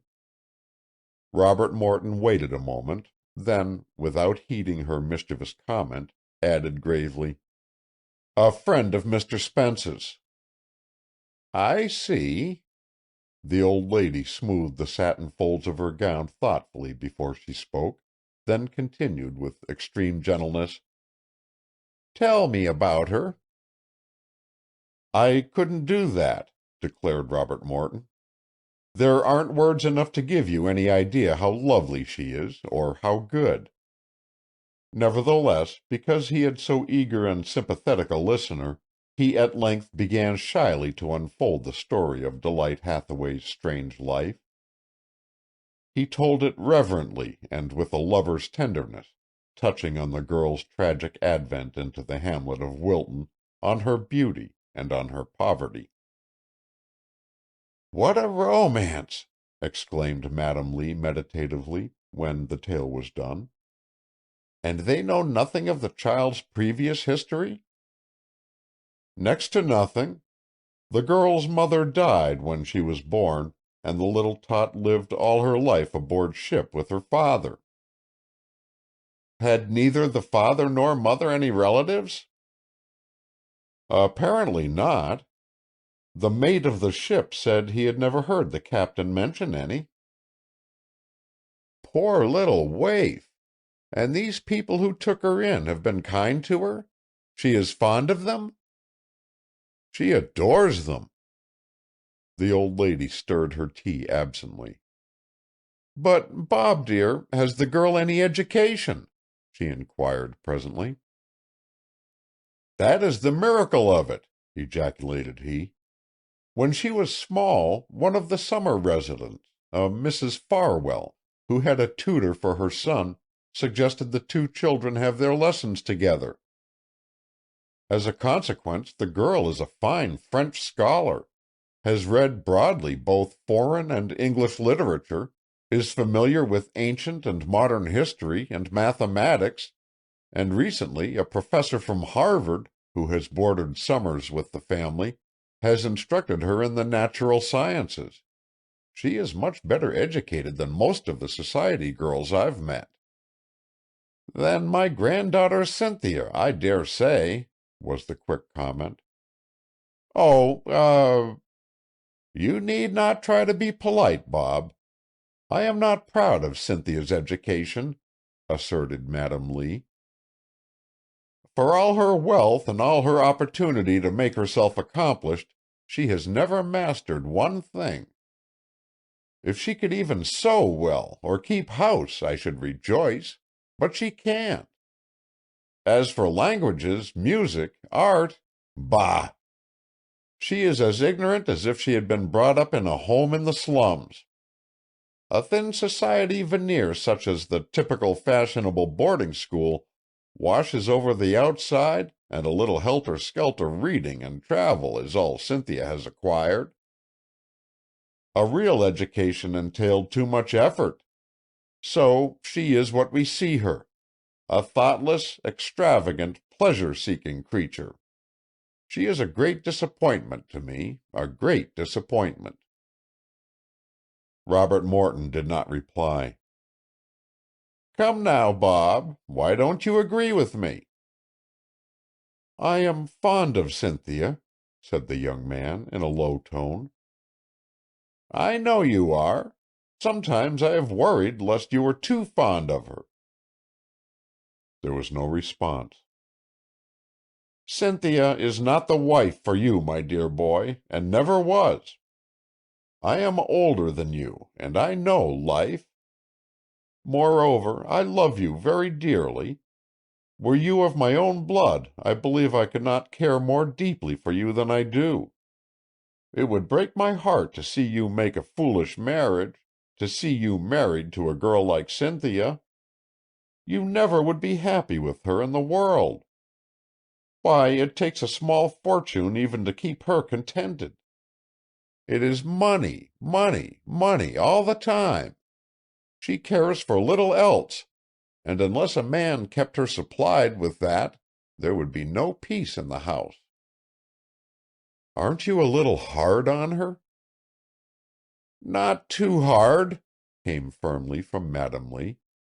"You think precisely as I do, too, only you are too loyal and too chivalrous to own it."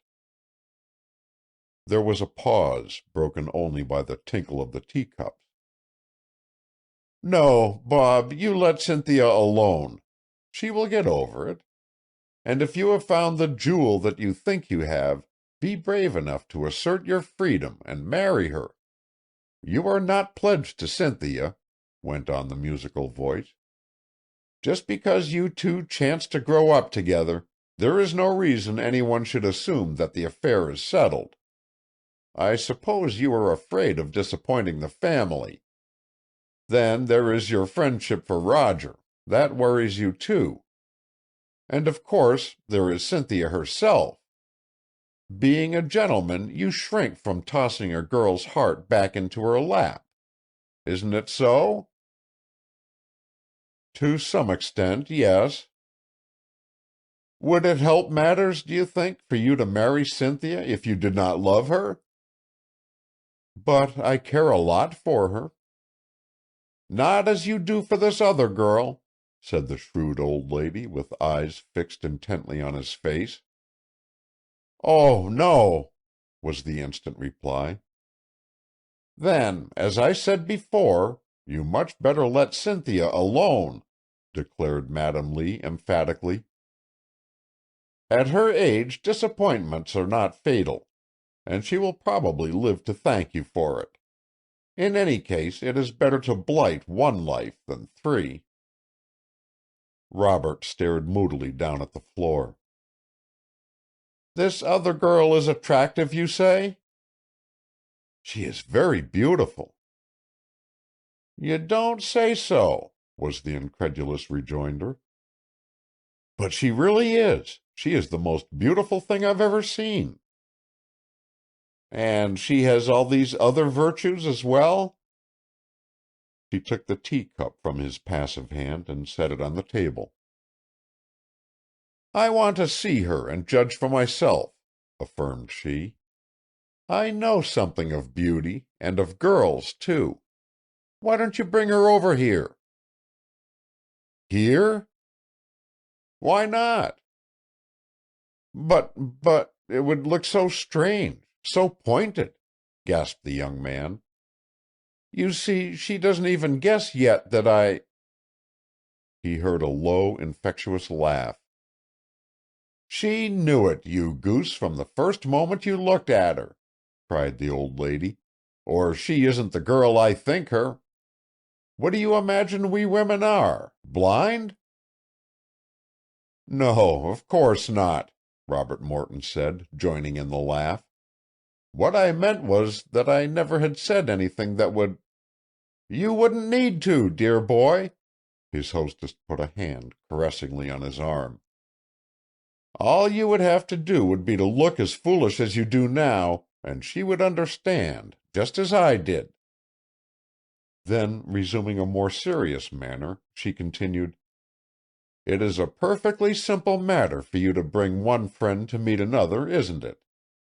Tell the girl I have heard her story and have become interested in her. She will overlook an old lady's whims and be quite willing enough to come, I'm sure, if you wish it." "I should like to have her meet you," admitted Bob, with a blush. "You mean you would like me to meet her," answered Madam Lee, with a confiding pat on his arm. "It is sweet of you, Bob, whichever way you put it.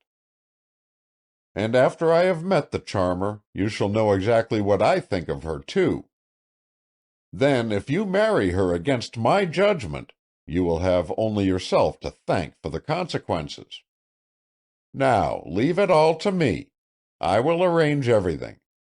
In a day or two I will send the car over to Wilton to fetch you, your aunt, Mr. Spence, and this Miss—what did you say her name was?" "Hathaway." "Hathaway. Hathaway!" echoed Madam Lee, in an unsteady voice. "Yes. Why?" "Oh, nothing," quavered the old lady, making a tremulous attempt to regain her poise. "Only it is not a common name. I knew a Hathaway once, very long ago, in the South." End of chapter 11. Chapter 12. Robert Morton makes a resolve. Robert Morton returned from Belleport in a mood bordering on ecstasy, his path now clear before him. He would woo Delight Hathaway and win her, and with a strong mutual love and hope they would set forth in life together. He had, to be sure, no capital but his youth, his strength, and his education, but he did not shrink from hard work, and felt certain that he would be able not only to keep want in abeyance, but place happiness within the reach of the woman he loved. Until Madam Lee, with her keen-visioned knowledge of human nature, had ranged in perspective all the tangled circumstances that had so insidiously woven themselves about him, he had been unable to see his way. The fetters that held him were so delicate and intangible that with an exaggerated sense of honor he had magnified them into bonds of steel, never daring to believe that they might be snapped and leave no scar. But now the fact stood lucidly forth. There was no actual engagement between himself and Cynthia, nor had there ever been any talk of one. He simply had been thrown constantly into her society, and had drifted, at first thoughtlessly and afterward indifferently, until there had been created, not only in the mind of the girl, but also in the mind of all her family, a tacit expectation that ultimately their permanent union would be consummated. From the Galbraiths' point of view, such a marriage would have been a very gratifying one, for, although Robert Morton was without money, in his sterling character and his potentialities for success they had every faith. A span of years of intimacy had tested his worth, and had this not been the case, his friendship with Roger had proved the tough fiber of his manliness. Of all their son's college acquaintances, there was none who had been welcomed into the Galbraith home with the cordiality that had greeted Robert Morton. At first they had received him graciously for their boy's sake, but later this initial sufferance had been supplanted by an affectionate regard existing purely because of his own merits. They had loaded him with favors, pressed their hospitality upon him, and but for a certain pride and independence that restrained them, would have smoothed his financial difficulties with the same lavishness they had those of their son.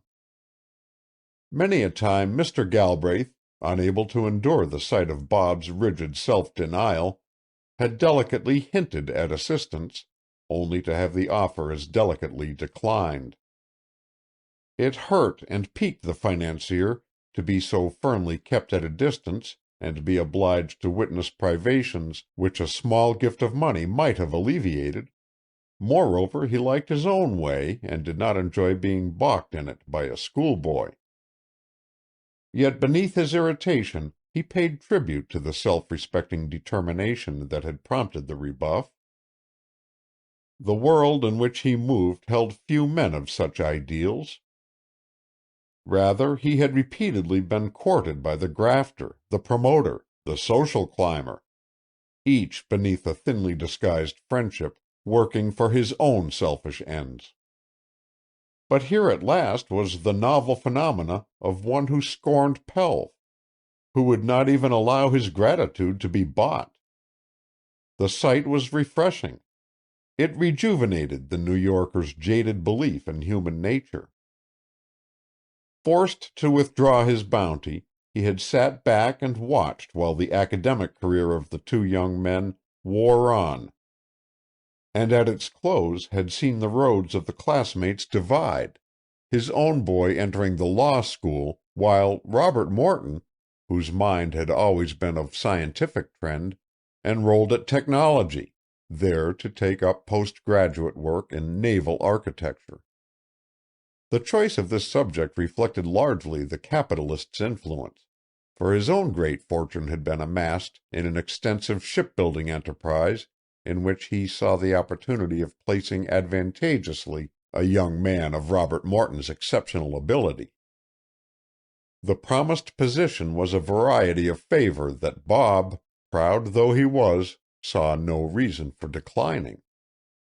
The opening, to be sure, would be his as a consequence of Mr. Galbraith's kindness, but the retention of the position would rest on his personal worth and hard work, a very satisfactory condition to one who demanded that he remain captain of his soul. Hence he had deliberately trained for the post, and it was understood that the following October he would assume it. It was a flattering beginning for a novice, the salary guaranteed being generous, and the chances for advancement alluring. Nor did the great man who had founded the business conceal from the ambitious neophyte that later he might be called upon to fill the niche left vacant by Roger's flight into professional life. Such was the nicety with which Robert Morton had been dovetailed into the Galbraith plans, his welcome in every direction assured him. And now here he stood confronted by the probable overthrow of the whole delicately balanced structure. If he did not marry Cynthia, and selected instead another bride, he risked forfeiting the regard of those who had become dear to him, imperiling his friendship with Roger, and sacrificing the brilliant and gratifying future for which he had so patiently labored. Never again, he knew beyond a question, would such an opportunity come within his grasp. He would be obliged to start out unheralded and painfully fight his way to recognition. That recognition would be his, he did not doubt, for he never yet had failed in that to which he had set his hand. But, alas, the weary years before he would be able to make a hurrying universe sense that he was alive. He knew what struggle meant when stripped of its illusions, for had he not toiled for his education in the sweat of his brow? The triumph of the achievement had been sweet, but for the moment the courage to resume the weary, uphill plodding deserted him. Why, it would be years before he could marry a girl who was accustomed to even as few luxuries as was Delight Hathaway. And suppose a miracle happened, and Mr. Galbraith was large-minded enough still to hold out to him the former offer. Should he wish to accept it? Would it not be almost charity? No, if he refused Cynthia's hand, and that was what in bald terms it would amount to, he must decline the other favor as well, and be independent of the Galbraiths for good and all. Otherwise his position would be unendurable. It was an odious situation, the one in which he found himself. Only a cad cast a woman's heart back at her feet. The unchivalrousness of the act grated upon every fibre of his sensitively attuned, high-minded nature. Yet, as Madam Lee had reminded him, would he not be doing Cynthia a greater injustice if he married her without love? Friendship and brotherly affection were all he could honestly bestow, and although these he gave with all sincerity, as he now examined his heart in the light of the revelations real love had brought, he realized that beyond their confines existed a realm into which Cynthia Galbraith, fair though she was, had never set foot. No woman had crossed that magic threshold until now, when her presence stirred all the blended emotions of his manhood. Humility, tenderness, reverence possessed him. Self descended from its throne of egoism and yielded its scepter to another. The hot blood of the primitive, untamed Viking raced in his veins. Soul, mind, heart, body were all awakened. He was a dolt who confused genuine passion with the milder preferences of callow youth. Delight Hathaway was his mate, created for him before the hills in order stood. It was as inevitable that they should come together as that the river should sweep out to meet the sea, or the lily open to the kiss of the sunlight. All that this woman was in purity, in graciousness of heart, in brilliancy of intellect, he loved, adored, approved. All that she was in physical beauty he reverenced and coveted. Her lot had been strangely cast, and the scope of it limited to a very narrow vista. Oh, for success to place at her feet the riches of the earth! With such a goal to lure one on, what was toil? Faugh! He laughed aloud at the word. Madam Lee, with her unerring intuition, had probed his heart and read his destiny aright. His future lay not with this pampered daughter of a great house whose selfishness he had repeatedly excused and refused to recognize. Nor would he purchase worldly prosperity at the price of his soul. Casting aside the easier way, he would follow the rough path that mounted upward to the star of his desire. Before the waning of another moon, both of these women who had come into his world should know his intentions, and have the opportunity to accept or reject that which he had to offer them. He hoped Cynthia would understand and forgive. He was fond of Cynthia. And he hoped, prayed, implored heaven that Delight Hathaway would not turn a deaf ear to his entreaties, for without the prize on which his hopes were set, life's race would not be worth the running. Well, he would not allow the thought of failure any place in his mind. Victory should be his. It would be. Must be. See how all the world smiled on the vow he registered. The sky had never stretched more cloudlessly above his head. The air had never been sweeter, the dancing ripples of the bay gladder in their golden scintillations. The whole universe throbbed with youth and its dauntless supremacy. Something told him he would conquer, and with a high heart he alighted at the door of the dear, familiar gray cottage. Willie came to meet him.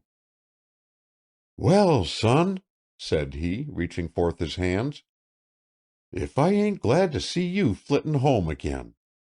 I've missed you like as if the 2 days was 2 weeks. I reckon your aunt has, too. Anyhow, she took to her bed quick as you was out of sight, and ain't been seen since." "Aunt Tiny ill?" "No, not sick exactly," explained Willie, as arm in arm they proceeded up the walk. She's just struck of a heap with a lame shoulder such as she has sometimes. She can't move a peg, poor soul." "Great Scott! That's hard luck. Then, since you're short-handed, I shall be more bother than I'm worth around here. I'd better have stayed where I was. You won't want any extra people to look out for and feed now, I fancy." "Oh, law, I ain't doin' the cookin'," grinned the little inventor, as if the bare notion of such a thing amused him vastly. "Why, I could no more cook a dish that was fit to eat than a mariner could run a pink tea. I'd die of starvation if the vittles was left to me. Let alone the cookin', we'd 'a' had to have help anyhow, 'cause Teeny's too miserable to do much for herself. So we've got in one of the neighbors." "It's a shame." "Oh, we'll pull through alive," smiled Willie cheerfully. "We've piloted our way through many a worse channel. This spell of Teeny's ain't nothin' she's goin' to die of, thank the Lord. She takes cold sudden sometimes, and it always makes straight for that shoulder of hers, stiffening up every muscle in it. She'll admire to see you home again, I know. The sight of you will probably make her better right away. You can run up to her room now if you choose to. I'll be around in the shop when you want me." With a beaming countenance, the old man turned away. Robert Morton opened the screen door diffidently, speculating as to whom he would confront in the kitchen. Then he stopped, arrested on the door-sill. At the wooden table near the pantry window stood Delight Hathaway, her sleeves rolled to the elbow, and her slender figure enveloped in a voluminous gingham pinafore that covered her from chin to ankle and was tied in place at the back by a pert bow. She was sifting flour into a mammoth yellow bowl, and as she stirred the mixture, the sweep of her round white arm brought a flood of color into her cheeks and wreathed her brow with tiny, damp ringlets. Bob held his breath, hungrily devouring her with his eyes, but a quick breeze brought the door to with a bang, and the girl glanced over her shoulder. "All hail!" she cried, the dimple darting out of hiding with her smile. "You have a new cook, monsieur." "My word!" was all the young man could stammer. "Is it as bad as all that?" she laughed. "No, but great hat, this is awful, you know." "What is awful?" returned she, turning to face him. "Why, having you come here and cook for us two men." "Oh, I'm always cooking for somebody," was the matter-of-fact retort. "Why not you?" "Well, it makes me feel like it doesn't seem right, somehow." "It's as right as possible. I rather like it," said she, darting him a roguish look, then bending over the bowl before her. "Well, you must let me help you, anyway. Can't I butter something?" "Butter something?" "Yes, things are always having to be buttered, aren't they? Pans and dishes and cups." He paused vaguely. Her laugh echoed like a chime of miniature bells. "I am sorry to say the pan is already buttered," replied she. "What other accomplishments have you?" "Oh, I can do anything I am told," came eagerly from Bob. "That's something, anyway. Then fetch me some flour, please." "Flour?" "It's in the barrel." "No, that's the sugar bowl. The barrel, under the shelf." "The barrel. To be sure. Barrel ahoy! How could I have mistaken its sylph-like form? How much flour do you want?" "Just a little." She passed the sieve to him and went to inspect the oven. Bob caught up the sifter, filled it to the brim, and came toward her, turning the handle as he approached. "I say, this is great, isn't it?" he observed, so intent on the mechanism of the device that he did not notice the track of whiteness which he was leaving behind him. "It is like winding up a Victrola." Whistling a random strain from Faust, he turned the handle faster. "Oh, Bob!" burst out Delight. "Look what you're doing!" Obediently he looked, but did not comprehend. Her slip of the tongue had banished every other idea from his mind. "Say it again, please." "What?" "Say Bob again, as you did just now." "I didn't know I did," faltered the girl. I forgot." "Forgot?" He dropped the sifter into the bowl, and his hand closed firmly over the one that now rested on its yellow rim. "Oh, see what you've done!" cried she. "You have spilled all the flour into the cake." "No matter." His eyes were on hers. "But it does matter. Willie's cake will be spoiled." She tried vainly to draw away from the grip that imprisoned her. "Please let me go."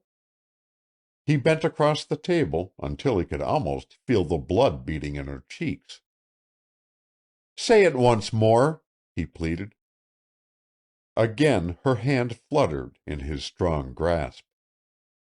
"Please." "Please what?" persisted Robert Morton. "Please, Bob," she murmured. He was at the other side of the table now, but she was no longer there. Instead, she stood at the screen door, shaking the flour from her apron. "Don't move," she cried severely. "You've walked all through that flour, and are tracking it about every step you take. Look at the pantry. I shall have to sweep it all up."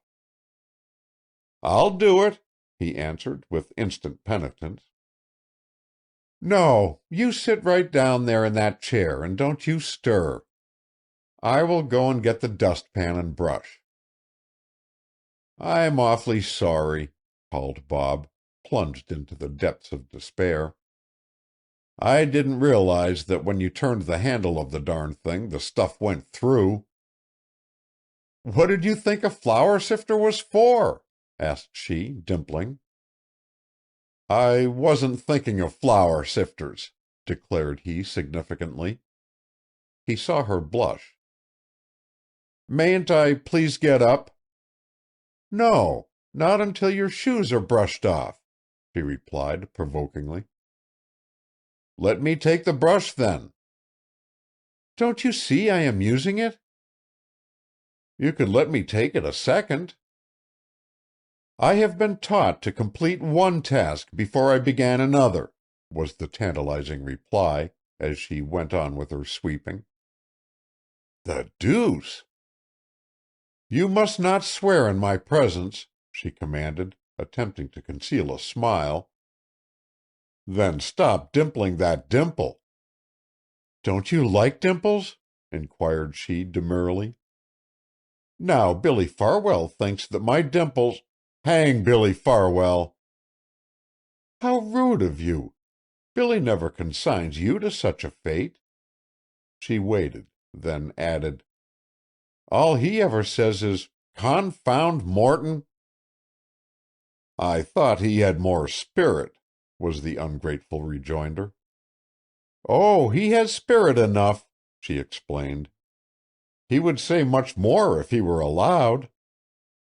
She saw Robert start forward. "Of course," she went on in an even tone, "I shouldn't permit him to abuse a friend of Willie's."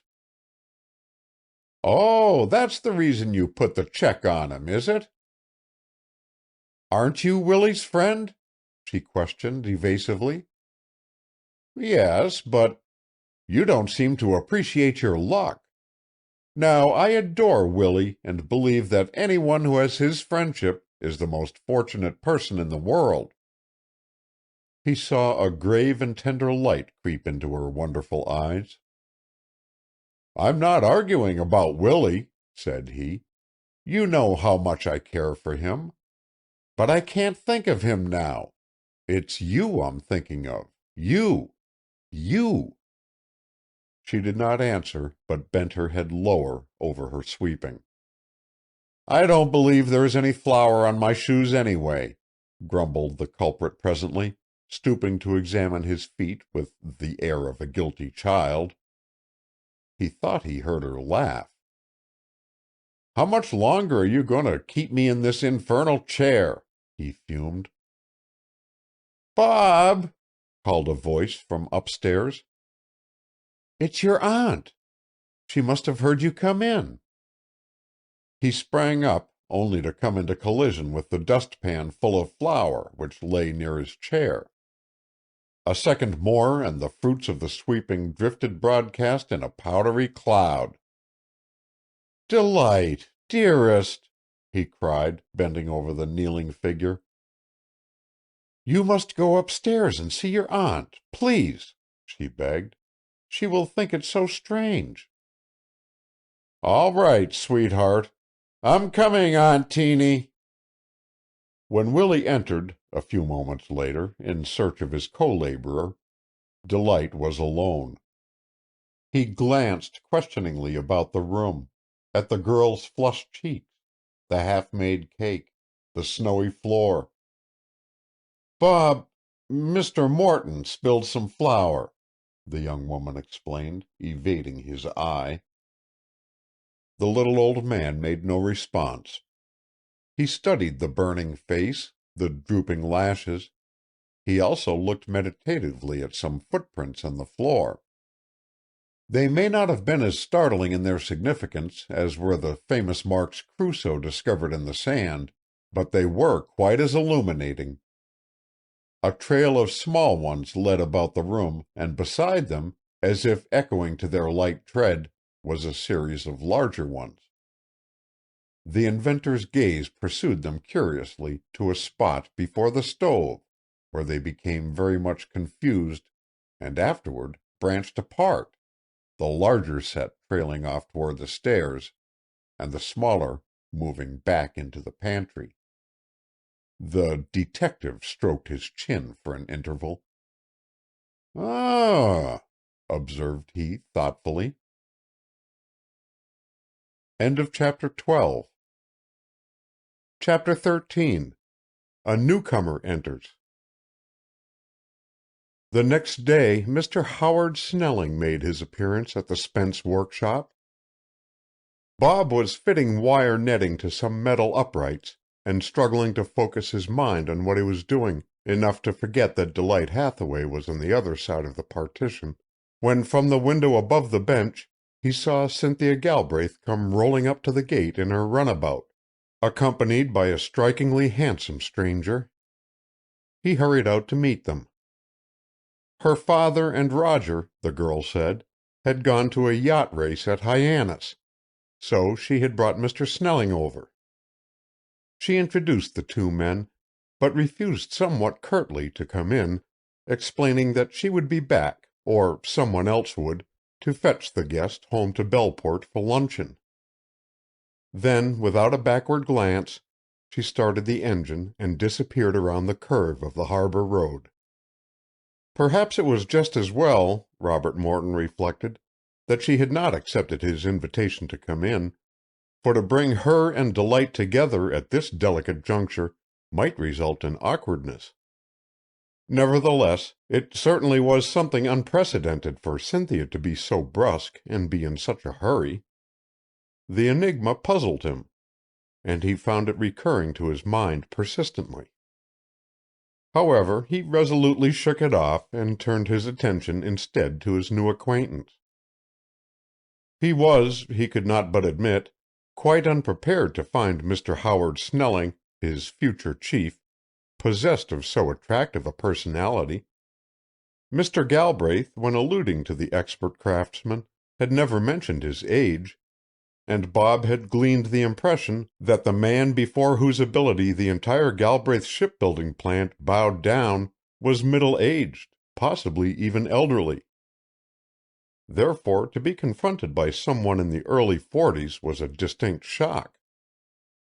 Snelling's hair was, to be sure, sprinkled lightly with gray, but this hint of maturity was given the lie by his ruddy, unlined countenance and the youthfulness with which he wore his clothes.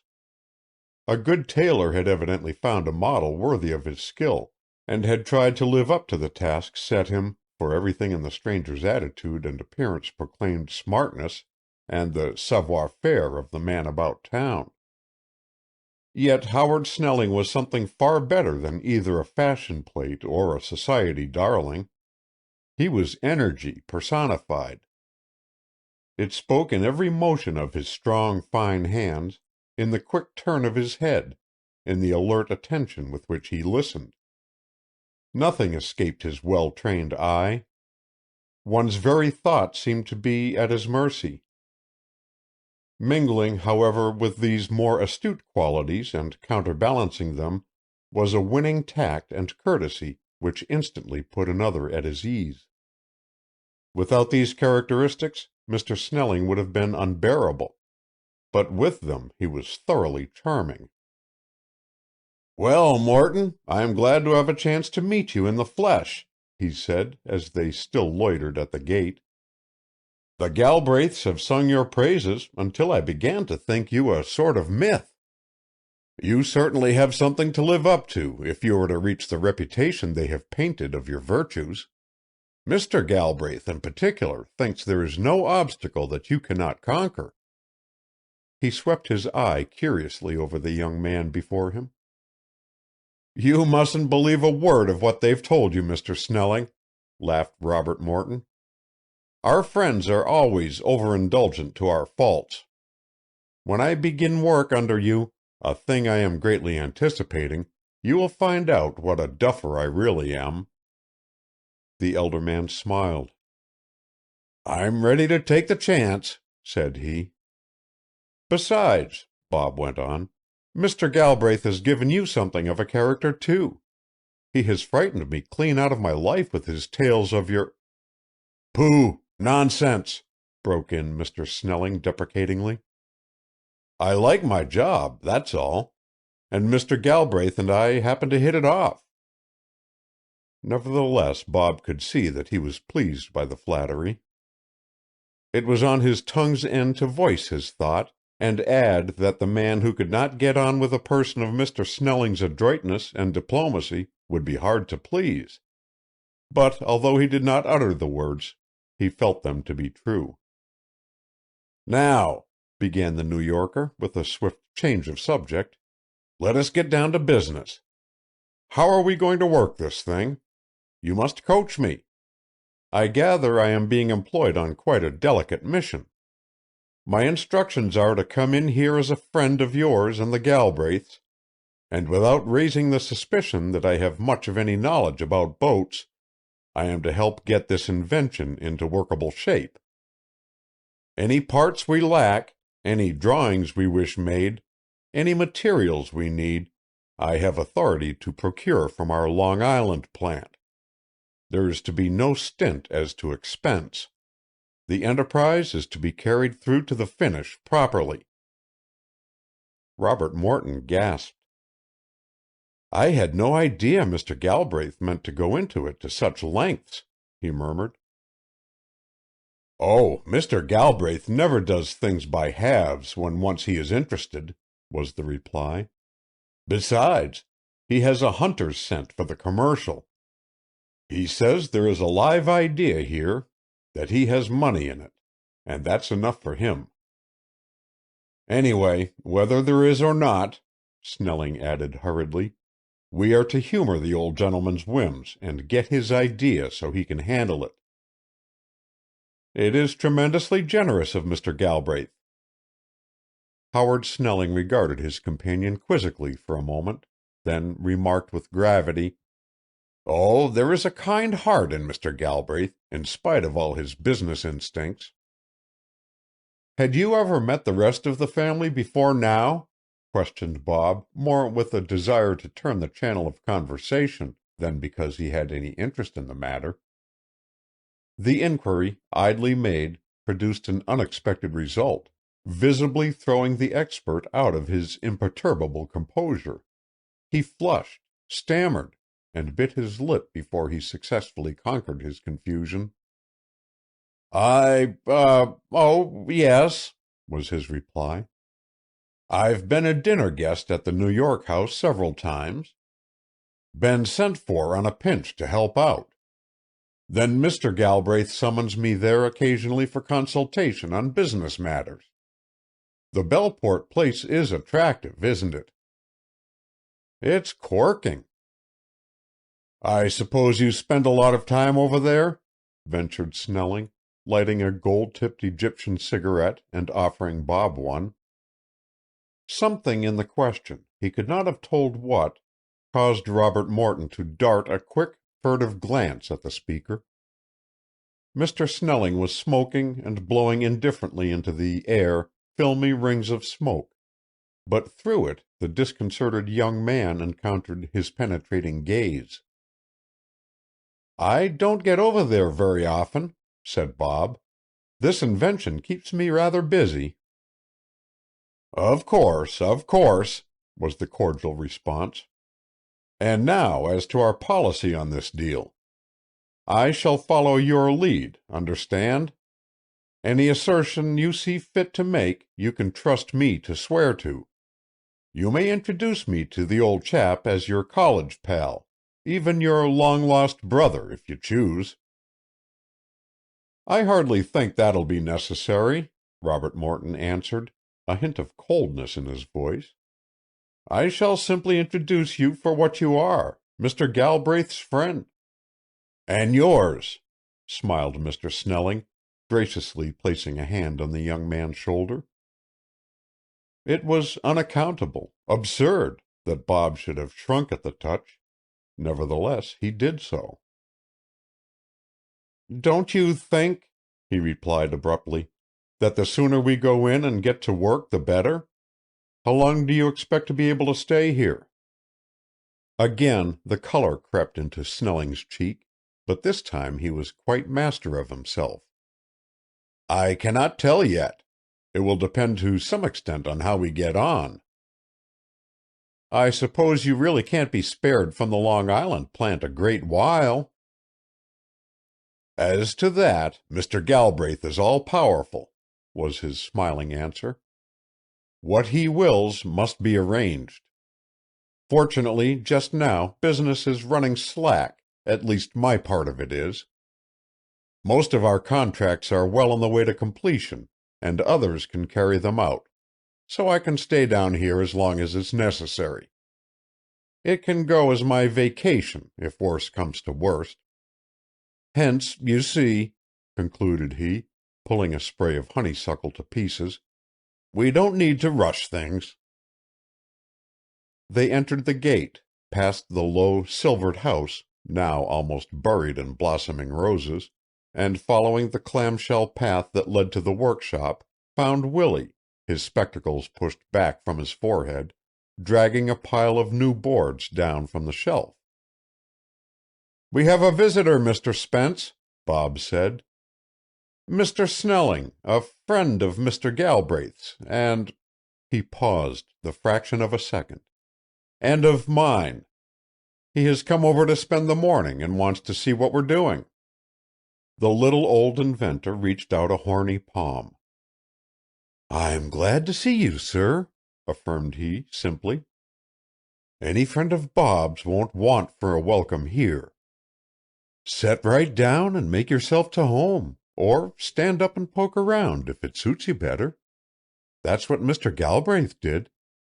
I reckon there warn't a corner of this whole place he didn't fish into. 'Twas amusin' to see him. He said it took him back to the days when he was a boy. I couldn't but smile to watch him fussin' with the plane and saw and hammer like as if they was old friends he hadn't clapped eyes on for years." "It does feel good to handle tools when you haven't done so for a long time," assented Mr. Snelling. Likely you yourself, sir, ain't had a hammer nor nothin' in your hands for quite a spell, went on Willie with a benign smile. They don't look as if you ever had had. Howard Snelling glanced down at his slender, well-modeled hands with their carefully manicured nails. I haven't done much carpentry of late years, he confessed. It would be quite a novelty were I to be turned loose in a place like this. I should like nothing better. You don't say so, responded Willie with pleased surprise. Well, well, ain't that queer now? I'd much sooner a put you down as a gentleman who wouldn't want to get into no dirt or clutter. You don't know me. Evidently not, the old man rejoined. Well, you can have your wish, far as carpenterin' goes. You can put around here much as you like. Mr. Snelling moved toward the long workbench. This is a neat thing, remarked he, regarding the unfinished invention quite as if he had never heard of it before. What are you doing here? A glow of satisfaction spread over the little fellow's kindly face. Why, me and Bob, he explained, are tinkerin' with a notion I got into my head a while ago. The idea ketched me in the night, and I come downstairs and commenced tacklin' it right away. But I didn't see my course ahead, and 'twarn't till Bob hove in sight and lent a helpin' hand that the contraption begun to take shape. But for him 'twould never have amounted to a darn thing, I reckon. I ain't much on the puttin' together, anyhow, and this was such a whale of a scheme it had me floored. But it didn't seem to strike Bob a beam. He went at it like a dogfish for bait, and he's beginnin' to tow the thing out of the fog now into clear water. It's quite a scheme, observed Snelling with an assumed nonchalance. How did you happen on it? Them ideas just come to me, was the ingenuous reply. Some brains, like some gardens, grow one thing, some another. Mine seems to turn out stuff like this. It's pretty good stuff. It's a lot of bother to me sometimes, said the old man simply. Still, I enjoy it. I'd be badly off if it weren't for the thinkin' I do. What a marvel thinkin' is, ain't it? You can think all sorts of things, can travel in your mind to most every corner of the globe. You can think yourself rich, think yourself poor, think yourself young, think yourself happy. There's nothin' you want you can't think you have, and dreamin' about it is most as good as gettin' it. Mr. Snelling nodded. Sometimes I think myself an artist, sometimes a musician, went on the wistful voice. Then again I think myself a great man and doin' something worth while in the world. Then there's times I've thought myself with a family of children and planned how they should learn more'n ever I did. He mused, then, banishing the seriousness of his tone by an embarrassed laugh, added, I've waked up afterward to think how much less it cost just to imagine 'em. The heart that would not have been won by the naivete of the speaker would have been stony indeed. Howard Snelling flashed a tribute of honest admiration into the gentle old face. Dreams are cheap things, rambled on the little inventor. Sometimes I figure the Lord gave 'em to those who didn't have much else, so's to make 'em think they are kings. If you can dream, there ain't a thing in all the world ain't yours. The conversation had furnished Snelling with the opportunity to study more minutely the object on the table, and he now said, with a motion of his hand toward it, Wouldn't it be rather nice if you had some netting or coarser mesh, and which wouldn't corrode? Oh, this screenin' ain't what I'd choose, returned Willie, but 'twas all I had. I ripped it off the front door. Teeny didn't fancy my doin' it very well. 'Tain't often she's ruffled, and even this time she didn't say much. Still, I could see it didn't altogether please her. "Teeny?" interpolated Mr. Snelling. "My aunt, Miss Morton, who keeps house for Mr. Spence," explained Bob with proud directness. "I wasn't aware you had relatives down here," the boat builder observed, turning toward Robert Morton with interest.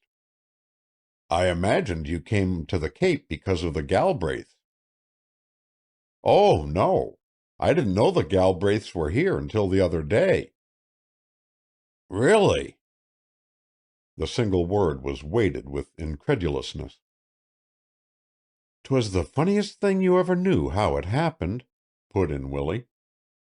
Robert Morton tried to cut him short. "A package for the Galbraiths was sent to me by mistake. That was how I secured their address," he said. Snelling looked puzzled. "That warn't it at all, Bob," persisted Willie. "You ain't tellin' it half as queer as 'twas." It was useless to attempt to check the little old man now. Artlessly he babbled the story, and Howard Snelling, listening, constructed a good part of the romance interwoven with it from the young man's color and irritation. "So there were two beauties in the case," commented he when the tale was finished. "There were two silver buckles," came sharply from Bob. "Which amounts to the same thing," smiled the New Yorker.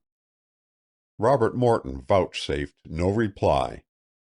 "Have your friends the Galbraiths met this other lady?" asked Snelling insinuatingly. "No, not yet." "I see." There was something offensive in the observation, something, too, that compelled Robert Morton even against his will to add with dignity, "I am expecting to take Miss Hathaway over to see them some day soon." He told himself, as he uttered the words, that he owed Howard Snelling no explanation, and that it was ridiculous of him to make one. Nevertheless, he felt impelled to do so. Mr. Snelling smiled superciliously. "That will be very pleasant, won't it?" he remarked. One could not have quarreled with the sentiment, but its blandness conveyed an exasperating disbelief. The young man bit his lip angrily. At the same instant there was a sound at the door. "Aunt Teeny wants to know—" The three men glanced up simultaneously, and Mr. Snelling's jaw dropped with amazement. "I beg your pardon," murmured Delight. "I did not know there was anyone here." "It's only Mr. Snelling, a friend of Bob's," Willie hastened to say. "Mr. Snelling is also a friend of Mr. Galbraith's," interrupted Robert Morton, enraged that it fell to him to perform the introduction. "This is Miss Hathaway, Mr. Snelling." "I am charmed to meet you, Miss Hathaway," Howard Snelling declared, bending low over the girl's outstretched hand. "I did not realize you were an inmate of the house." Then, with a sidelong glance at Bob, he added, "Wilton certainly abounds in beautiful surprises." As with unveiled wonder he scanned the exquisite face, Robert Morton, looking on, could have strangled him with a relish. Chapter 14. The Spences Enter Society. For a week Howard Snelling came and went from the small, vine-covered cottage on the bay, making himself so useful and so delightful that the charm of his personality gradually obliterated the first unpleasant impression Bob had gained of him. He worked hard, but worked with such unobtrusiveness that unless one scrutinized him closely, the subtle power that lay behind his hand and brain might have passed unsuspected. Ever mindful that his role was that of the casual visitor, he listened with appreciation to Willie's harmless gossip, and whenever the little old man advanced a theory as to the enterprise in which they were engaged, he greeted it not only with respect, but with cordiality.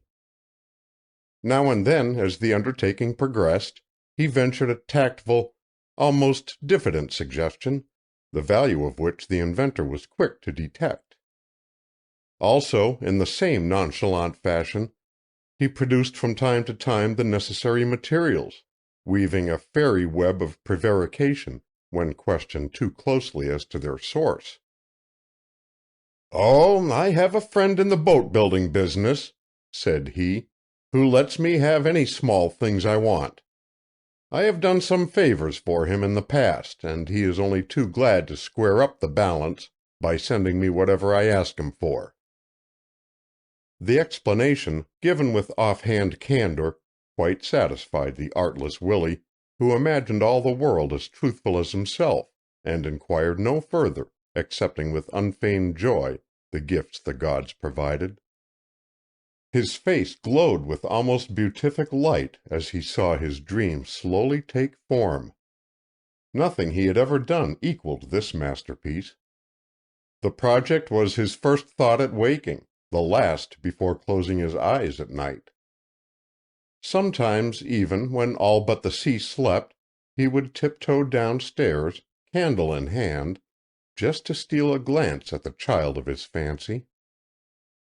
So absorbed was he in its growth and progress that it never crossed his mind to marvel that the two men, of Howard Sterling's and Robert Morton's ability, should sacrifice to the invention the golden hours of the rare June days. Their interest was nothing miraculous. Who wouldn't have been interested in such a wonderful undertaking? Indeed, Mr. Snelling's concern for the venture was almost as keen as his own. From morning until late noon he toiled. Occasionally the Galbraith chauffeur brought him over from Belport, but more often it was Cynthia who made the trip with him. Mr. Galbraith, it appeared, had been called back to New York on urgent business. Roger had gone with friends on a yachting cruise, and Mrs. Galbraith was devoting her time to her mother, who was still indisposed. Hence Cynthia was forced to fill the gaps and serve both as host and hostess. It was a natural situation, and Bob thought nothing about it, except selfishly to exult that under the conditions Cynthia was kept too busy to invade the Spence home or bother him with invitations. And that was not the only boon that came with Snelling's presence, for with 3 workers in the shop, Robert Morton found not infrequent chances to steal into the kitchen, where Delight was busy with household tasks, and enjoy the rapture of a word or two with her. Never were there such days of enchantment as these. He might, he often said to himself, have remained in Wilton an entire summer, and his acquaintance with the lady of his heart never have reached the degree of intimacy that it attained during Celestina's illness. To behold the girl, fair as the new-blown rose, presiding at the wee breakfast table was to forget all else. How dainty she looked in her trim cotton gown, with its demure cuffs and collar of white, and how deftly her hands moved along the simple fittings of the table. The worn agate coffee-pot seemed transformed to classic outline, and the nectar it contained to ambrosia. And what a famous little cook she was! Surely such flaky biscuit could never have been made by other hands. Bob suddenly became surprisingly interested in kitchens and all that they contained. The glint of tin pans, the dull ebony of the stove, iridescent suds foaming fresh and hot. All these took on a strange and homely beauty quite novel in its charm. He had never dreamed before what an incomparable Eden a kitchen was. To slip in and fill the wood-box, to creep into the pantry and watch the beloved head as it bent over the baking-table, to be permitted to wipe the dishes while she washed them, made of the simple duties tasks for gods and goddesses. He loved the pretty way her fringed lashes lifted, the wave of color that swept her cheek when she was startled by his step, and there was something ravishingly confidential in her caution, "Be careful, Bob, not to drop Aunt Teeny's china teacups." It was all foolish and inconsequential, the sighs, the smiles, the silences, but they made a paradise of the grim old universe. Many a time he longed to press his lips to the white arm, to kiss the warm curve of her neck where soft curls clustered, but he did none of these things. By a gentle reserve the girl kept him at his distance, and although there was only Jezebel to see, he did not transgress the bounds Delight's sweet womanliness reared between them. Of course, she knew he loved her. She could not but know. Even Jezebel from her round blue eyes proclaimed a complete understanding of the romance, and drawing herself into a fluffy ball in Willie's great chair, feigned sleep that she might not embarrass the lovers. The canary knew, and so did the impertinent crimson rambler that clambered up the window frame and spied in through the pane. It was no secret. The whole dazzling world shared in the exquisite mystery. Were the tale to have been put into words, half its delicate beauty would have been shattered. It was now a thing of clouds, of perfume, of sunshine. The waves whispered together of it. The birds trilled the story. A glance, a half-uttered sentence, the meeting of hands carried with them great throbbing reaches of emotion that went to make up the reality of the ephemeral drama. And then there was the tormenting, bewitching, wretched, alluring uncertainty of it all. One could never be sure, and in the spell of this disquietude lay half the magic. Robert Morton speculated as to whether Willie, along with Jezebel and the canary, had fathomed the idyll. He wondered, too, how much Snelling suspected. The New Yorker had an irritating habit of waylaying Delight, and making pretty speeches to her, as if for the wanton pleasure of watching the blush rise in her cheek. When it came to women, there was no denying Howard Snelling was as great an authority as at building ships. He understood the sex, and knew what pleased them, and with the subtle art of a courtier he breathed into their ears a flattery too delicate to be resented. Beside such an expert, Bob, floundering in his first real love affair, felt but a blunderer. Perhaps Mr. Snelling realized this, and rather enjoyed the amateur's chagrin. However that may have been, he certainly let no opportunity slip for the display of his proficiency. The discomfited lover fumed with jealous rage. Yet, on analyzing the causes of his wrath, he discovered he actually had but scant ground for complaint. He was not engaged to Delight, and until he was, he had no claim upon her, and not the smallest right in the world to grumble if another man chose to pay her a compliment. And what were compliments, anyway? Only empty words. Yet, reason as he would, he wished Snelling 20 fathoms deep in the sea before ever he had come to Wilton, there to haunt Willie's shop and make of himself a menace to all tranquillity. So the days passed in a delirious alternation of ecstasy and despair until one morning, when Mr. Snelling came bringing from Madam Lee the long-delayed note which she had promised Bob she would send. She was now quite strong again, she wrote, and she wished him to arrange for his aunt, Mr. Spence, and Miss Hathaway to come and have tea with the Belport family on the following afternoon, when both Roger and Mr. Galbraith would be at home. With beating heart, Robert Morton took the letter into the house and showed it to Delight. "How nice of them!" she exclaimed. "Oh, I do wish we could go. Willie would love it. He liked Mr. Galbraith and his son so much. And Aunt Teeny would be in the seventh heaven if only she were able to accept. She so seldom has an invitation out, poor dear." "And you?" "Oh, I couldn't go anyway." "Why not?" "Well, in the first place, I have nothing to wear to a place like that." "Delight!" "And besides," she hurried on, "they are only asking me because I happen to be here in the house." "Indeed they're not." "But I know they are," persisted the girl. "Everybody doesn't want to see me just because you—" "Because I what?" demanded Bob, with an ominous stride in her direction. "Because you and Mr. Snelling like me," concluded she, tranquilly. "Confound Snelling!" "Indeed, no. He is a charming gentleman, and I won't have him confounded." "Hang him, then."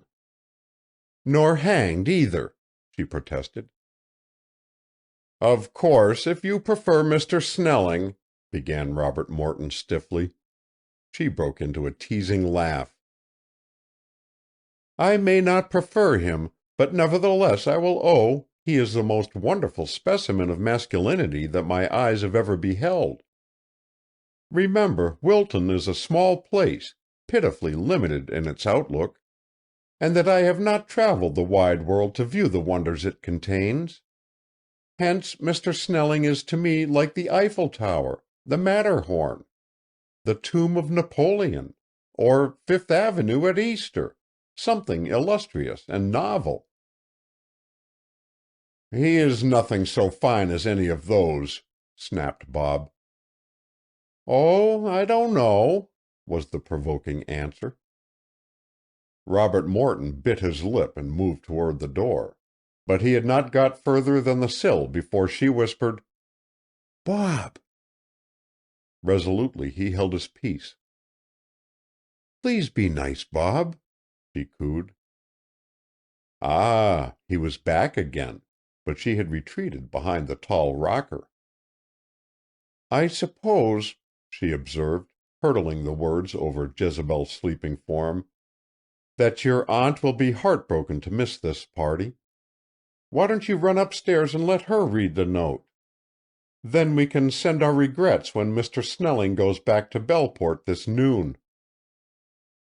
Obediently the young man sped to do her bidding, and soon Delight heard his voice calling from the upper hall. "She won't send her regrets. She says she's going. I tell her they will ask her another time, but she insists she feels lots better and was thinking of getting up anyway. She wants to start putting fresh cuffs on her black cashmere this minute, and do I don't know what. You'd better come up and stop her." But Celestina was not to be stopped. Go she would. "My shoulder's most well, anyhow," she affirmed, "and I had planned to go down to supper. Do you think for 1 minute I'd miss a junket like this? Why, I'd go if it killed me. The Galbraiths are nice folks, and have been good to Bob and Willie. Besides," she added with ingratiating candor, "I want to see where they live. And they're going to send the automobile for us, that great red one. Imagine it. I ain't been in an automobile more'n 6 times in my whole life. Do you think I'd send my regrets? I'd go if I had to be carried on a stretcher." Delight and Robert Morton laughed at her enthusiasm.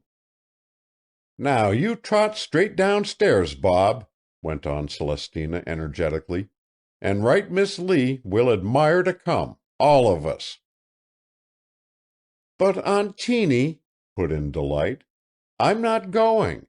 Somebody must stay here and look after the house." "What for?" Celestina demanded. "The house won't run away, and if thieves was to ransack it from attic to cellar, they'd find nothin' worth carryin' away. Ridiculous!" "She says she hasn't anything to wear," interrupted Bob. "Delight Hathaway! For shame!" said the elder woman, raising a reproving finger. "You always look pretty as a picture in anything. Some folks need fine clothes to set 'em off, but you don't. Don't be silly. Why, half the pleasure of Willie and me would be wiped out if you didn't go, and likely Bob would be disappointed too." "You bet I would." "Well," the girl yielded. "There, that's right, my dear." Celestina reached out and patted the slender hand. "Now, Bob, you go along and write your letter," commanded she. "And Delight, you bring me up some hot water and fetch my clean print dress from the hall closet. I kinder think, come to mull it over, that there's fresh cuffs on my cashmere already, but you might look and see. And hadn't we better furbish up my bonnet this afternoon? It ain't been touched this season." End of chapter 14. Chapter 15. A Revelation. The morning of the pilgrimage to Belport was a hectic one in the gray cottage on the bluff. Before breakfast, Celestina began preparations, appearing in the kitchen without trace of invalidism and helping Delight hurry the housework of the day, that the precious hours might be spent in retrimming the hat of black straw, which already had done duty 4 seasons. "Ain't it too vexatious," complained the irritated convalescent, "that I don't wear out nothin'?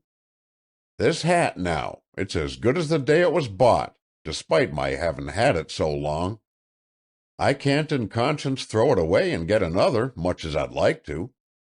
The trimmin' was on the front the first summer, don't you remember? Then we tried it on behind a year, and there was 2 seasons I wore it trimmed on the side. What are we going to do with it now, Delight? I've blacked it up and can see no way for it this time but to turn it round hindside before. What do you think?" The amateur milliner shook her head.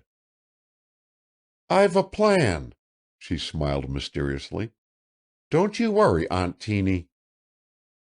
"Oh, I shan't worry, child, if you take it in hand. I know that when you get through with it, it's going to look as if it had come straight out of Miss Gates' store over at the Junction. It does beat all what a knack you have for such things. You could make your fortune being a milliner. I suppose you wouldn't want to face it with red, would you? Willie likes red, and there's a scrap of silk in the trunk under the eaves that could be stretched into a facin' with some piecin'." "I'm afraid you wouldn't like red, Aunt Teeny," the girl replied gently. "Maybe I wouldn't," was the prompt answer. "Well, do it as you think best. You never put me into anything yet that weren't becomin', and I reckon I can risk leavin' it to you." "Wouldn't you rather I helped you clear up the kitchen before I began hat trimming?" "Mercy, no. Don't waste precious time sweepin' up and washin' dishes. I can do that. Like as not, it'll take some of the stiffness out of me. Besides, the work and the millinery ain't the worst ahead of us. There's Willie to get ready. To coax him out of that shop and into his Sunday suit is going to take some maneuverin'. I know, 'cause I have to do it once in a while when there's a funeral or something. It's like pullin' teeth. There's times when I wish all his jumpers was burned to ashes. And as for his hair, he rumples it up on end till there's no making it stay down smooth and spread round like other folks's." "Oh, we mustn't try to dress Willie up too much," protested Delight. "I like him best just as he is." "Maybe you do," the elder woman grumbled, "but the Galbraiths ain't going to feel that way. Why, what do you suppose they'd think if Willie was to come prancing over there for a dish of tea looking as he does at home? They'd be scandalized. Besides, ain't you and me going to be dressed up? Ain't I got my new hat?" "Not yet," was the mischievous retort. "But I'm going to have. No, sir. If I begin indulgin' Willie by lettin' him go all wild to this party in his old clothes, the next time there's a funeral there'll be no reinin' him in. He'll hold it up forevermore that he went to the Galbraiths in his jumper. I know him better'n you do." "I suppose so." "And I'm firmer with him, too," went on Celestina. "You'd have him clean spoiled. I ain't sure but you've spoiled him already past all help durin' these last 10 days. Did you hear him at breakfast askin' me to open his egg? He knows perfectly well I never take off the shell. All I ever do for him is to put in the butter, pepper, and salt. And I only do that 'cause he's squizzlin' so to get out in that shop that he ain't a notion whether there's fixin's on his egg or not.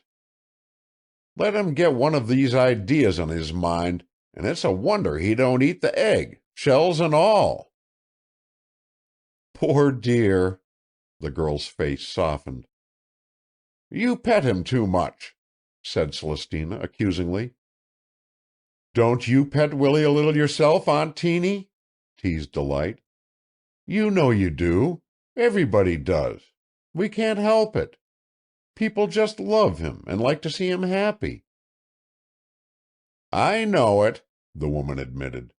"Why, there's folks in Wilton, I could name 'em right now, who would run their legs off for Willie. Look at Bob and this Mr. Snellin sweatin' in that shop like beavers over somethin' that ain't ever goin' to do 'em an ounce of good. Maybe ain't ever goin' to do anybody no good. There's somethin' in him that sort of compels people to stand on their heads for him like that. I often try to figure out just what it is," she mused. Then in a brisker tone she asked, "How's the hat comin'?" "Beautifully." "That's good. Hurry it right along, for I'm planning to have dinner at 12 and get it out of the way." "But the car isn't coming for us until 3 o'clock." "'Twill take us that time to wash up the dishes and rig Willie up." "Not 3 hours." "You don't know him. We'll have our hands full to head him away from that thing he's makin'. All I pray is no new scheme catches him while he's dressin', for it'll be all day with the party if it does." Fortunately, no such misadventure befell. Willie was corralled, his protest smothered, and he was led placidly away by Bob, to emerge after an interval resigned as a lamb for the slaughter. Even the homespun suit could not wholly banish his native charm, for after it was once on he forgot its existence and wore it with an ease almost too oblivious to suit Celestina. Not so she. On the contrary, she issued from her chamber conscious of every article of finery adorning her plump person. She settled, unsettled, resettled her hat a dozen times, and tried no less than a score of locations for her large cameo pin. Her freshly washed lisle gloves had unfortunately shrunk in the drying and refused to go on at the fingertips, and from each digit projected a sharply defined glove end which kept her busy pushing and pulling most of the afternoon.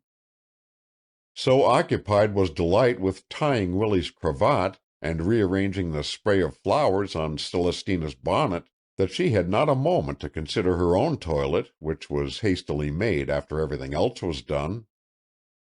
Yet as Robert Morton looked at her, he thought that nothing could have graced her more completely than did her simple gown of muslin. There was in the frock a demureness almost Quaker-like, which, as a foil for her beauty, breathed the very essence of coquetry. What lover could have failed to feel proud of such a treasure? Nevertheless, Bob had his qualms about the prospective visit. He was not concerned for Willie or Celestina. They were what they were, and anyone of discrimination would recognize their worth. Nor did he entertain fears for Delight or the Galbraiths. All of them could be relied upon to meet the situation with ease and dignity. But Cynthia, what would be her attitude? Of late, when she had come over in the car with Mr. Snelling, she had maintained a distant politeness, which would have been amusing had it not been ominous. He wondered how she would conduct herself today, not alone toward him, but toward the girl whom she could not but regard as her rival. How much did she guess, he speculated, of the romance that was taking place in the rose-covered cottage on the bluff? And if she had guessed nothing, might not Snelling, leaping at conclusions, have gone back to Belleport there to spread idle gossip of the love story? What would Howard Snelling know of the delicate situation twixt himself and Mr. Galbraith's daughter? And even though no rumors of the affair reached Cynthia at all, Robert Morton was old enough to sense the hazard of introducing one woman to another. Well, the risk must be taken. There was no escape from it now. Even as these disquieting imaginings chased themselves through his mind, the car stopped before the door, and Roger Galbraith, who had come to meet the guests, entered at the gate. No courtesy that would add to their comfort had been omitted. There were rugs and extra wraps, and a drive along the shore road had been planned as an added pleasure. Willie, his back actually turned on his beloved workshop, was in the seventh heaven. "What you settin' on the peaked edge of the seat for, Celestina?" he asked when once they were in the automobile. "The thing ain't going to blow up or break down. Let your whole heft sink into the cushions and enjoy yourself. 'Tain't often you get the chance to go a-ridin'." His joy in the novel experience was as unalloyed and as transparent as a child's. "My soul!" he ejaculated as the vehicle turned at last into the broad avenue leading to the Galbraith estate. "Ain't this a big place? Big's a hotel and some to spare." Even after the introductions had been performed, and he had sunk into a wicker chair beside his host, with a great pillow behind him to keep him from being swallowed up and lost entirely, he abated not a whit of his gladness, admiring the flowers, the smoothly cut lawns, and the ocean view, until he radiated good humor on all sides. But it was when the tea-wagon was rolled out and placed before Madam Lee that his interest was not to be curbed. "Ain't that cute, now?" he commented, his eyes following the unaccustomed sight with alertness. "The feller that got a hold of that idea found a good one. Trundles along like a little baby carriage, don't it?" Nothing would satisfy him until he had examined every part of the invention, and Celestina trembled lest then and there his brain be stimulated to action, and he made a bolt for home to complete without delay some sudden scheme the novelty had engendered. However, no such calamity occurred.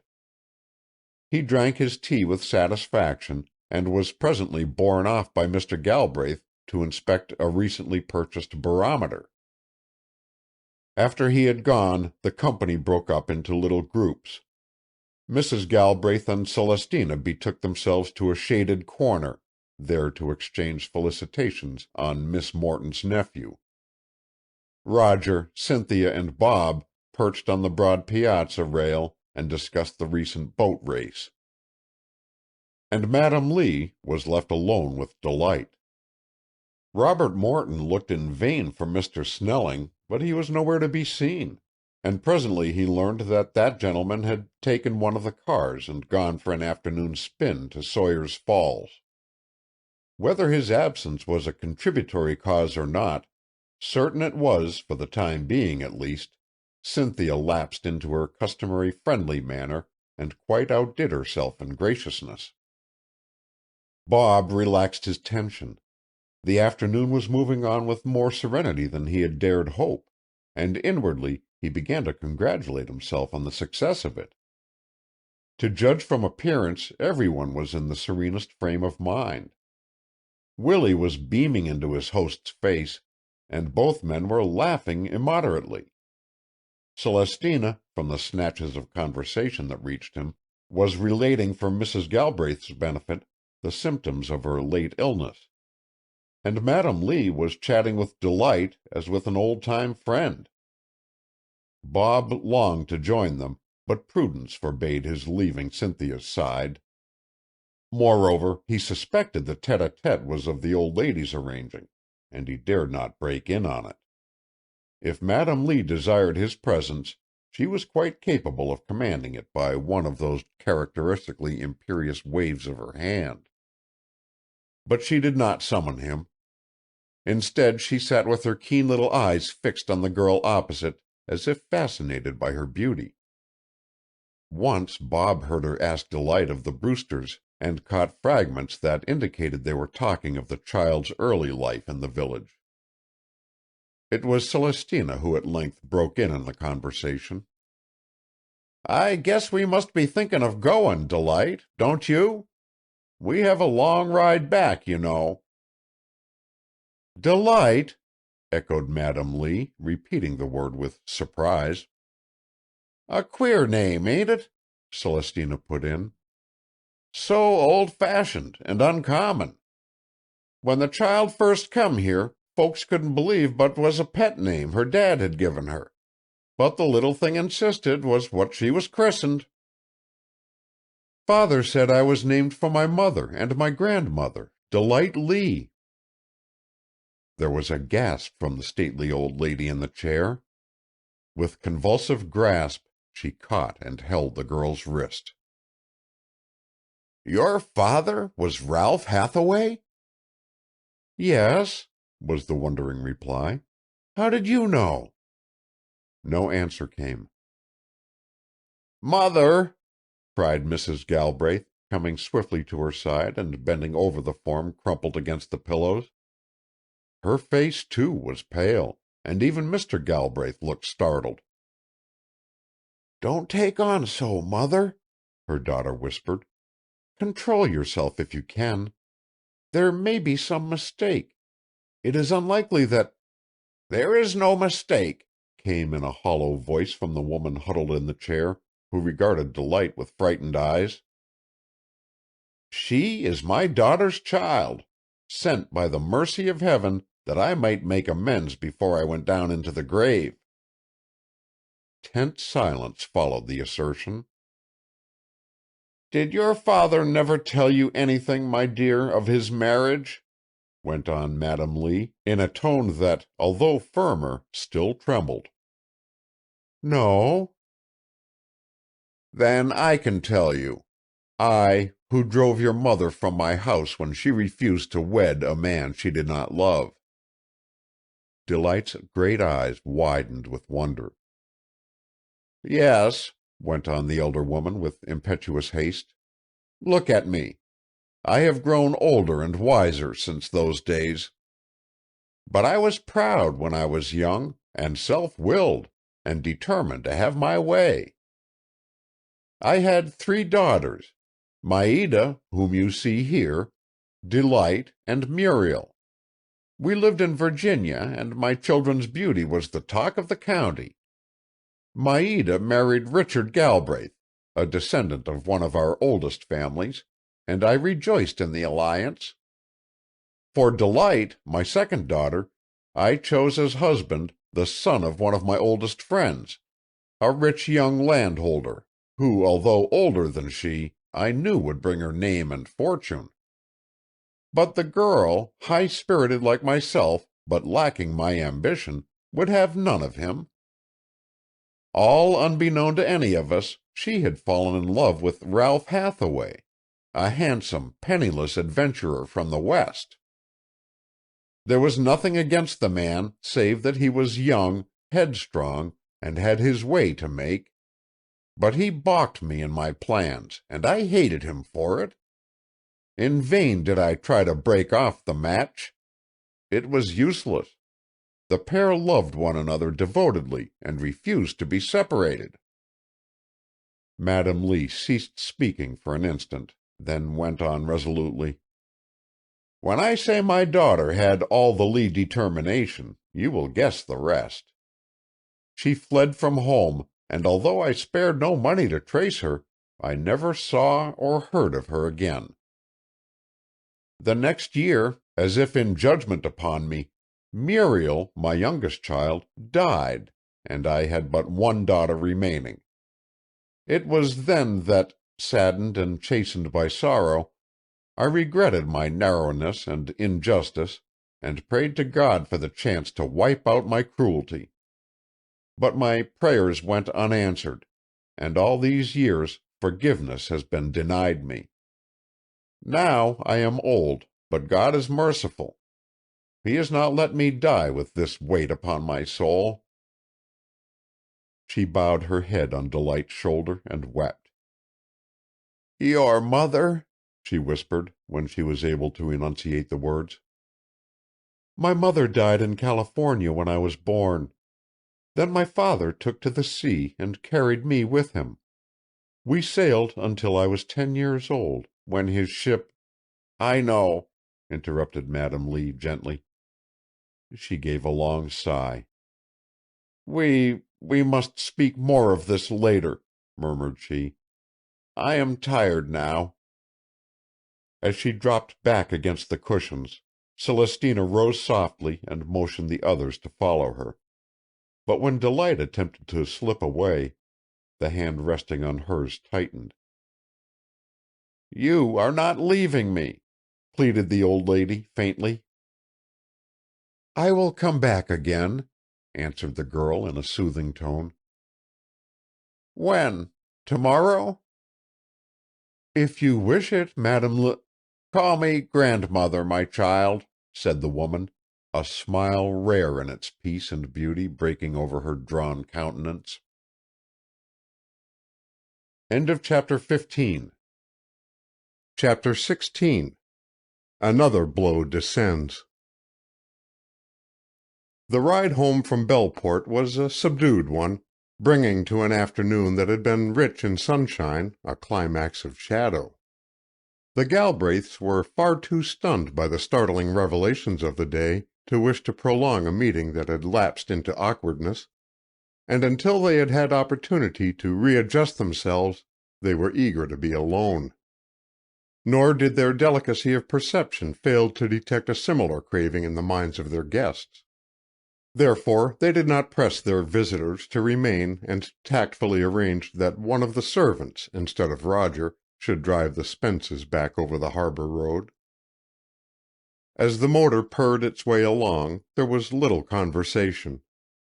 Even had not the chauffeur's presence acted as a restraint, none of the party would have had the heart to make perfunctory conversation. The tragedy of the moment had touched them too deeply. What a strange, wonderful unraveling of life's tangled skeins had come with the few fleeting hours! Each turned the drama over in his mind, trying to make a reality of it, and spin into the warp and woof of the tapestry time had already woven this thread of new color. But so startling was it in hue that it refused to blend, standing out against the duller tones of the past with appalling distinctness. And never was it more irreconcilable than when the familiar confines of the little fishing hamlet by the sea were reached, and those who struggled to harmonize it saw it in contrast with this background of simplicity. Each silently reconstructed Delight's life, now linking it with its ancestry and its romantic beginnings. She had, then, sprung from aristocratic stock. Riches had been her right, and culture her heritage. She had been the single flower of a passionate love, and the hot-headed young father to whom she had been bequeathed when bereft of the woman he had adored had taken her with him when he had sought the sea's balm to assuage his sorrow. She was all that remained of that tender, throbbing memory of his youth. Where he went, she followed, all unconscious of peril and with youth's God-given faith. And when the great moment came and the supreme sacrifice was demanded, the man voluntarily severed the bonds that bound them, leaving her to life, while he himself went forth into the beyond. What must not that heroic soul have suffered when he cast his child into the ocean's arms, and upon the mercies of an unknown future? What blind trust led him? What unselfishness and courage lay in the choice he made? A smaller mind would have followed the easier path, and kept them united to the end, happy in the thought that in their death they were not divided, and that no years stretched ahead when she would be without his protection. Might he not be performing a kinder act to let her go down into the sea than to entrust her to the charity of strangers? He must have wrestled with all these problems and temptations as he stood lashed to the mast out there in the fateful storm. Ah, his confidence in a fatherhood more omniscient than his own had not been misplaced. Loving hands had borne his darling safely through the waves to a home where, in an atmosphere of devotion, the beauty that had been in her from the beginning had perfected in its maturity. Even the homely surroundings of the environment into which she drifted could not stifle her native fineness of soul. Bred up a fisherman's daughter, she had lived and moved among plain, kindly people whom she had learned to cherish and revere as if they were of her blood, and to whom she had endeared herself to a corresponding degree. And now what was her future to be? Was she suddenly to be snatched back into her rightful sphere? The ties that linked her with the present snapped asunder, and a new world with the myriad opportunities she had until now been denied placed within her reach? That was the query that agitated the minds of the silent thinkers who sped along the harbor road. Sunset was gilding the water, kissing the sands into rosy warmth, and casting glints of vermilion over the low buildings at the mouth of the bay, where windows flashed forth a flaming reflection of fire. The peace of approaching twilight brooded over the village. Little boats, like homing doves, came flying across the vast expanse of waves, their sails a splendor of copper in the fading light. With the hush of night the breeze died into stillness, until scarce a leaf of the weather-beaten poplars stirred. From the tangle of roses, sweet fern and bayberry that overgrew the fields, the note of a thrush rose clear on the quiet air. A whirling bevy of gulls circled the bar, left naked and opalescent by the receding tide. Peace was everywhere, divine peace, save in the breasts of those who gazed only to find a mockery in the surrounding tranquillity. Robert Morton's face was stern in meditation. How was this mighty transformation in Delight's fortunes to affect the hopes he fostered? To wed the daughter of a humble fisherman was a different matter from offering a penniless future to the granddaughter of the stately Madam Lee. Even when the possibility of marriage with Cynthia had loomed in his path, his pride had rebelled at the financial inequality of the match. He did not wish to be patronized, to come empty-handed to a princess whose hands were full.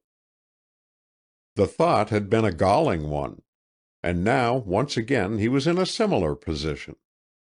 Of course, Madam Lee and the Galbraiths would desire to make good the past. He knew them well enough for that. Delight would be elevated to the same plane with Cynthia, and he would be faced with the old irritating inferiority of fortune. Moreover, in her recently acquired station, the lady of his dreams might scorn such a humble suitor. Who could tell? Wealth worked great changes in individuals sometimes, and at best human nature was a frail, assailable, and incalculable factor. Furthermore, the girl had never pledged him her love. There had been no spoken word between them. The vision that had made a utopia of his world had been, he reflected, of his own creating. He glanced at Delight, but she did not meet his eye. Her gaze was vacantly following the rapidly shifting landscape. Although the glory from the sky shone on her face, the radiance that glowed there came only from without, and was the result of no inward exaltation. Even the gray cottage had assumed a false splendor in the rosy twilight, and was lighted with a beauty not its own. When the car stopped, Willie clambered stiffly out, and he and Bob helped the women to alight. Then the motor rolled away, and they were alone. "Well," burst out Celestina, her pent-up feeling taking vent, "did you ever know of such a to-do? I've been stiflin' to talk all the way home. Why, you're going to be rich, Delight. You'll be aunts and uncles and cousins with them Galbraiths. Picture it. Likely they'll take you to New York with them, and to goodness knows where." The girl did not answer, but moved to Willie's side and slipped her hand into his, as if certain of his understanding and sympathy. "You don't seem much set up by your good luck," went on the breathless Celestina. "Delight's kind of bowled over by surprise, Teeny," Willie explained gently. "It's took all our breaths away, I guess." Tenderly he pressed the trembling fingers that clung to his. "You ain't got to worry about it, dearie," whispered he in a caressing tone. "No power can make you do anything you don't choose to, and what's more, nobody'll want to force you into what won't be for your happiness." "I shall never leave Zenas Henry," Delight said with determination. "And nobody'll urge you to, dear heart. Don't fret, child, don't fret. Tomorrow we'll straighten this snarl all out, and till then you've got nothin' to fear. Them as love you shall stay by, I give you my word on it." "Hadn't I better go home tonight and tell them?" The old inventor considered a moment. "I don't believe I would," he answered at last. "They ain't expectin' you, and if you was to go lookin' so white and frightened as you do now, 'twould anger Zenas Henry and upset 'em all. Wait and see what happens tomorrow. 'Twill be time enough then. You're tired, sweetheart. Stay here and rest tonight. What do you say, Bob?" "I think it would be much wiser." "Course it would," nodded Willie. "You stay right here, like as if nothin' had happened, and think calmly about it a little while, child. You ain't got to decide a thing at present. Furthermore, there may not be anything for you to decide. We've no way of figuring what your relations mean to do. Just trust 'em a bit. They're Bob's friends, and I guess we can count on 'em to act as is fair and right." "They are Bob's friends, aren't they?" repeated the girl, her face brightening as if the fact, hitherto forgotten, gave her confidence. "And splendidly loyal friends, too," the young man put in eagerly. "Then I will trust them," she said. "It ain't as if they were strangers." How Robert Morton longed to go to her, to tell her in her sweet dependence how eager he was for the day when no friend of his should be a stranger to her, when their lives would be so closely intertwined that every interest, every hope, every thought of his should be hers also.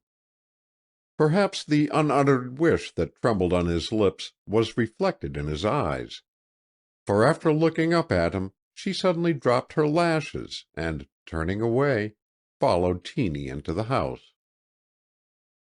"I've cautioned Celestina not to go talking to her any more just now," announced the little old man when she had gone. "Your aunt's an awful good woman, no better lives. But there's times like today when things don't strike her as they do me and Delight. She's so fond of the girl that her first thought would be for the money and all that. But that would be the last consideration in the world, in Delight's mind. She's awful loyal and affectionate. Things go deep with her, and she sets a heap of store by the folks she cares for. Why, Zenas Henry is like her own father. Since she was a wee tot, she ain't known no other. While this old lady, her grandmother, what is she? Why, she don't mean nothin', not a thing." They walked on toward the shop door, each occupied with his own reveries. Then suddenly Willie roused himself. "Why, if here ain't Genoa!" he exclaimed. "What you doin', Jan? Was you after somethin'? I reckon you found the place pretty well deserted and were wonderin' what had become of us all." "I warn't doin' no wanderin', Willie Spence," the man replied. "I knowed where you'd gone, 'cause I saw you riding away like a sheep being led to the sacrifice." "Like a what?" repeated the inventor with a grin. "An innocent lamb, or a rat in a trap," Genoa said with solemn emphasis. "What are you driving at, anyhow?" questioned Willie. "You didn't suspect nothin'?" "Suspect anything? No, of course not. Why?" "You hadn't a suspicion the whole thing was a decoy?" "What whole thing?" "The trip and all." Willie studied his friend's face in puzzled silence. "Whatever are you trying to say?" demanded he at last. Genoa swept his hand dramatically round the shop. "You've been betrayed, Willie," he announced with tragic intensity. "Betrayed by them as you thought was your friends, and who you've trusted. I warned you, but you wouldn't listen, and now the thing I told you would happen has happened." Triumphant pleasure gleamed in the sinister smile. "They tricked you into leavin'," went on the malicious voice, "and then they came here and stole what was yours. Your invention. I caught 'em doin' it. I hid outside and overheard 'em tell how they'd been waitin' days for the chance when everybody should be gone. 'Twas that Snelling and another like him, a draftsman. They laughed and said that now the old man was out of the way, they could do as they pleased. Then they took all the measurements of your invention, made some sketches, and took its picture." Willie listened open-mouthed. "You must be crazy, Genoa," he slowly observed. "I ain't crazy," Genoa replied, with stinging sharpness. "The whole thing was just as I say. It was part of a plot that Snellin and Galbraith have been planning all along. And either they've used this young feller here," he motioned toward Robert Morton, "as a tool, or else he's in it with 'em." Bob started forward, but Willie's hand was on his arm. "Gently, son," he murmured. Then, addressing Genoa, he asked, "And what earthly use could Mr. Galbraith have for—" "'Cause he sees money in it," was the prompt response. A thrill of uneasiness passed through Robert Morton's frame. Had not those very words been spoken both by the capitalist and Howard Snelling? They had uttered them as a laughing prediction, but might they not have rated them as true? With sudden chagrin he looked from Willie to Genoa, and from Genoa back to Willie again. "I've been inquirin' up this Galbraith," went on Genoa. "It 'pears he's a big New York shipbuilder, that's what he is, and Snellin is one of his head men." If the mischief-maker derived pleasure from dealing out the fruit of his investigations, he certainly reaped it now, for he was rewarded by seeing an electrical shock stiffen Willie's figure. "It ain't true," cried the little inventor. "It ain't true, is it, Bob?" Robert Morton's eyes fell before his piercing scrutiny.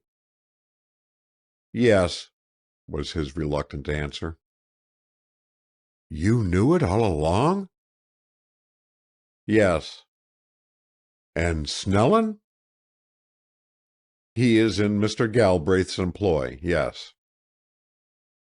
And you let him come here?" began the old man, bewildered.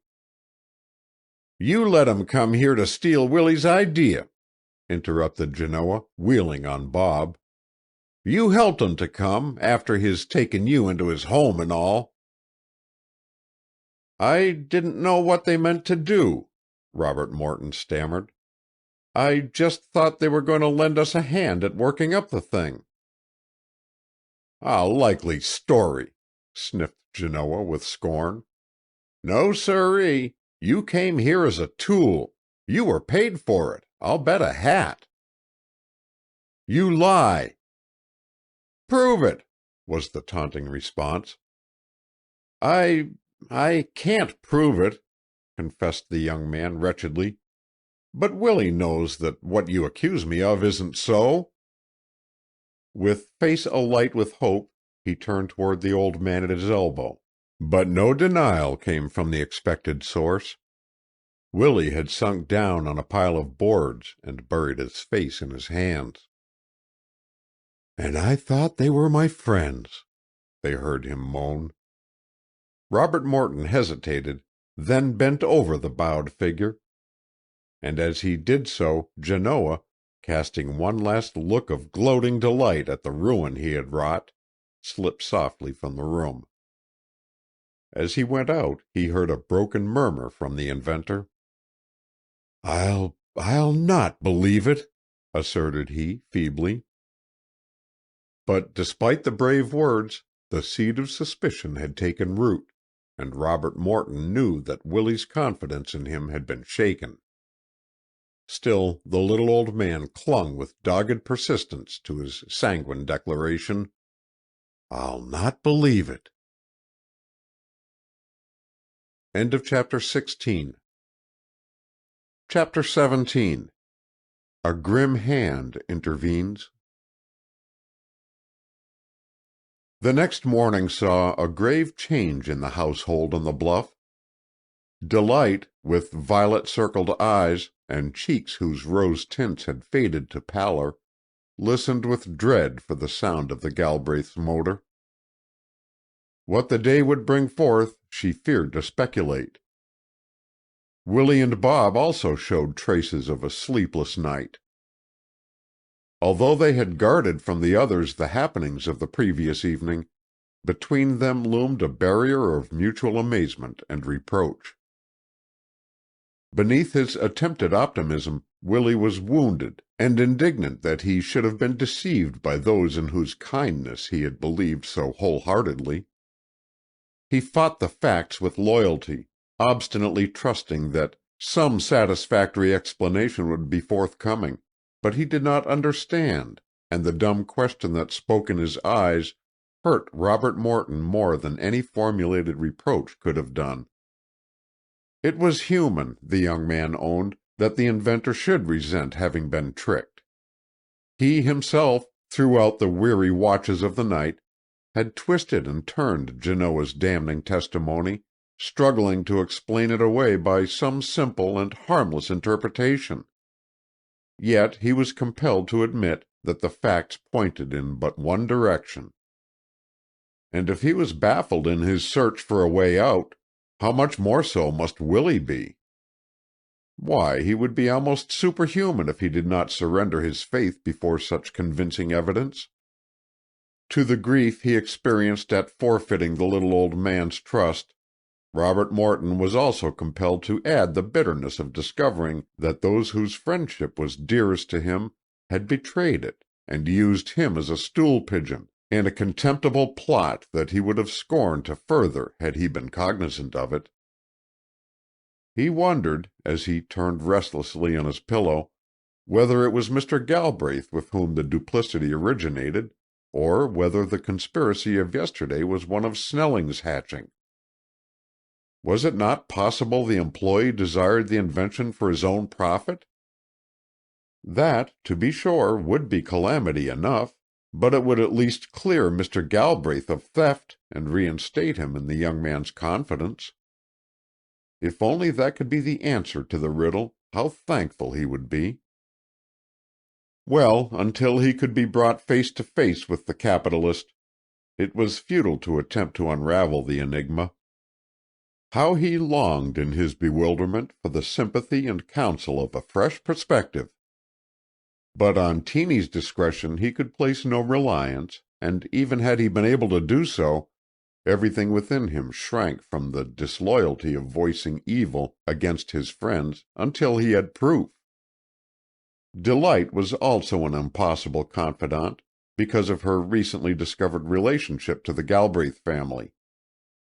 To breathe a word which might, at this delicate juncture, prejudice her against her new relatives would be contemptible. No, there was nothing to be done but be patient, and maintain in the meantime as close a semblance to a normal attitude as was possible. Fortunately, the silence that settled down upon the silvered cottage caused no surprise to any of its occupants. Having been warned not to chatter, Celestina observed a welcome quietness perfectly understood. Nor was it strange that, in view of the shock Delight had received, she should be more thoughtful than usual. Nobody commented either on Willie's abandonment of his inventing, or gave heed that he and Robert Morton spoke little together. How could the Galbraiths, Bob's best friends, be discussed in his presence?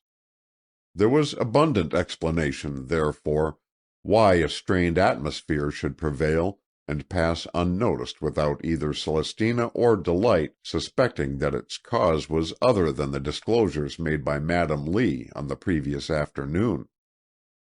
Nevertheless, eager as was each of the household to have speculation satisfied, and the future with whatever it might contain unfold, there was a simultaneous start of apprehension when the Galbraiths' familiar red car stopped at the gate of the cottage.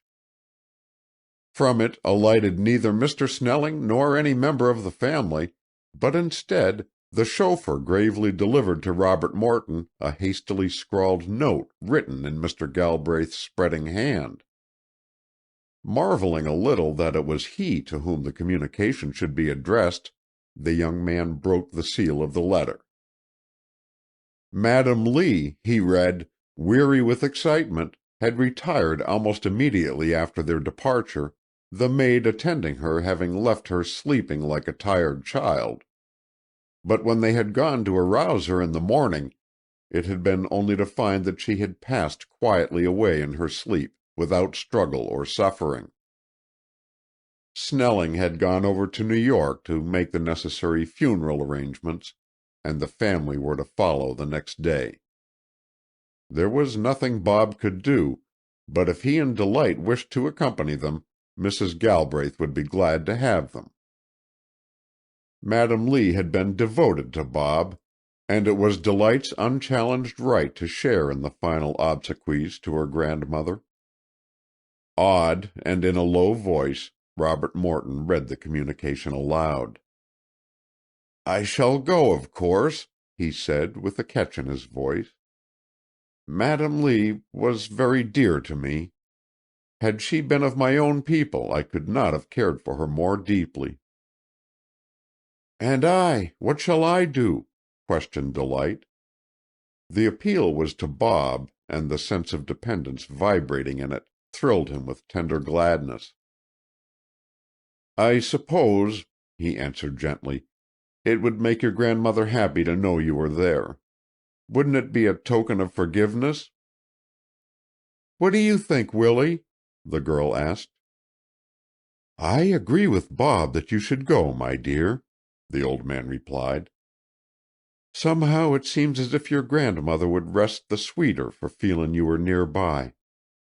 And anyhow, it's a mark of respect to the dead. You're bound to show that, no matter how you feel, I'm pretty sure that if you and your grandmother had had the chance to get better acquainted, you would have loved one another dearly. It was only that it all came too late for you to feel toward her the same as Bob does." "Perhaps," Delight returned, with half-dazed seriousness. So it was decided the two young persons would go with the Galbraiths to New York, and the next day they joined the Belport family and followed the body to the fine, stately old Southern woman to its finally resting place.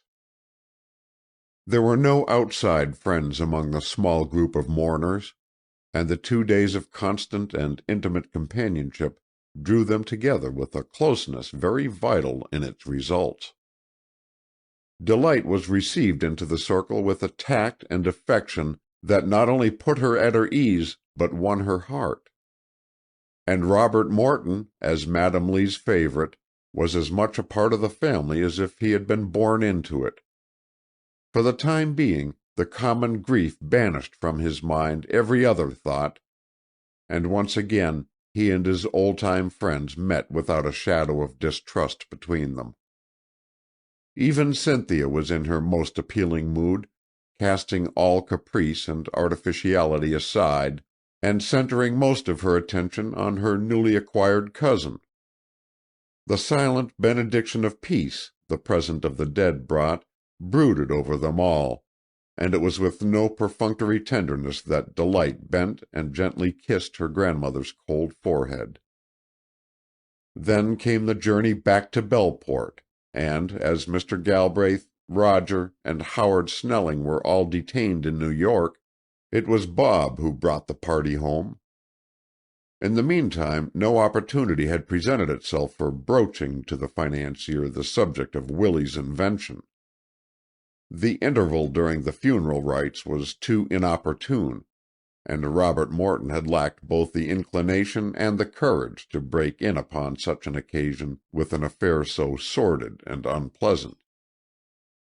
He had hoped that during the return to the Cape some chance for a talk with the capitalist would be afforded him. But now there was no help for it but to go back to Willie Spence's, with the weight still heavy on his heart. Mr. Galbraith, he learned, would have to remain in the city 2 weeks or more, and an important business deal would keep Mr. Snelling at the Long Island plant indefinitely. Hence, for the present, there was not a possibility of clearing up the mystery. It was, however, significant that Snelling evidently considered his part of the work done, and if Genoa's accusations were founded on fact, as they appeared to be, it was not surprising that he seized upon the confusion of the present as a fortunate cover for his exit from Wilton. The more Robert Morton pondered on the train of events, the less willing he became to connect Mr. Galbraith with the purloining of Willie's idea. The financier had intended to do precisely what he had specified, lend a friendly hand to the old man's scheme. It was Snelling who had seen in the circumstance something too promising to let pass, and who, without his employer's knowledge, had made bold to secure the device for his personal profit. In the meanwhile, ignorant that Robert Morton was cognizant of his cupidity, he was as debonair as if he had nothing on his conscience.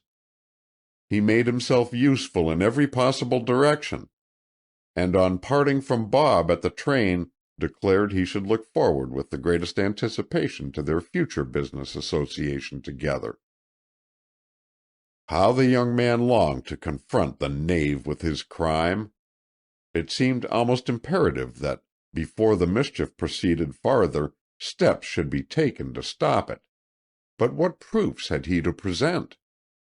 No, a middle course was the only thing possible, Bob decided. He must return to Willie's roof with the atmosphere uncleared, and finish the little that still remained to be done on the invention, as if no shadow clouded his sky. He could not leave Willie in the lurch. Furthermore, it was out of the question for him to depart from Wilton until he had come to an understanding with Delight Hathaway. The intimacy of the past week, with its lights and shadows, had only served to render stronger the bonds that bound him to her.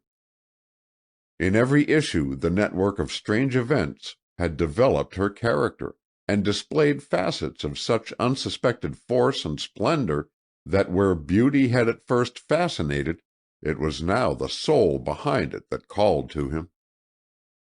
Truly Madam Lee had in this grandchild a worthy descendant, and it brought an added joy to his heart to thus link together the two beings he loved most deeply.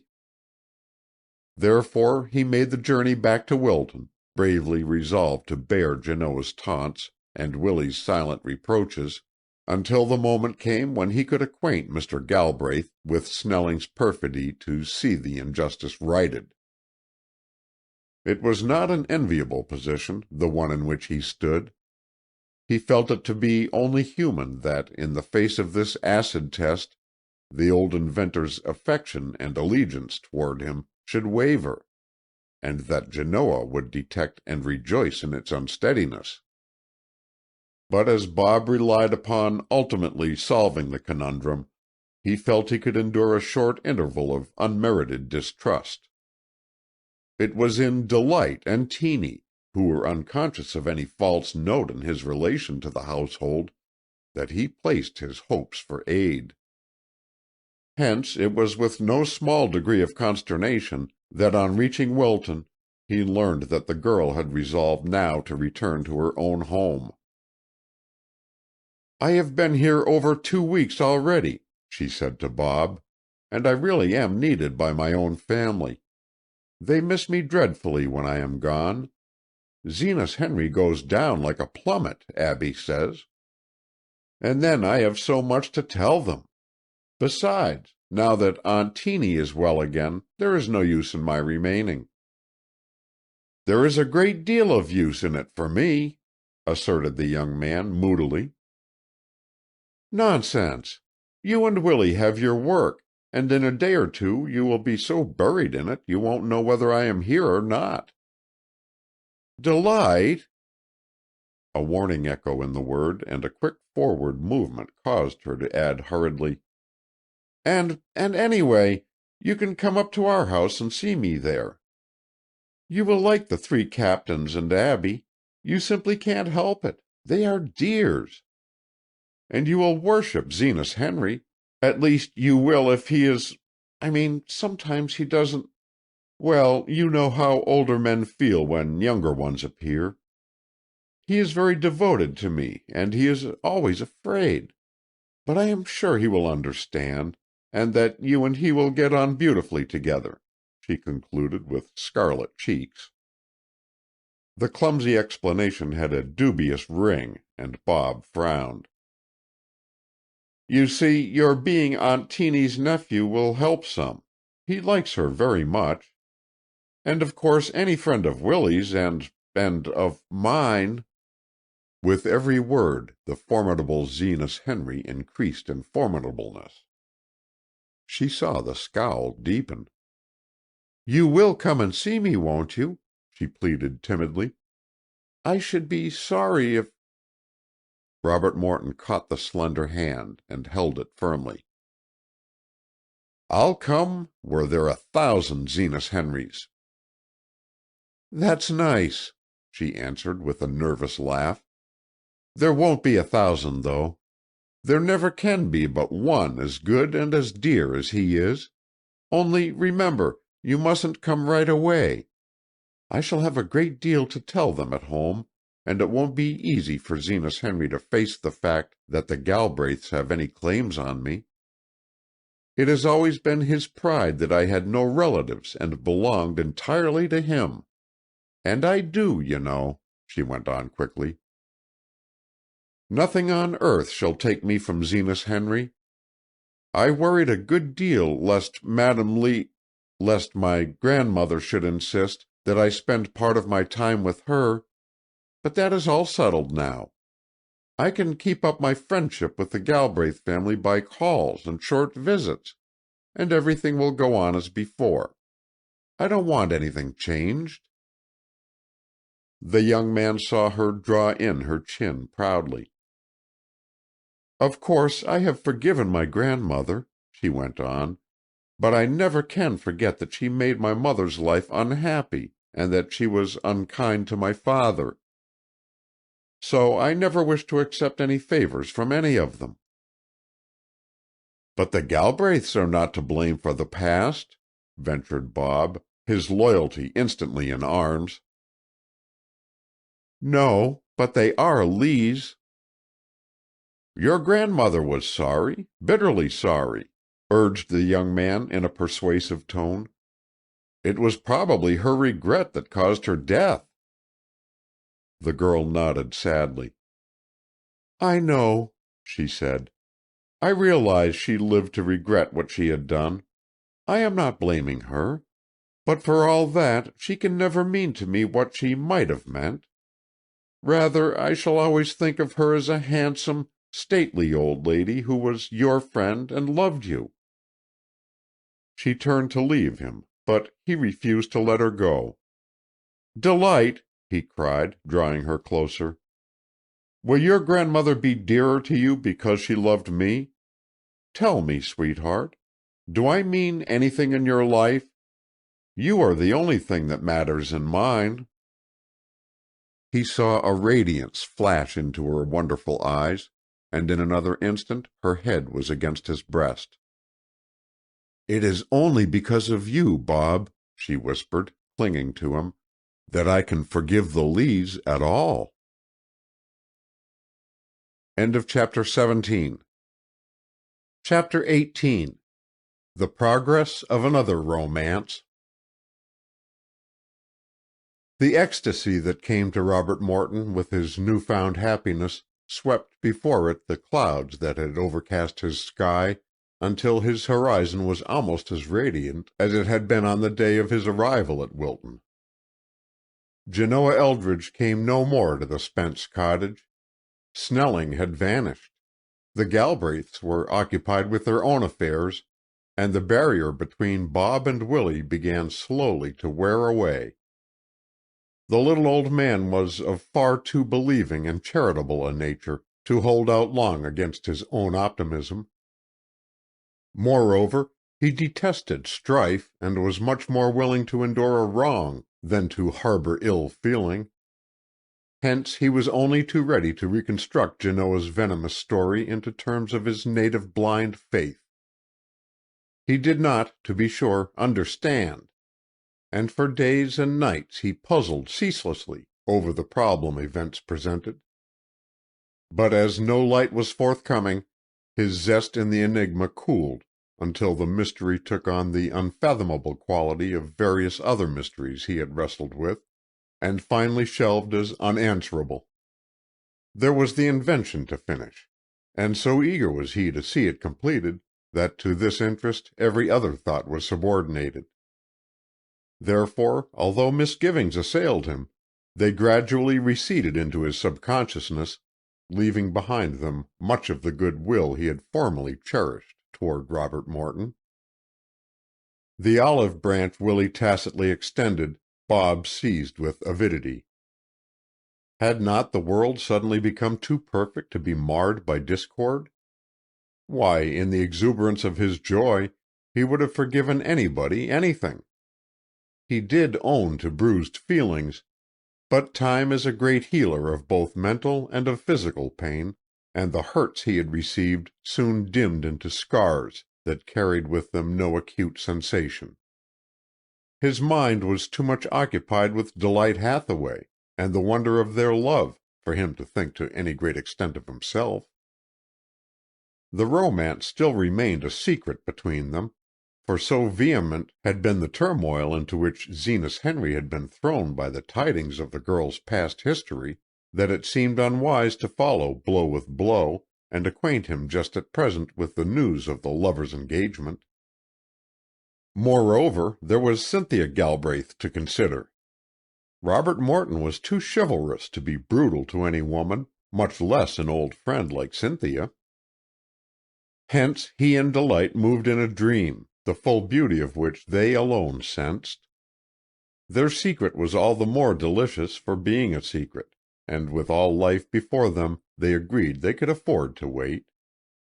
Nevertheless, concealment was at variance with the character of either, and although they derived a certain exhilaration from their clandestine happiness, they longed for the time when their path should lie entirely in the open, when Zenas Henry's consent should be obtained, and their betrothal acknowledged before all the world. Until such a moment came, an irksome deception colored their love, and left them in constant danger of discovery. Indeed, had the observer been keen enough to interpret psychic phenomena, there was betrayal in the soft light of Delight's eyes, and in the grave tenderness of her face.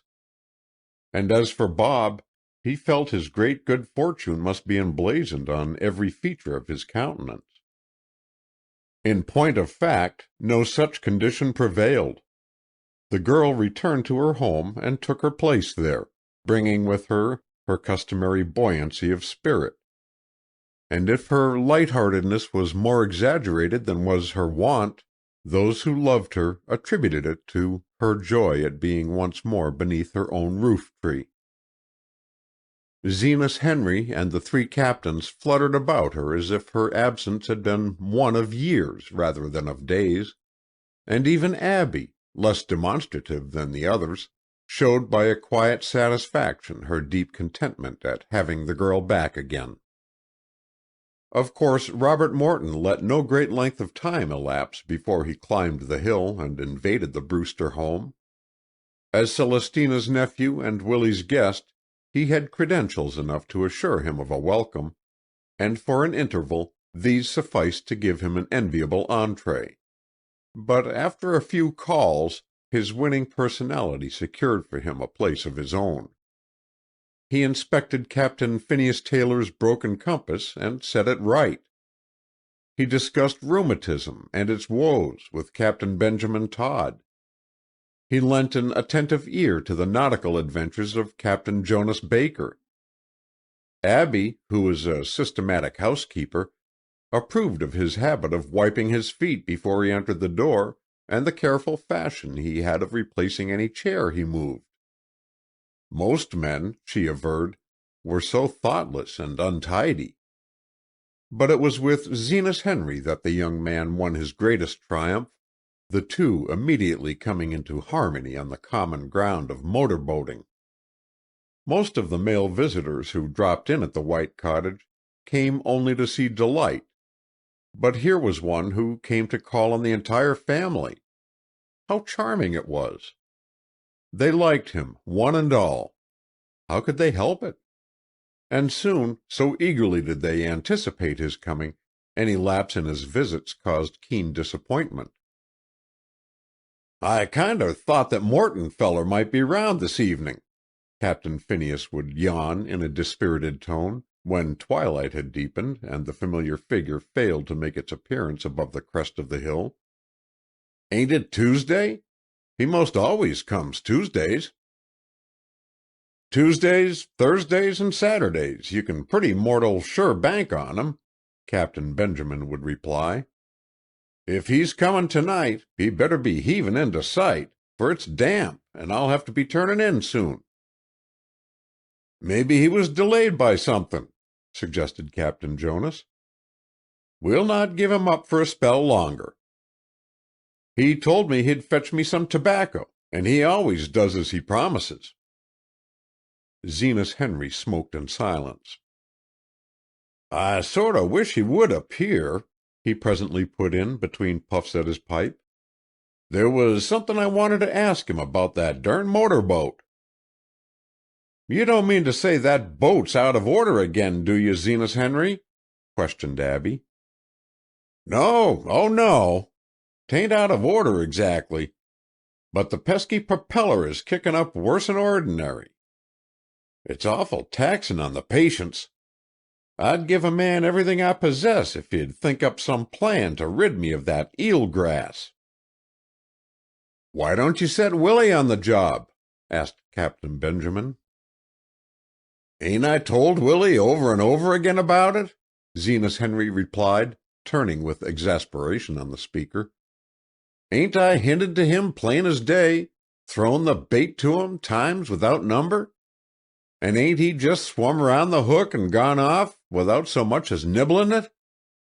The thing don't interest him, it's easy enough to see that. He don't like motor boats, and ain't got no sympathy with them, and he don't give a hang if they do come to grief. In fact, I think he rather relishes hearin' they're snagged. I gave up expectin' any help from him long ago." With a frown he resumed his smoking. "Where's Delight?" Captain Phineas asked, scenting his friend's mood and veering tactfully to a less irritating topic. "That's so. Where is the child?" rejoined Captain Jonas. "She was round here fussin' with them roses a minute ago." "That ain't her over toward the pine grove, is it?" queried Captain Benjamin. "I thought I saw somethin' pink a-movin' among the trees." "Yes, that's her and Bob Morton with her, sure as you're alive," Captain Phineas ejaculated with pleasure.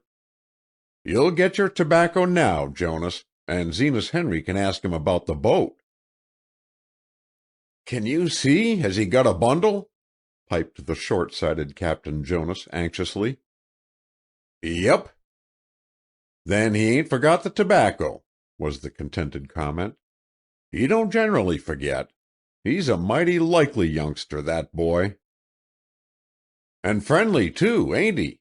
Put in Captain Benjamin. There's nothing he wouldn't do for you. He's the nicest chap ever I see, Captain Phineas echoed. Don't you think so, Zenas Henry? The answer was some time in coming, and when it did, it was deliberate and was weighted with telling impressiveness. There's few young fry can boast Bob Morton's common sense, he said. His headpiece is on front side, too, and the brains inside it are ticking strong and steady. Abby failed to join in the laugh that followed this announcement. Either she did not catch the remark, or she was too deeply engrossed with her own thoughts to heed it. Her eyes were fixed wistfully on the two figures that were approaching, the girl exquisite with youth and happiness, and the man who leaned protectingly over her. Yet whatever the reveries that clouded her pensive face, she kept them to herself, and if a shadow of dread mingled with her scrutiny, no one noticed it. Perhaps it was only Willie Spence who actually guessed the great secret. Willie, who, having been starved for romance of his own, was all the quicker to hear the heart-throbs of others. It chanced that just now he was deeply involved in several amorous affairs, and because of them was experiencing no small degree of worry. The tangle between Bob, Delight, and Cynthia Galbraith kept him in a state of constant speculation and disquietude. Then Bart Coffin and Minnie were perilously near a rupture, because of another rejuvenation of the time-honored black satin, and although weeks had passed, Jack Nickerson had not yet mustered up enough nerve to offer his heart and hand to Sara Libby Lewis. "Next you know, both you and Sara Libby will be under the sod," Willie had tauntingly called after the lagging swain as he passed the house one afternoon on his way from the village.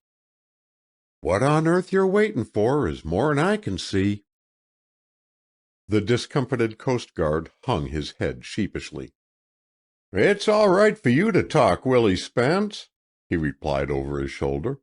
"You ain't got the speaking to do. It's I that's got to ask her."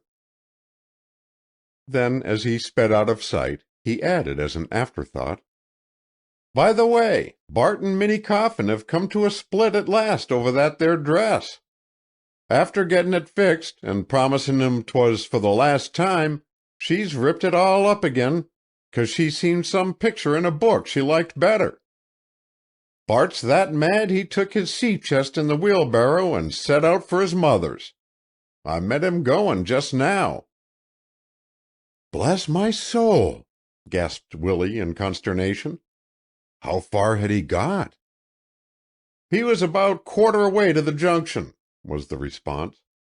"He sung out he was headed where he'd be sure of getting 3 meals a day, and where somebody'd pay some attention to him." Willie reflected, scratching his thin locks.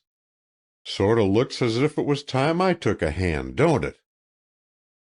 "I figure if anybody's going to interfere, now's the minute. Bart's got his sails set and is clearing port for good and all this time, no mistake. 'Twas sure to come sooner or later." Their roads parted, and Willie turned toward the town, while Jack Nickerson, with rolling gait, pursued his way to the beach where, at the tip of a slender bar of sand jutting out into the ocean, the low roofs of the life-saving station lay outlined against a somber sky. Great banks of leaden clouds sagging over the horizon had dulled the water to blackness, and a stiff gale was whistling inshore. Already the billows were mounting angrily into caps of snarling foam, and dashing themselves on the sands with threatening echo. It promised to be a nasty night, and Jack remembered as he looked that he was on patrol duty. Yet, although the muscles of his jaw tightened into grimness, It was not the prospective tramp along the lonely beach in the darkness and wind that caused the stern tensity of his countenance. Storms and their perils were all in the day's work, and he faced their possible catastrophes without a tremor. It would have been hard to find anywhere along the Massachusetts coast a braver man than Jack Nickerson. Not only was he ready to lead a crew of rescuers to succor the perishing, fearlessly directing the surf-boats in its plunge through a seething tide, but many a time he had dashed bodily into the breakers, despite the hazard of a powerful undertow, and dragged some drowning creature to a place of safety. The fame of his many deeds of heroism had spread from one end of the Cape to the other, and as he was native-born, the community never tired of relating his feats to any sojourner who strayed into the locality. Yet courageous as was Jack Nickerson, there was one thing he was afraid of, and that was a woman. Not that he trembled in the presence of all women, no indeed. He had brought far too many of them to land for that. Women as a class did not appall him in the least. He had seen them in the agony of terror, in the throes of despair, and, undismayed, had offered them sympathy and cheer. It was one woman only who disconcerted him, the woman who for years had routed him out of his habitual poise, and left him as discomfited as a guilty schoolboy caught in raiding the jam-pot. Yes, he who inspired his associates with both respect and admiration was forced to acknowledge to himself that when face to face with Sara Libby Lewis, he was nothing better than a faltering 10-year-old whose collar is too tight for him, and whose hands and feet are sizes too large. The paradox was too humiliating to be endured. Nevertheless, he had endured the ignominy of it for 25 years, and there seemed to be every prospect that he would continue to endure it. Periodically, it is true, he would rise in his wrath, resolving that another sun should not go down on his vacillation and timidity. Nay, more, he would even stride forth to Sara Libby's home, vowing as he went that before he slept he would speak the decisive words that had for so long trembled on his tongue. Confronted by the lady of his choice, however, his courage, like that of the immortal Bob Acres, would ooze away, and after basking for a wretched interval in the glory of her smile, he would retrace his steps with the declaration still unuttered. As far back as Jack could remember, this woman had tyrannized over him and humbled his self-esteem. In childhood she had leveled with a blow the sand-castles he built on the beach for her delight, and ever since she had contrived to raze to the ground his less tangible castles, dream castles where he saw her the mistress of his lonely fireside. Yet, despite her exasperating capriciousness, Jack had never wavered in his allegiance, not a whit. Long ago he had made up his mind that Sara Libby was the one woman in the world for him, and he had never seen cause to alter that verdict. Nor did he entertain any doubt that Sara Libby's sentiments coincided with his own, even though she did not cloak her preference beneath so many intricate and misleading devices of femininity. It was not fear of the thundering. No, that hindered Jack from proclaiming his affection. It was merely the physical impossibility of putting his heart into intelligible and coherent phraseology when Sara Libby's bewitching gaze was upon him. He could meet all comers in a political argument, could hold his own against the banter of the village gossips. He could even defy Willie and his counsel. But to address Sara Libby on a matter so tender and of such vital import was an ordeal so overwhelming that it caused his tongue to cleave to the roof of his mouth, and his pulse almost to cease to beat. Unlucky Jack! Many were the evenings he tramped the dunes, rehearsing in the darkness the momentous declaration that was to work a miracle in his solitary life. Like an actor committing his lines, he would repeat the words, hurling them upon the blackness of the night where, to the accompaniment of the booming surf, they echoed with a majesty and dignity astonishingly impressive. But in the light of day and Sara Libby's presence, his sonorous philippic would dwindle away into a jargon of garbled phrases too disjointed and meaningless to carry weight with any woman, let alone the peerless Sara Libby Lewis. Thus, for more than a quarter of a century Jack Nickerson had silently worshipped at the shrine of his divinity, and in the meantime the roses in Sara Libby's cheeks had grown fainter, and tendrils of silver had found their way into the soft curls that shadowed her brow. Still Jack could not speak the words that were on his lips. Of course the little woman could not do it for him, although she did venture by many a subtle device to aid him in his dilemma. She baked for him pies, cookies, and doughnuts, of a delicious russet tint, and sent them to the station, that their aroma might gently prod into action her lover's faintness of heart. These visible tokens of her devotion would disappear, however, leaving behind them only a tranquil sense of enjoyment, and as this lessened, the fervor of her admirer's determination would evaporate. Then Sara Libby would resort to less ephemeral offerings, scarves, wristers, mittens, patiently knitted from blue wool and representing such an endless number of stitches that Jack never viewed them without elation. And as if these proofs of her regard were not sufficient, every evening just at sundown she would light a lantern and flash a good night to him across the waters that estranged them. It was a pretty custom that had had its beginning when the boy and girl had lived as neighbors on the deserted highway that followed the horseshoe curve of the Bellport shore. They had evolved a code whereby, with much labor it must be admitted, they were able to spell out messages that flickered their way through the night with the beauty of a firefly's revel.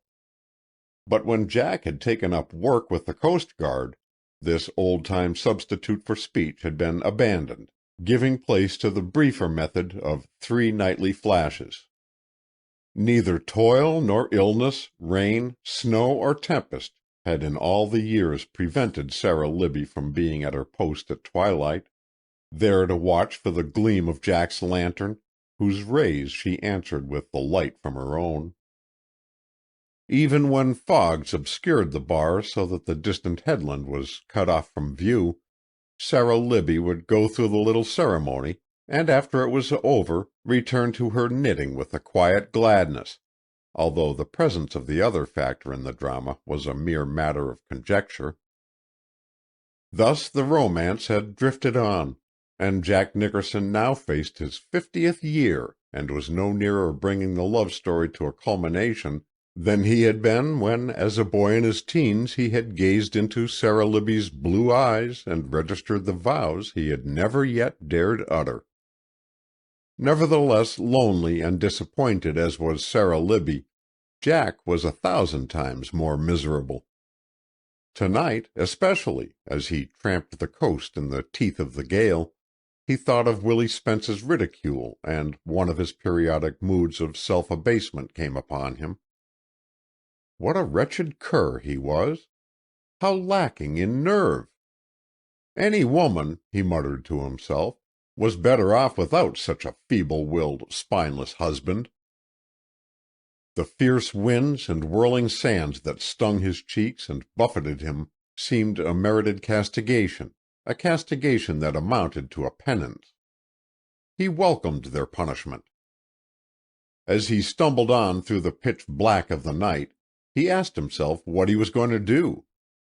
Was he always to go on loving Sara Libby and letting her love him, and never in manly fashion bring the affair to a climax?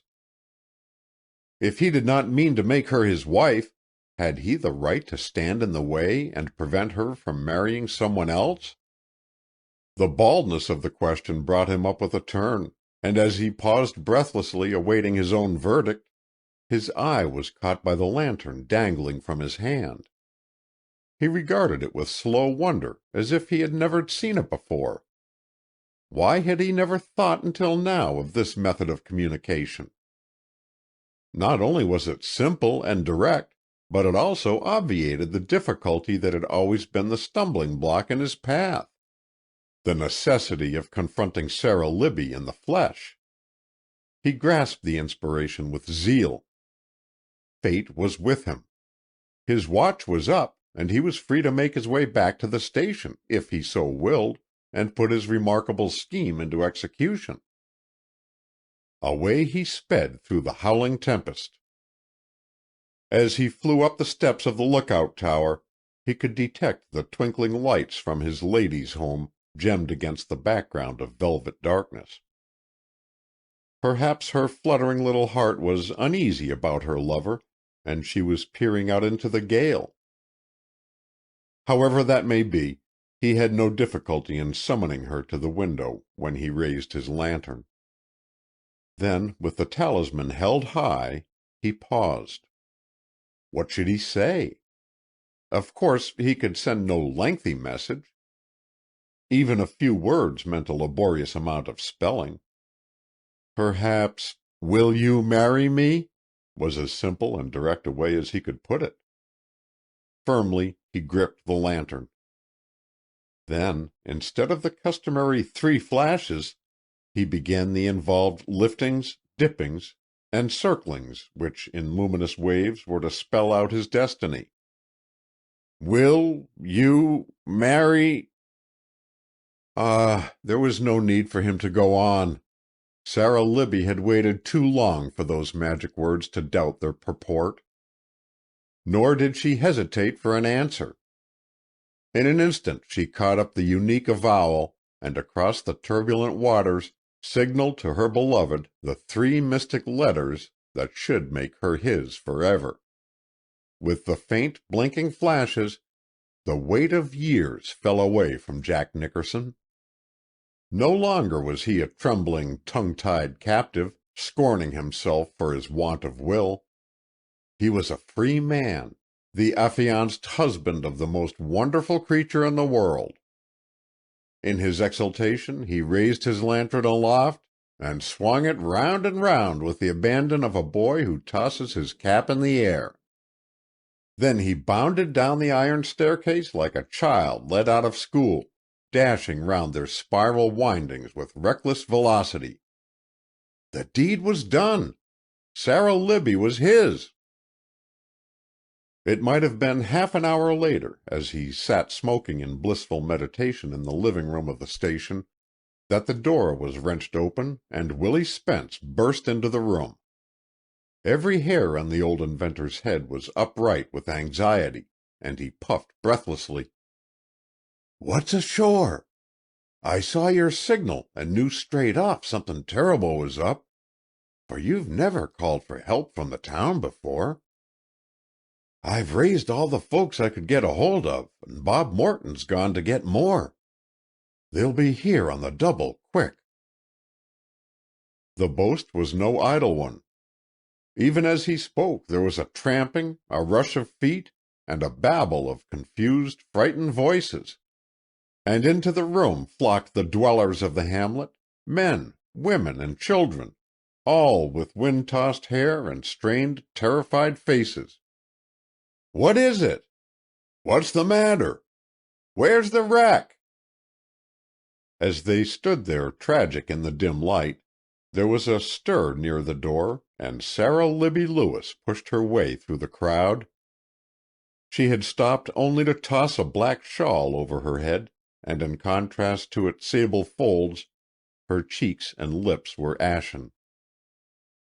"They told me there was a wreck," she cried, rushing to Jack's side and seizing his arm wildly. "Oh, you won't go! You won't go and leave me now, Jack! Not so soon! Not after tonight!"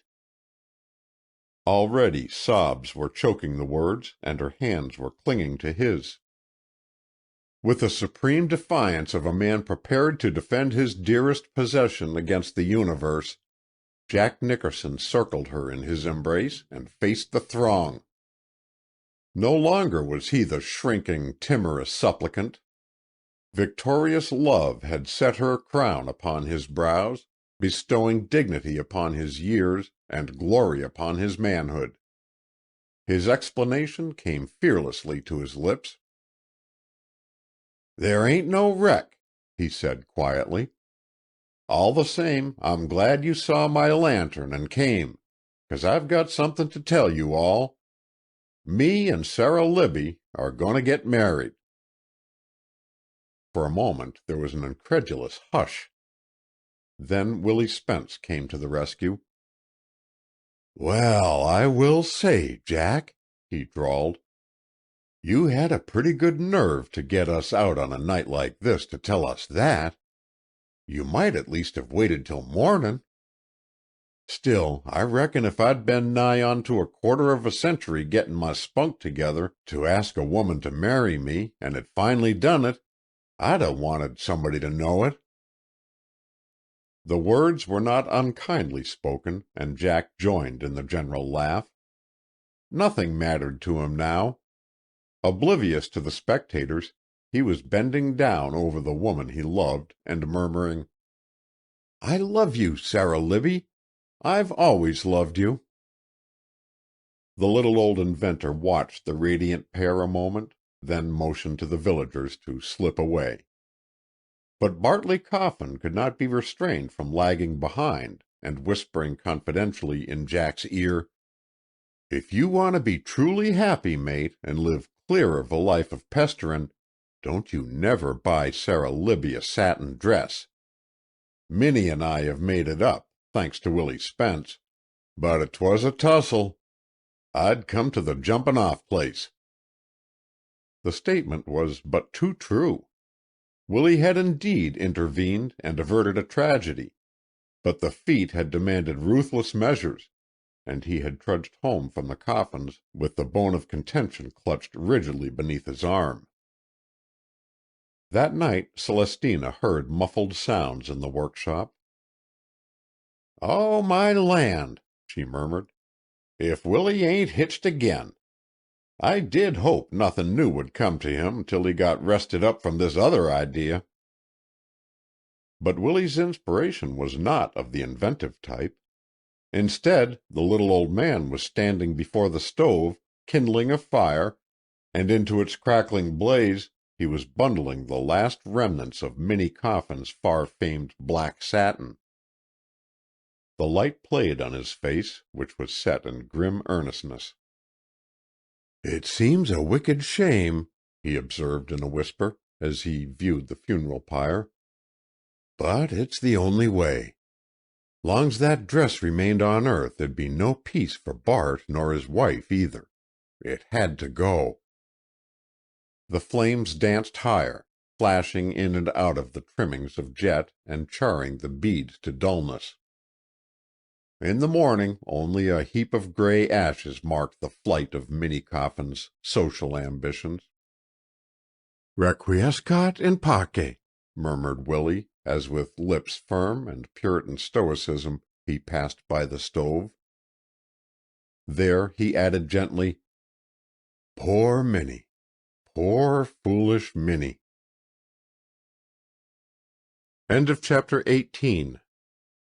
Chapter 19. Willie as Pilot. The invention was finished. The last rivet was in place, the last screw secure, and before the fulfillment of his dream the little old man stood with glowing face. It was a gentle, happy face with misty blue eyes that carried at the moment a serene contentment. "I couldn't 'a' done it but for you, Bob," he was saying. "The idea was all well enough, but 'twouldn't have been of no use without other brains to carry it out. So you must remember a big slice of the credit is yours." Robert Morton shook his head. "Oh, the thing is yours, Willie, every bit yours," protested he. "I only did some of the mechanical part, and that any fool could do." "The mechanical part, as you call it, is full as important as the notion," Willie persisted. "I shall tell Zenas Henry it's our invention when I turn it over to him." The pronoun thrilled Bob with pleasure. It meant the sweeping aside of the last film of distrust, and the restoration of the old man's former confidence and friendship. For days Willie had slowly been reaching the conviction that if fraud had been practiced, Teeny's nephew had been only an innocent party to it, the tool of more designing hands. How was the lad to know he was being so artfully made use of? And anyway, perhaps there may have been no conspiracy at all. Might not Genoa have been mistaken about Snelling raiding the workshop? Why, a score of reasons might have brought him there. He might have left behind him something he needed, or there might have been something he wanted to do. It was absurd to accuse him of a secret and deliberately planned visit. Willie was a simple, single-minded soul, and now that Genoa and his malicious influence had been removed, he dropped comfortably back into a tranquillity from which, when viewed in perspective, his former suspicions seemed both unjust and ridiculous. Suppose Mr. Galbraith did happen to be a boat-builder. Was he not Bob's friend and Delight's uncle, a gentleman of honor, who had money enough without stooping to secure more by treachery? And did it not follow that since Mr. Snelling was in his employ, he must be a person of reputable character? A fig for Genoa, Spence's accusations. Willie blew a contemptuous whiff of smoke into the air. How had he ever dropped to being so base as to credit them for an instant? He was ashamed for having done so. Therefore, wholeheartedly he gave his hand to Robert Morton, and if the act were a mute petition for forgiveness, it was none the less sincere in its intent, and was met with an equal spirit of goodwill. "I suppose now that everything is complete, there is no reason why we can't present the thing to Zenas Henry right away, is there?" questioned Bob, who, with hands thrust deep in his trousers pockets, contemplated with satisfaction the product of their joint toil. "Not the least in the world," Willie answered. "If we was to keep it here a week, there ain't nothing more we could do to it, and since you've tried it out over at Galbraith's, we know it works." "Oh, it works all right," laughed Bob. The eye of the little inventor softened, and into them crept a glint of pensiveness. "Yes," he repeated, "we can deliver it up to Zenas Henry most any time now." He paused. "Queer, ain't it? How kind of attached you get to anything you've fussed over so long. It gets to be almost a part of you. You'll think it funny, I guess, but do you know I'll be sort of sorry to see this thing goin'." It was the regret of the parent compelled to part from his child, and with an effort at comfort Robert Morton said cheerfully, "Oh, you'll be having a new scheme before long." "Maybe I will," Willie answered, brightening. "I never can tell when the sun rises in the mornin' what idea will ketch me before night. Still, I somehow feel there'll be no idea like this one. You know, they say every artist creates one masterpiece." He smiled shyly. "This, I reckon, is my masterpiece." "It's a bully one, anyhow," ejaculated Bob. "Aren't you curious to hear what Zenas Henry will say when he sees it?" "I am sort of itchin' to," admitted Willie in less meditative tone. "Only last night I was thinkin' after I got to bed how would be the best way of givin' it to him. I've sort of set my heart on springin' it on him as a surprise. What's your notion?" "I think that would be a fine plan," replied Bob, eager to humor the gentle dreamer. "If we could get him and the captains out of the way, it would be good sport simply to fasten the attachment to the boat and wait and see what happened." "Wouldn't that be the beatery?" chimed in Willie excitedly. His face glowed, and he rubbed his hands with honest pleasure. "Wouldn't it, though? We could manage it, too, for Delight could arrange to get Zenas Henry and the 3 captains out of the way. She's an almighty good one at keepin' a secret, as I reckon you've found out already." He stole a sly glance at the young man at his elbow, who flushed uncomfortably. "Yes," he rambled on, "Delight can shut her mouth on occasions like as if it was a scallop shell. The only trouble is she'd oughter close her eyes, too, for they talk almost as well as her tongue does. Likely you've noticed that," he added innocently. "Far's that goes, your own eyes do somethin' in the speakin' line," affirmed Willie, bending to fleck a bit of dust from the appliance before them. "What?" Robert Morton exclaimed with alarm. The old inventor nodded gravely. "Yes," continued he, "now I come to think of it, you've got among the most speakin' eyes I ever see.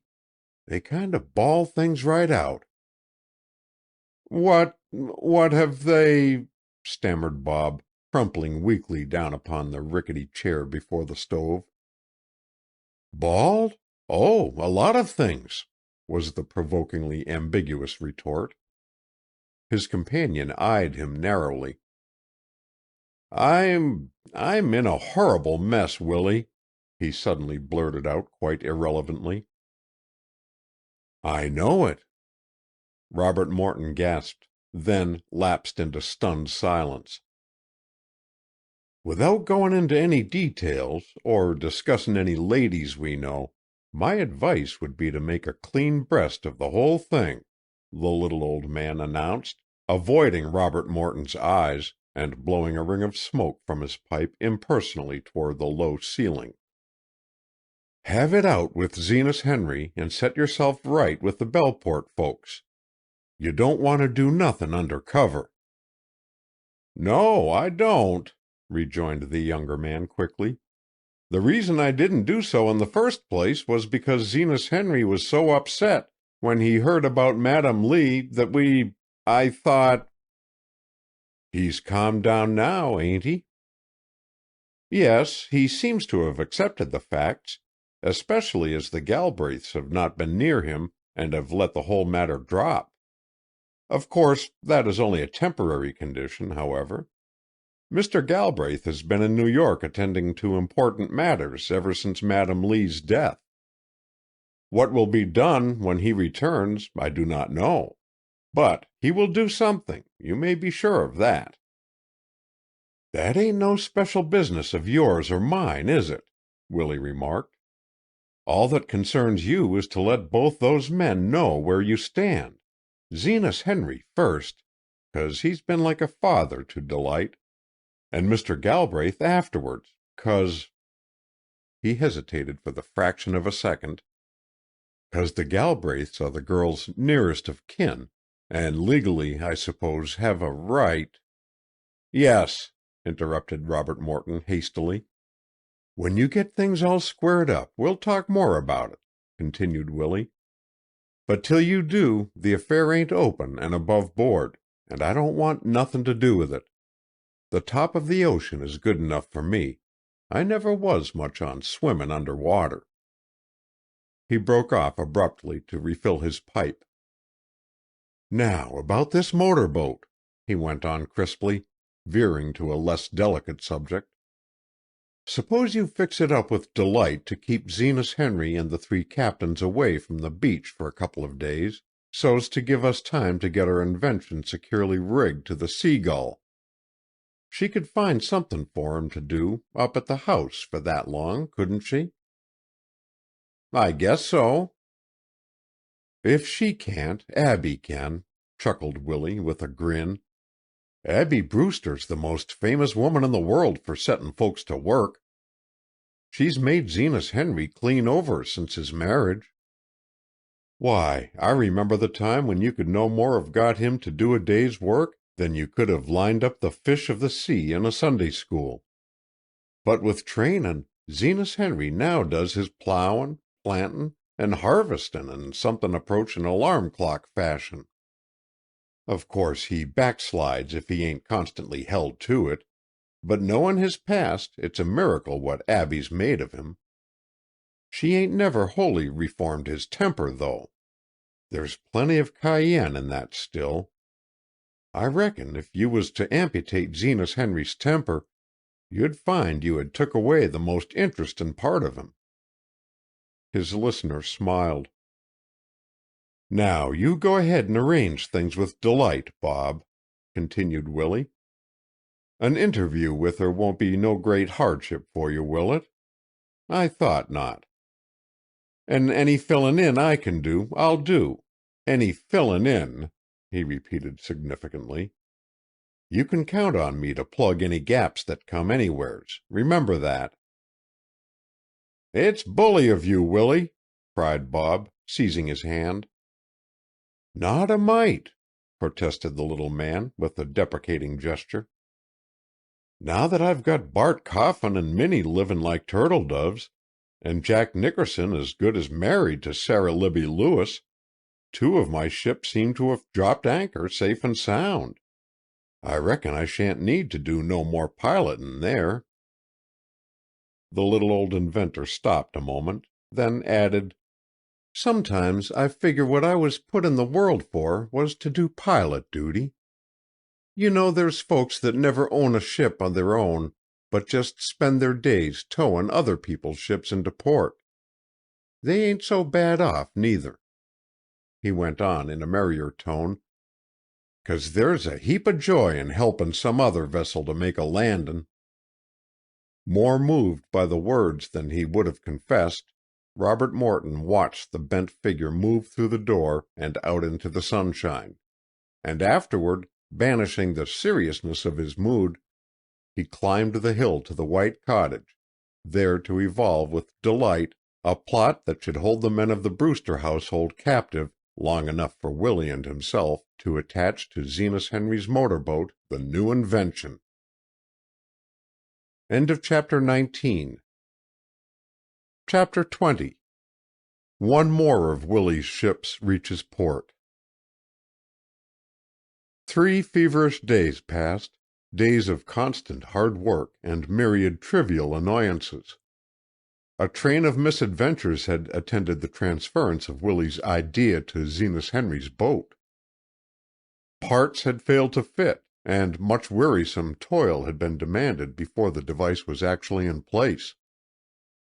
At last, however, all was ready, and Abby Brewster, a party to the conspiracy, had, on a sunny morning, urged her reluctant spouse and the 3 captains to make a trip out to the bar for clams.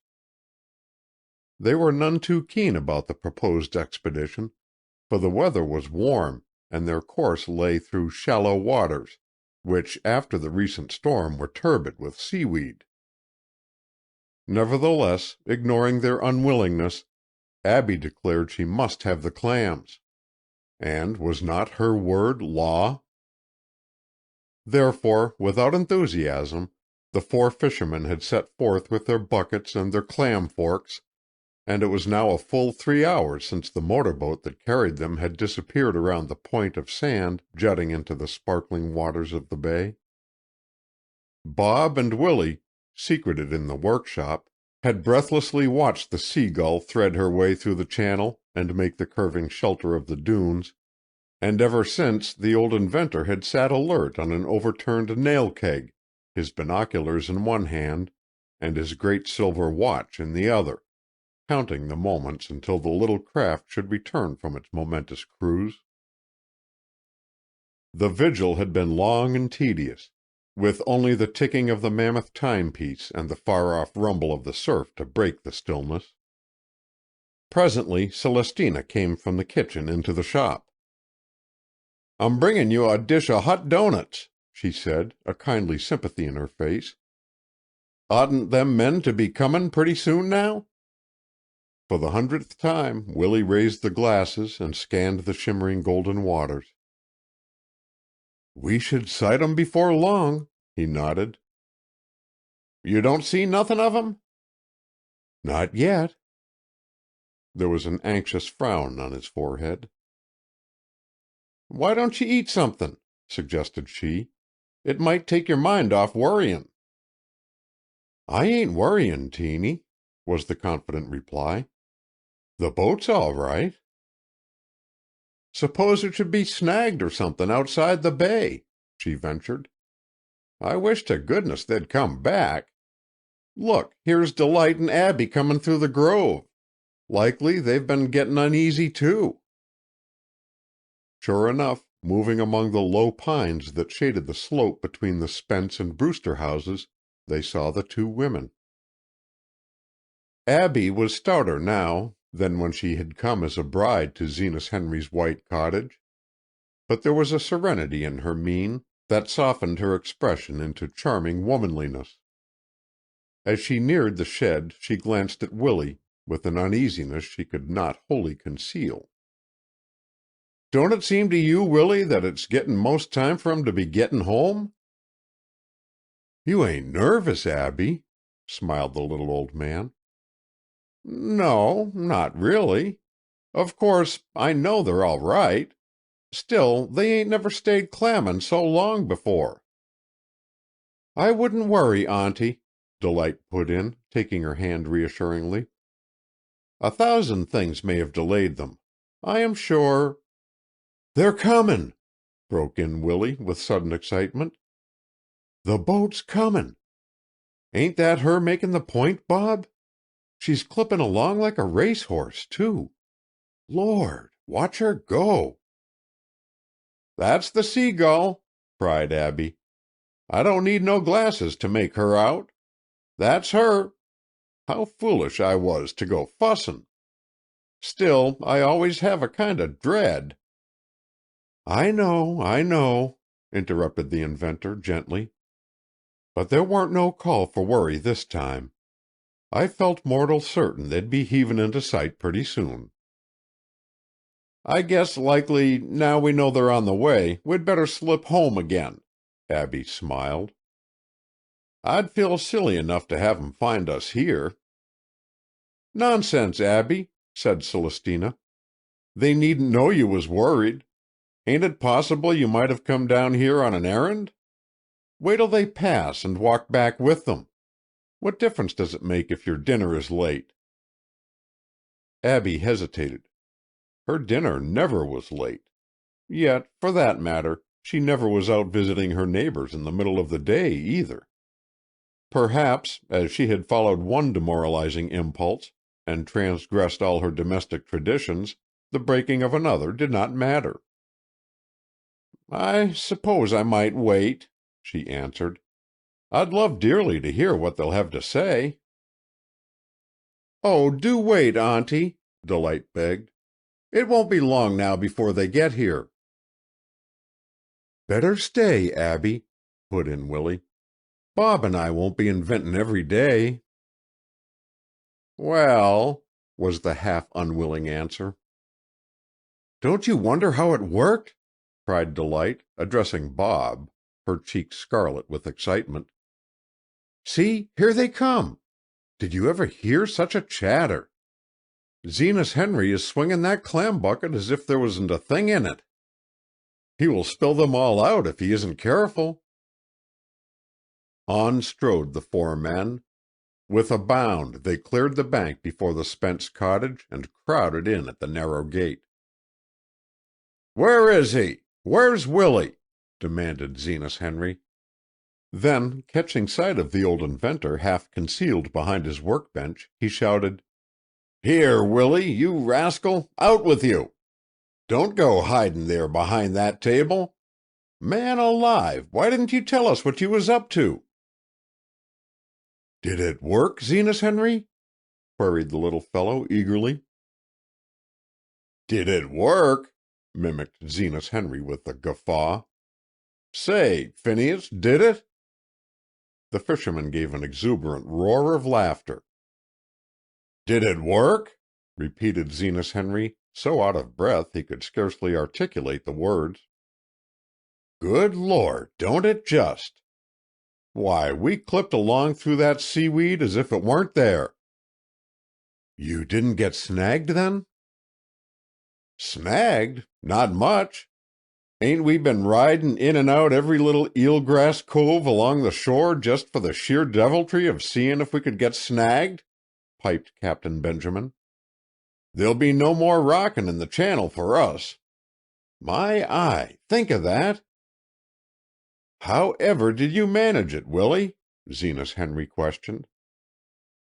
"What makes you so sure it was me?" "Oh, Lord, who else would it be?" "Well, it weren't all me," protested the little inventor modestly. "Most of it was Bob. I got the idea, and he did the rest, him and Mr. Galbraith's friend, Mr. Snellin." "Well, I'm clean beat, that's all I can say," observed Zenas Henry, mopping his brow. "I tell you what, it's made a new thing of that motor boat. There's no thanking you. All is, Willie, if you want anything of mine, it's yours for the asking. Just speak up, and you can have it." A radiant smile spread over the face of the spinner of cobwebs. "You ain't got nothin' I covet, Zenas Henry," he answered slowly. "But you've got somethin' Bob Morton wants powerful bad." He saw a mystified expression steal into Zenas Henry's face. "Happiness didn't come to you early in life, Zenas Henry," went on Willie, his voice taking on a note of gentle persuasion. "And often I've heard you lament you was cheated out of spending your youth with Abby. Of course marryin' late is better than not marryin' at all, though. Some of the rest of us," he motioned toward the three captains and Celestina, "haven't got past by altogether. But Delight and Bob have found love early, while the bloom is still on it. You wouldn't wish to keep 'em from their birthright, would you, Zenas Henry?" In the hush that followed the plea, Abby crept up to her husband and slipped her hand into his. "The child loves him, dear," she said, looking up into the man's stern face. "I read it in her eyes long ago. You want her to be happy, don't you?" Her voice trembled. Only the mother instinct, supreme in its selflessness, gave her the strength to continue. "We must not think of ourselves. Real love is heaven sent. It is ours neither to give nor to deny." How still the room was! Suddenly it had been transformed into a battleground on which a soul waged mortal combat. There was no question in the minds of those who viewed the struggle that the issue presented had come as a shock, and that to meet it taxed every ounce of forbearance and control that the man possessed. He looked as one stricken, his face a turmoil of jealousy, grief, despair, and disappointment. But gradually a gentler light shone in his eyes, a light radiant and triumphant. Love was conqueror, and raising his head, he murmured, "Where is the child?" She sped to his side. "So you love him, do you, little girl?" he asked, smiling faintly down at her as he encircled her with his great arm. "Yes, Zenas Henry," she whispered. For a moment he held her close as if he could never let her go. "Well, Teeny," he said, "I don't know as we have anything to say against it. He's your nephew, and she's my daughter. Yes, my daughter," he added fiercely, "in spite of the Lees and the Galbraiths." With a swift gesture he turned toward Robert Morton. "Young man, I am paying you a heavy fee for that motor boat. I'm handin' over to you the most precious thing I have in the world. See you value it as you should, or, by God, your life won't be worth a straw to Willie, the three captains, or me." They saw him wheel abruptly and stride alone into the shadow of the low pines. Silently the others drifted from the room, and Delight was left alone with her lover. As Bob caught the girl in his arms, a great wave of passion surged through his body, causing its every fiber to vibrate in tune with the mad beating of his heart. He kissed her hair, her cheeks, the white curve of her exquisite throat. He buried his face in her hair and let his hands wander over its silky ripples. "I love you," he panted. "I love you with all my heart. Tell me you love me, Delight." "You know I do," was the shy answer. Again he kissed her soft lips. "I mustn't stay, Bob," she said at last, trying to draw herself from his embrace. "Zenas Henry is alone somewhere, almost broken-hearted. I must find and comfort him." But the arms that held her did not loosen their hold. "Please let me go, Bob dear," she coaxed. "We mustn't be selfish." Her request struck the right note, and instantly she was free. Robert Morton followed her to the door, and stood watching as she hurried along the copper-matted path of the woods, sun-flecked and mottled with shadow. What a sweet miracle it was, he mused. She was his now before all the world, thanks to Willie's skillful pilotage. Where was the little old man, that dreamer of dreams, who with Midas-like touch left upon everything with which he came in contact the golden impress of his heart? He must seek him out and thank him for his aid.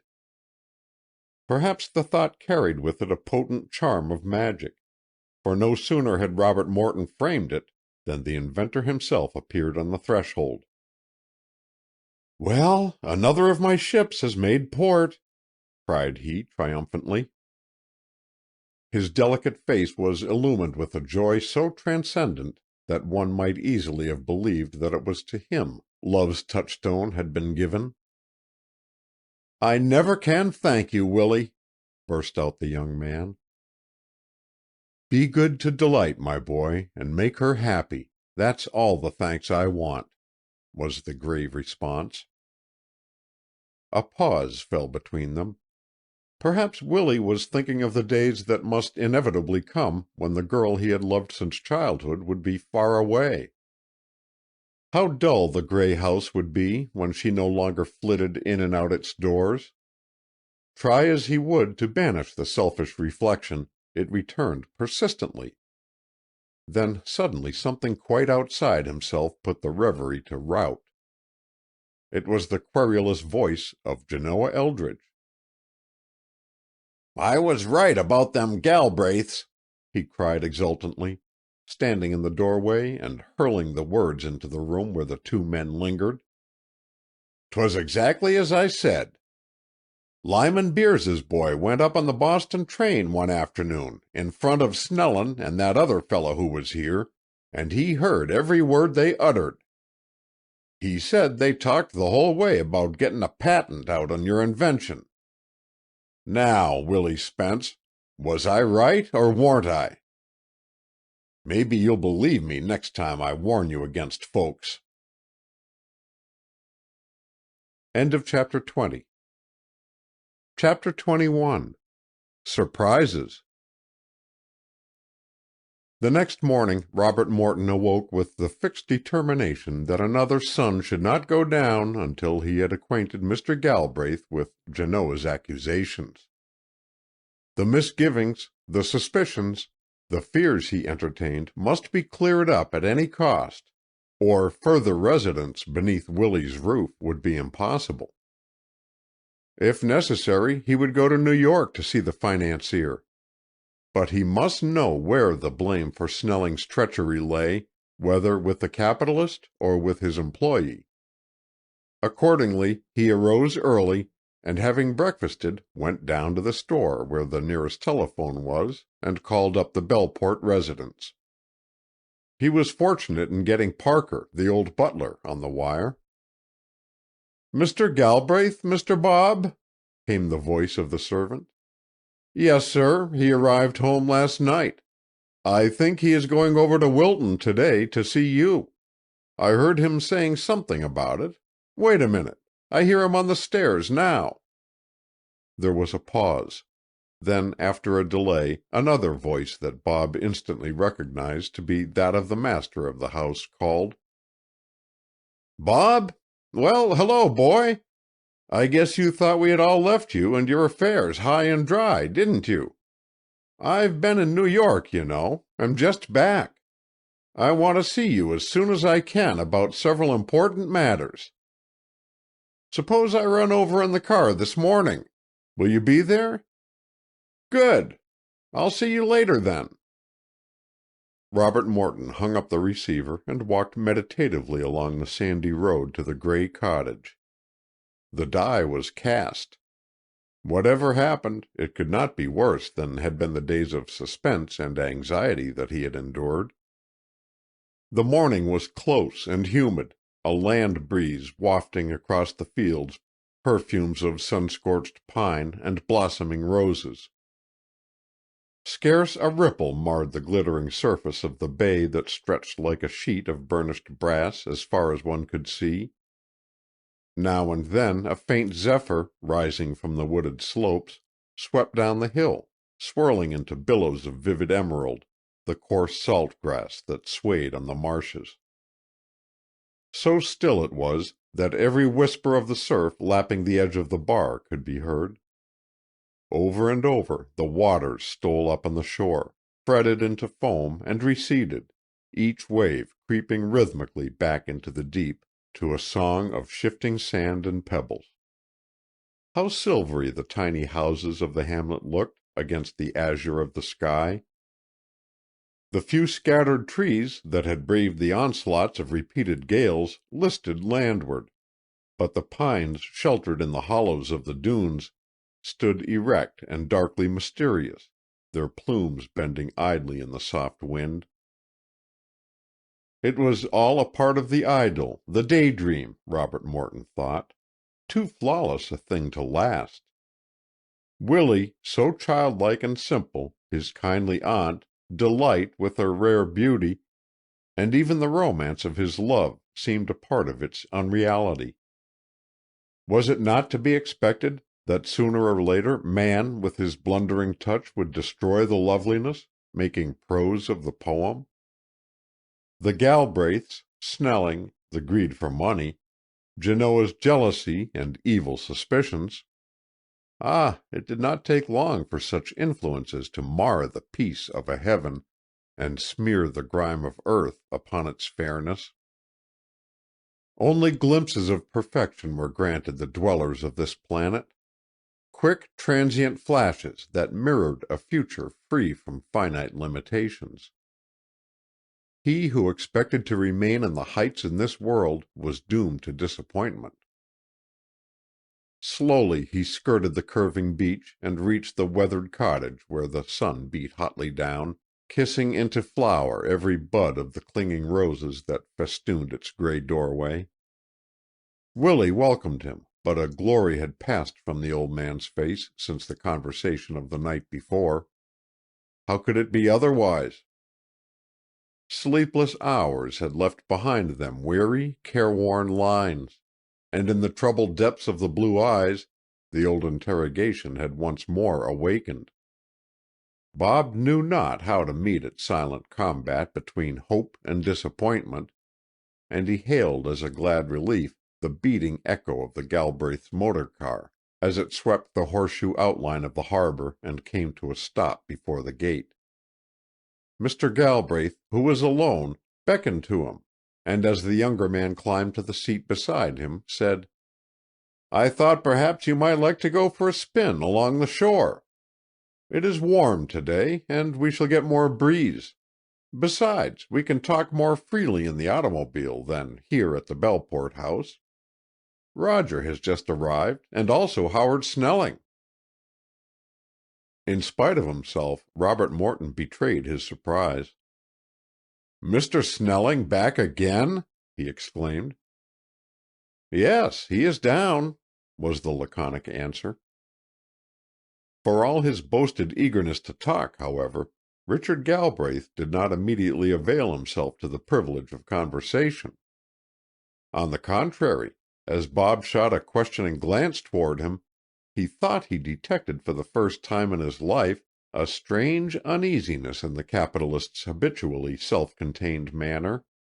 He seemed to be framing an introduction for what he wished to say. "I have several matters to talk over with you, Bob," he began at last, in a resolute tone. "Some of them are pleasant, and some of them may not, I fear, prove to be so.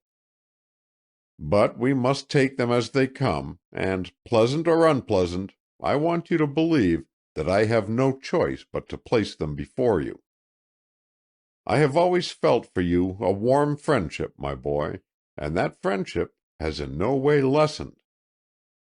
Therefore, if any word I speak causes you unhappiness, I want you to remember that I only say it because I must. We are not always permitted to readjust life according to our inclinations. Duty maps out many of our paths, and we must close our lips and travel them." He stopped, as if considering how to proceed. "While in New York," he presently resumed, "I probated Madam Lee's will. She was possessed of a large estate, and knew very definitely what she wanted done with it. The will was made several years ago, and no document that I have ever seen was more specifically and conscientiously drawn up. Although she left jewels and heirlooms to my family, she left none of her other property to the Galbraiths, explaining that her daughter had all she needed, and that both Cynthia and Roger had more already than was good for them." He smiled humorously. "I guessed pretty accurately what she intended to do, as some time ago we talked the matter over, and I heartily approved of her proposed bequest." He cleared his throat, and in wondering silence Robert Morton waited. "The property was left in bulk to an old friend whom Madam Lee had known for years, some one entirely outside the family." Bob did not speak. "I would gladly see the Lee money administered as its owner desired to have it," Mr. Galbraith went on. "Her ideas were wise, kind, and just, and the fulfillment of her wishes would have brought to me, to us all, the greatest happiness. But since that will was made, a new condition has arisen. Delight Hathaway, the child of her favorite daughter, has appeared. Had the old lady lived, I feel certain that in view of this fact she would have altered the document that this girl might inherit at least a portion of the fortune in which her mother never had any share. You knew Madam Lee very intimately, Bob, probably better than any of the rest of us. What do you think?" The reply came without hesitation. "I am certain Madam Lee would have seen to it that her granddaughter was provided for." "So it seems to me," rejoined Mr. Galbraith with evident relief. "I am glad that our code of ethics agrees thus far. Now, the question is, Bob, how strong are you for the right? If honorable action meant sacrifice, would you be ready to meet it?" "I hope so," was the modest response. "I know so," Mr. Galbraith declared earnestly. "And it is because I am so sure of it that I came to you today. Bob, it was to you that Madam Lee left her fortune. It was to be used for the furthering of your dearest wish because, to quote her own words, because I love the boy as if he were of my own blood." As he listened, Robert Morton's eyes grew cloudy, and emotion choked his utterance until he could not speak. Apparently Mr. Galbraith either expected no reply or tactfully interpreted his silence, for without waiting he continued, "You can understand now, Bob, feeling toward you as we all do, that this recent family development has not been easy for us to confront.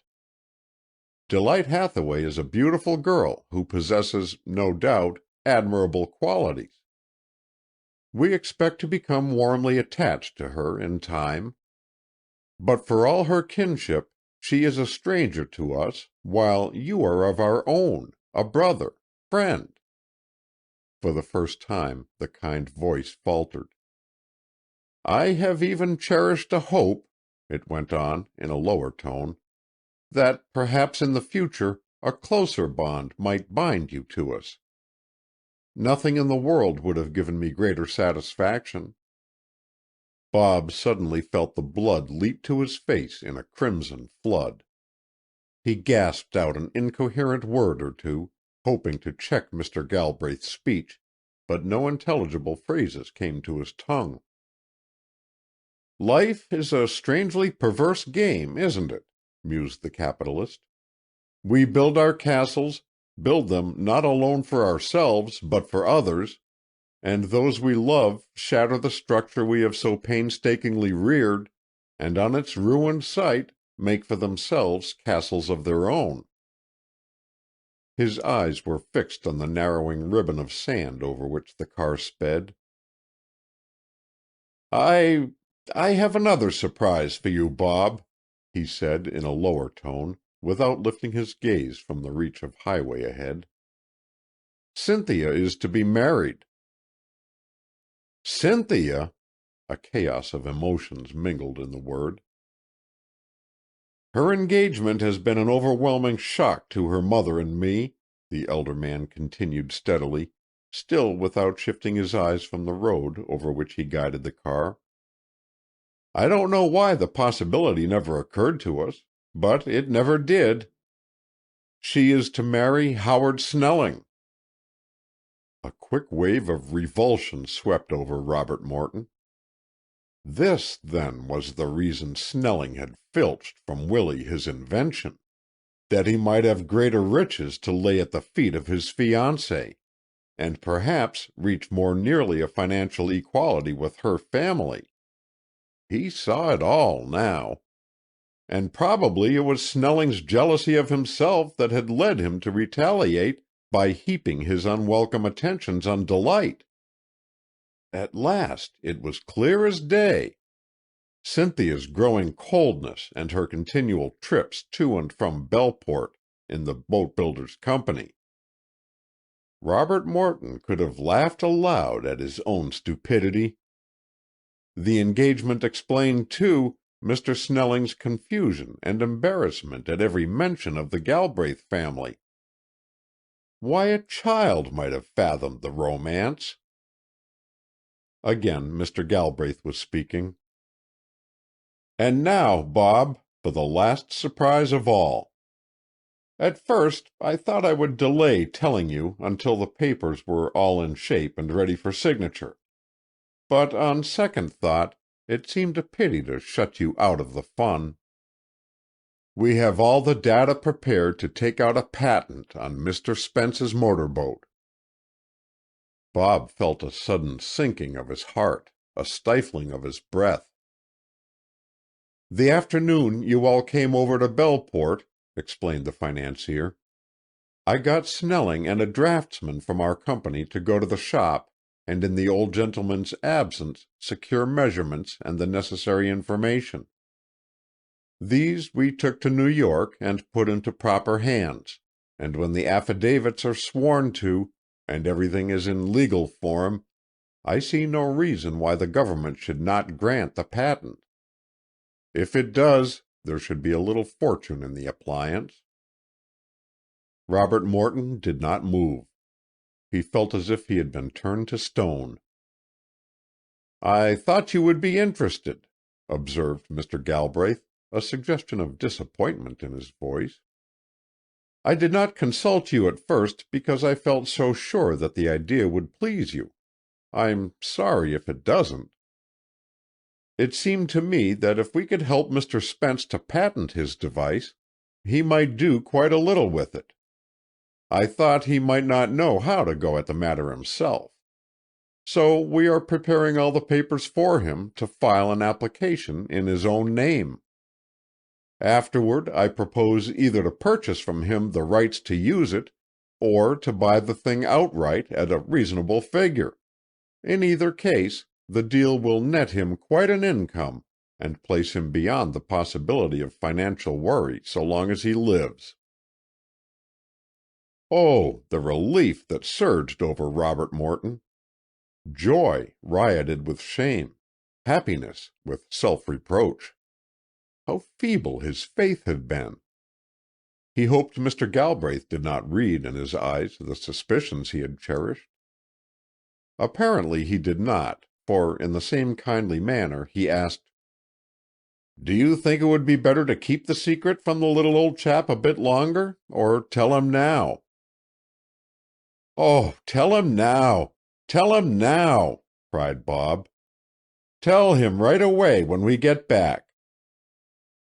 His companion laughed at his eagerness, and for the first time their eyes met. "And now, sir," began Robert Morton, a ring of buoyancy and light-heartedness in his voice such as had not sounded in it for weeks, "I have a surprise for you. I, too, am going to be married." The car swerved suddenly, as if a tremor had passed through the hands on the wheel. "I am engaged to your niece, Mr. Galbraith." "To my niece?" repeated the great man blankly. "I don't think I quite—" "To Delight Hathaway." Bob saw a dull brick-red flush color the neck of the capitalist and steal up into his face. For a moment he seemed at a loss for words. Then presently, as if he had succeeded in readjusting his ideas, he ejaculated, "My word, Bob! Well, you young people have mixed yourselves up nicely. However, if you all are happy, that is the main thing. You are the ones to be suited. We shall still have you in the family, anyway," he laughed. "And about the property," he went on thoughtfully, "this simplifies matters greatly, for it won't make much difference now which of you has it, you or the girl." But Bob stopped him with a quick protest. "I don't want Delight to know Madam Lee's money has previously been willed to me," he said. "If she suspected that, she would never take it. You are not to tell her. Promise me you will see to that." "Of course I will arrange the affair any way you wish," Mr. Galbraith agreed, with a dubious frown. "But if you were to marry her, I really can't see what difference it would make." "It will make a great deal of difference," declared the younger man. "In the one case, the fortune will be hers to use as she pleases. She will have the independent right to hand it over to the Brewsters, if she so desires.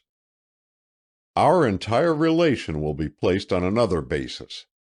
For if I marry her under those conditions, I marry an heiress, not the ward of a poor fisherman." "I hadn't thought of that." "On the other hand, if she refuses the money, it will be mine to lay at her feet. Can't you see what a vast contrast there will be in my position?" Mr. Galbraith nodded thoughtfully, as if considering the matter from a new angle. "That's the only reason the fortune would mean anything to me, that I might have something to offer her," continued Robert Morton. "Of course, as you said, she would have the benefit of the money in either case, but it makes a difference whether it comes to her by the mere right of inheritance, or whether she takes it from her husband." "There is a distinction," admitted the elder man. "Now that you call my attention to it, I can see that readily. It is a delicate one, but its consequences are far-reaching. Well, you shall have your way.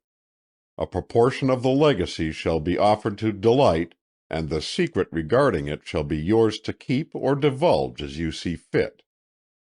You are a noble fellow, Bob. I only wish—" He checked the impulsive phrase that rose to his lips, but not before the listener had caught its import. "Mr. Snelling is a fine man, Mr. Galbraith," broke in Bob instantly, dreading the words that might follow.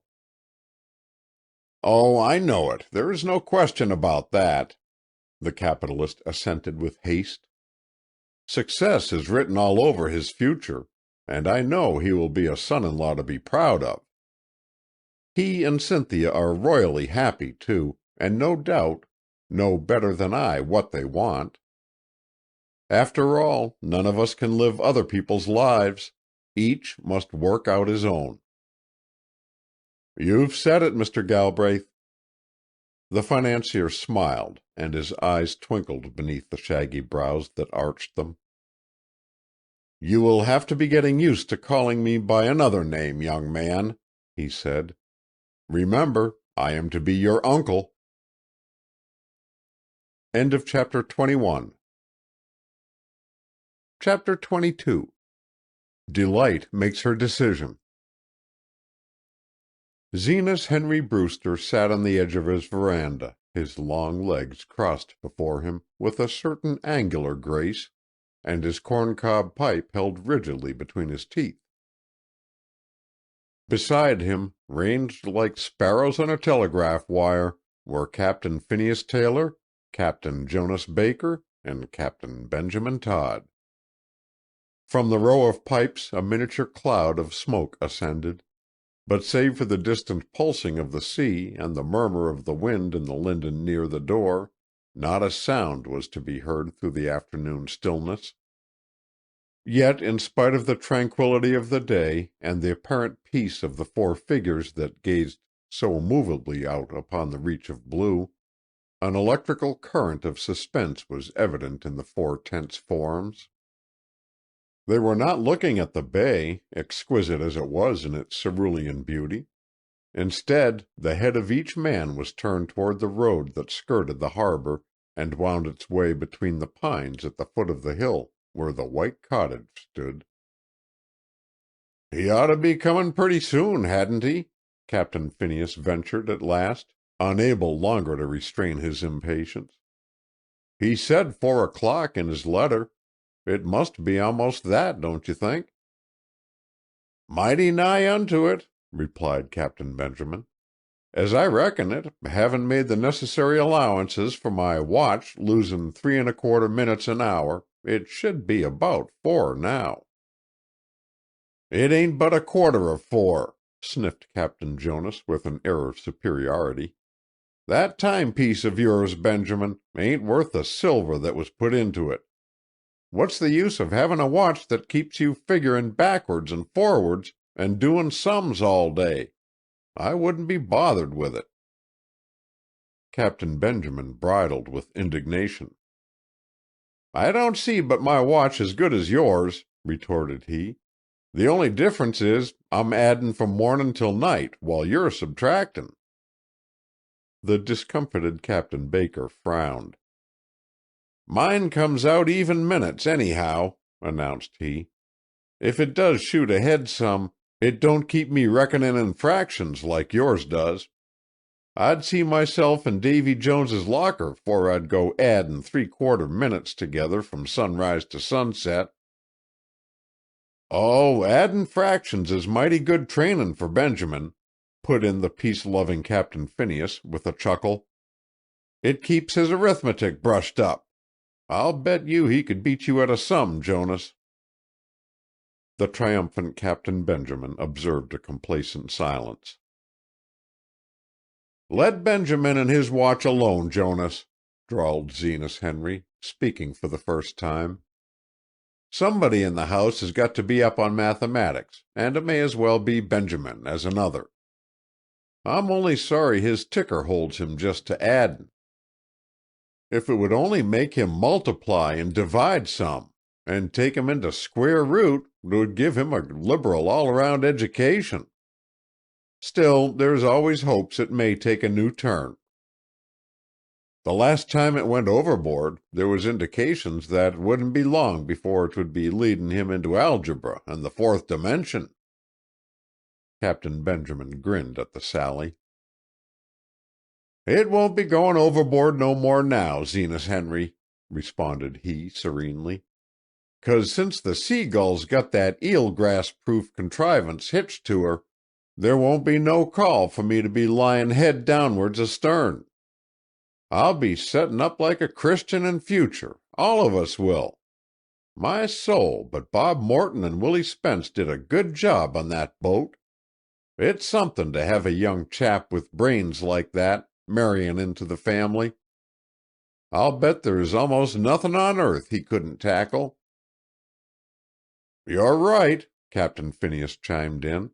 "If Delight's got to get married, and we'd be a lot of selfish brutes not to want her to, she certainly has picked a promisin' husband. You can lose money, fling it away, or have it stolen from you, but you can't lose brains." "That's so, Phineas, that's so," Zenas Henry said. "Besides, 'tain't as if he was takin' her to Indiana. New York ain't far. Why, I'll stake a ketch of mackerel we could fetch up at that Long Island place in the Seagull." "Of course we could, Zenas Henry," agreed Captain Jonas, flashing a glance of affection into his friend's face. "There's no question about it. Take a good clear day and the sea runnin' right, we could make it without a mite of trouble. Long Island wouldn't be anything of a cruise. No place that we can sail to in our own boat is far away." A listener of discrimination might have detected in the dialogue a note of assumed optimism, and suspected that the four old men seated like images on the piazza rail were trying to buoy up one another's courage, and in the assumption he would not, perhaps, have been far wrong. "What do you suppose this Galbraith has up his sleeve, Zenas Henry, that he should be comin' over here?" Captain Benjamin Todd speculated, during a lapse in the conversation. "He has some scheme in mind, you can be sure of that." "Why do you always go rootin' up evil, like as if you was diggin' for clams, Benjamin?" inquired Captain Phineas impatiently. "All Mr. Galbraith said was he wanted to see Zenas Henry. There surely is no harm in that. Delight bein' his niece, it's only to be expected he'd want to get sight of the folks she is livin' with. Most natural thing in the world, it seems to me. Would be queerer if he didn't show no interest in the people who have brought her up." "That's so, Phineas," Captain Jonas echoed. "Nothin's likelier than that he's comin' to sort o' thank Zenas Henry." "Thank us?" Zenas Henry burst out. "Thank us for bringin' up our own child? What business is it of his? Do we go traipsin' to Belleport to thank him for bein' good to his children?" "No, no, Zenas Henry," Captain Phineas replied soothingly. "Of course he ain't comin' here to thank us. That would be plumb ridiculous. More probable he's comin', as I said, to make a friendly call since he's a relative." But in spite of this reassurance, the ripple of misgiving had not entirely died away before the well-known touring car with the New York financier in its tonneau made its appearance at the foot of the hill. "He's comin', Zenas Henry." "There he is." "That's him," was the excited comment. But Zenas Henry maintained a grim silence. He had risen to his full height, and now stood braced to meet an ordeal which he dreaded far more than he would have been willing to admit. His gaunt figure was stiff with resolution, his jaw set, his lips compressed. It was the same expression his countenance had worn the night he had gone forth into the storm to rescue the sinking crew of the Michleen from probable death. It was the expression his companions dreaded and feared, the fighter ready for combat. Yet his antagonist, as he alighted from the motor car and crossed the grass in leisurely fashion, appeared to be anything but a formidable adversary.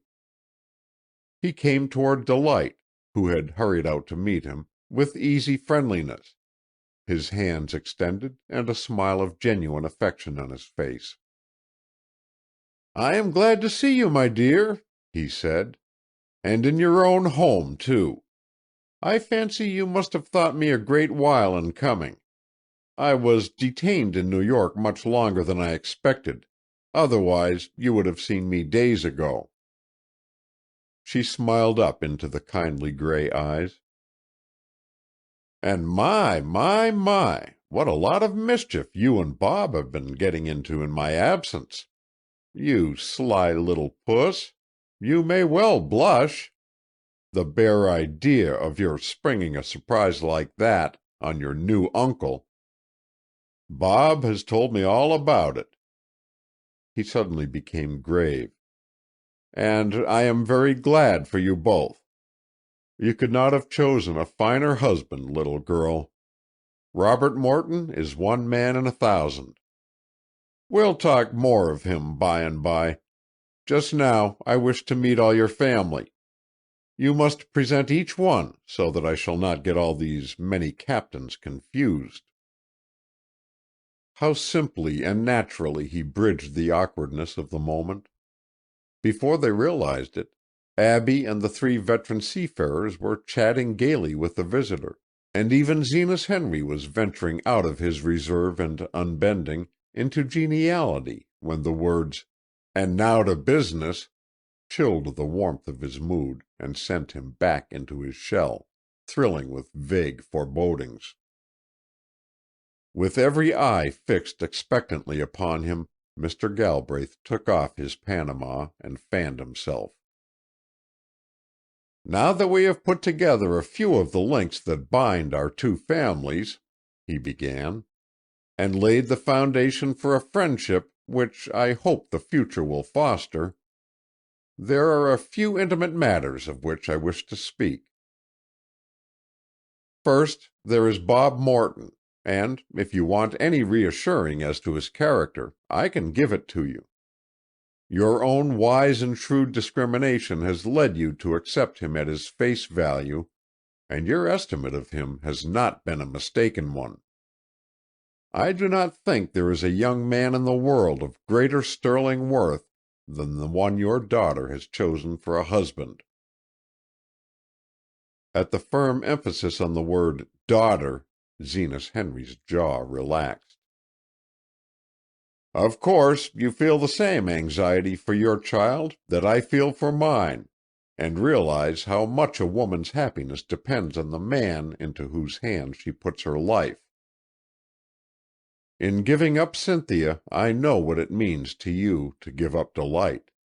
We parents cannot expect to have all the joy and none of the suffering that comes with having children, however." He looked at Zenas Henry, and a quiet sympathy passed from one man to the other. "But we should be selfish indeed, were we to deny to those we love the best gift heaven has to bestow.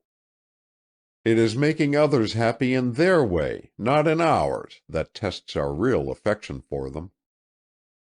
And so I know that underneath all your personal regrets, you rejoice in the prospect of Delight's marriage, as I rejoice in Cynthia's. We shall not always be in this world to safeguard our daughters. How much better to see their future in the protection of younger and stronger men than ourselves." "Yes, yes," murmured Zenas Henry. "And now I want to speak to Delight, although I am sure she will wish you to hear what I have to say to her.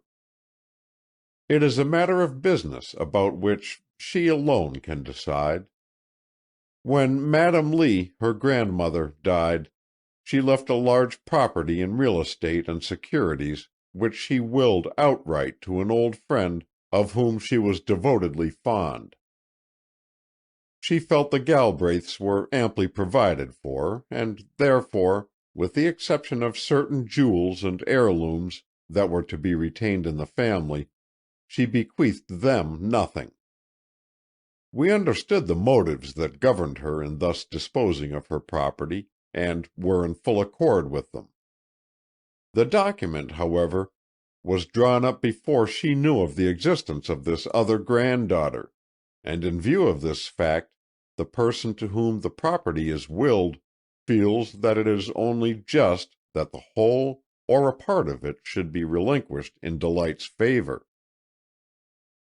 There was an instant's pause.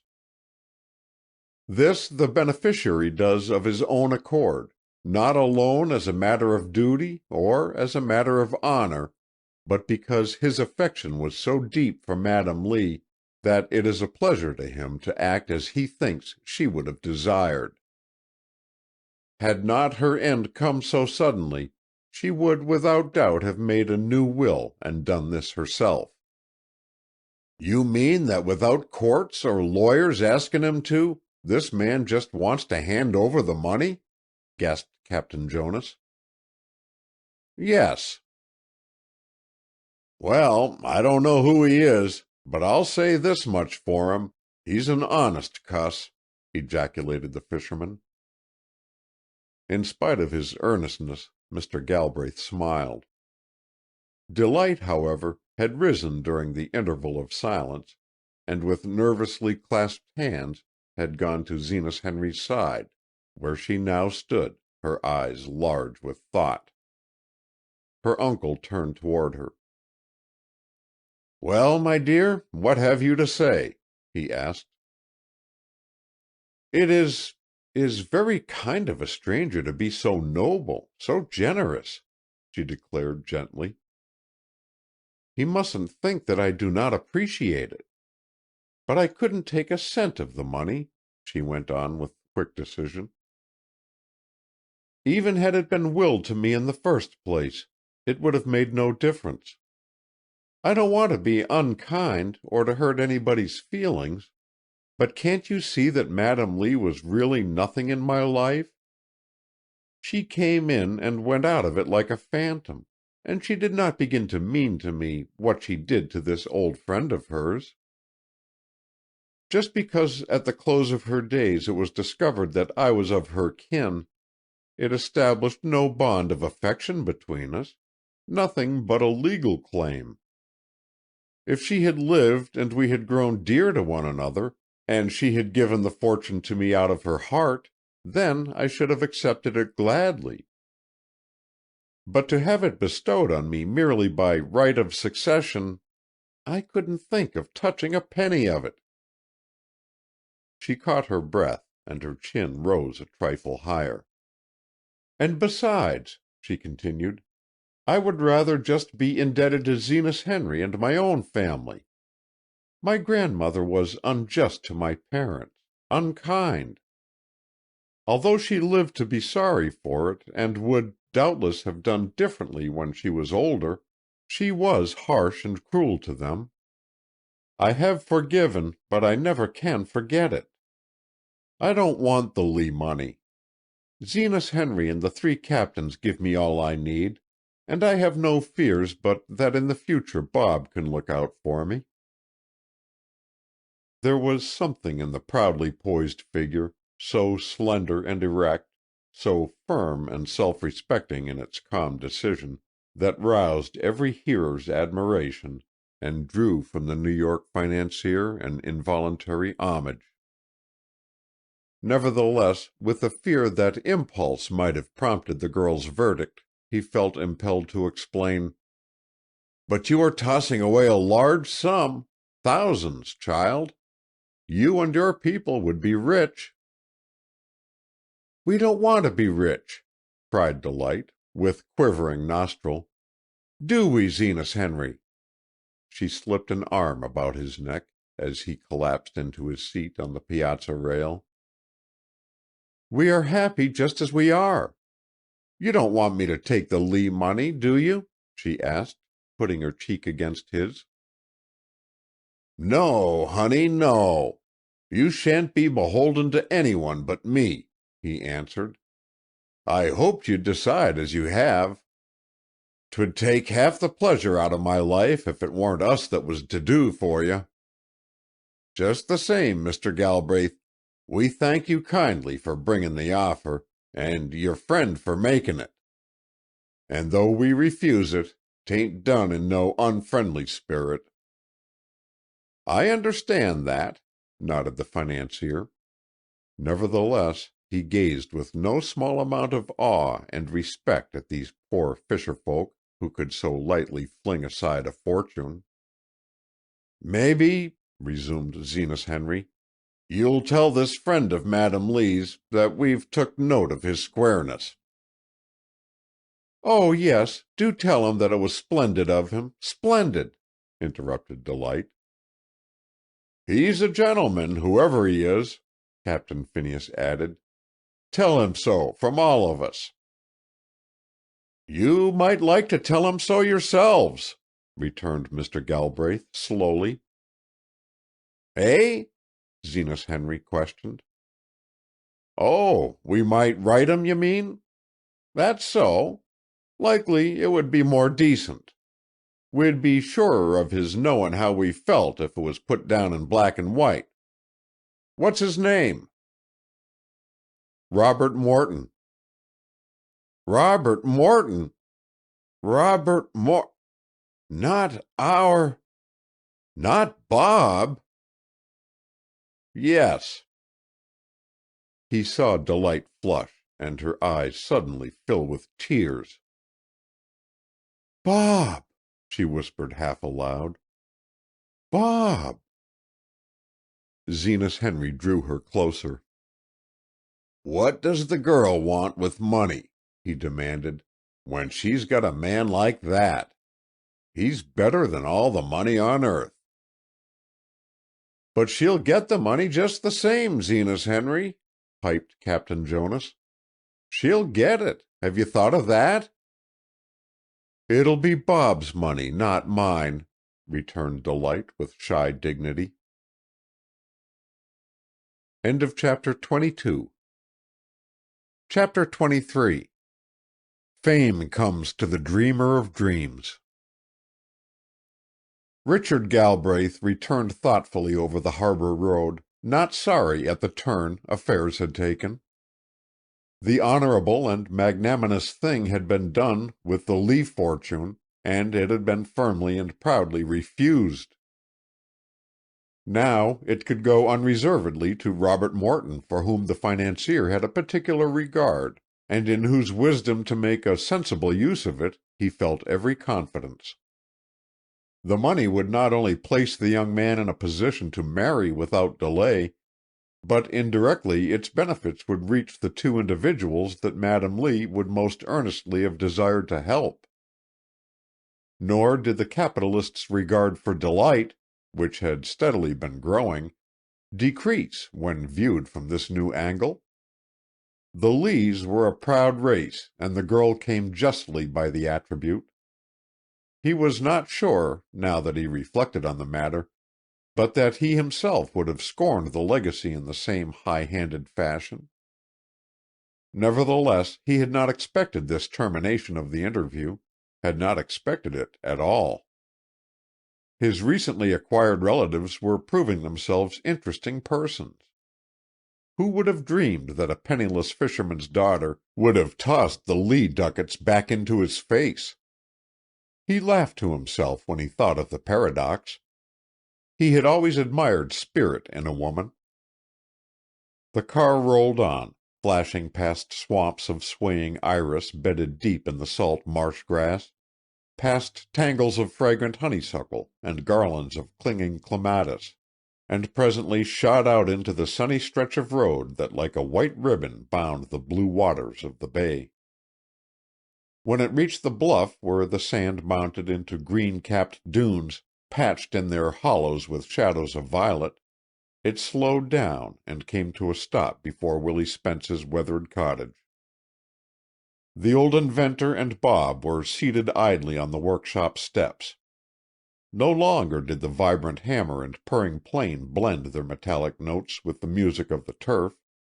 Their work was done, and until he was "kitched with a new idea," Willie had nothing to do but smoke beneath the shade of the grapevine and rambler rose, and watch the vast reach of water to the line where it melted into the blue of the sky. Since his interview with Mr. Galbraith, Robert Morton had had all he could do to keep from Willie the assurance that Genoa's accusations were false, and that instead of misfortune, good luck was winging its way toward the low gray house on the bay. Bob was a generous fellow, and it added tenfold to his present happiness to know that joy was also coming to one toward whom he cherished an abiding affection. The secret, however, was Mr. Galbraith's, and until the New Yorker saw fit to impart it, he must maintain silence. Therefore, with smiles wreathing his face, and the wonderful story locked tightly in his possession, he tried to be patient until the final revelation should be made. And now, with the approach of the capitalist, he knew that at last the great moment had arrived. The dream of years was to come true, and the darling of Willie's brain, his greatest and most ambitious idea, was to be made a potent factor in the broad universe. So perfectly did he understand the quaint, half-shrinking inventor that he knew well no money, no fame, no praise could mean to him what this recognition would. Persons were to use the thing he had thought out, to use it neither because of friendship nor interest, but because it was a practical, indispensable article which no mind had previously given to the world. In the days and weeks Bob had spent in the Spence cottage, it was impossible not to read all this, and more, in the sensitive, hungering nature of the man who had worked beside him. Love and parenthood in its smaller and more specific sense had passed Willie Spence by, but in their place there had sprung into life a broader altruism and a larger creative impulse. The children his mind begot were as much of his blood and marrow as if they had actually been born of his own flesh, and to have one of them go victoriously forth into that moving current that reached so far beyond his own humble door would be like sending a child into battle. It transformed the father to one of the elect. Surely, thought Robert Morton, great and unexpected issues had centered about his visit to Wilton. When confronted by the present unfoldings, who would have the temerity to boast that one's destinies were matters of chance? "Well," called Mr. Galbraith as he came up the walk, "you two people look comfortable. Is there room on that doorstep for one more?" "Certainly, sir, certainly," Willie replied. "But wouldn't you rather we heaved a box or something out of the shop for you to set on? You'll find these steps a good way down, I'm afraid." "Not a bit of it," the New Yorker answered, dropping into the welcome shade of the trellis. "You have deserted the shop, I see. Does that mean your work is done?" "Done and delivered," smiled Willie. "We've discharged our cargo and ain't took nothing else aboard yet. We're just kind of riding at anchor." "How did your friend, Mr. Brewster, like your handiwork?" In spite of his native modesty, Willie's bronzed face lighted with pride. "Say, you'd oughta seen him," exclaimed he, forgetting everything else in his pleasure. "He was struck clean abeam. He never suspected nothin' about it, and the surprise took him broadside. And it works," continued the little man with enthusiasm. "Yes, sirree, it works. That cockle shell of a seagull goes ripping along through the eel grass, her propeller clear and free, as if she had 20 fathoms of water under her.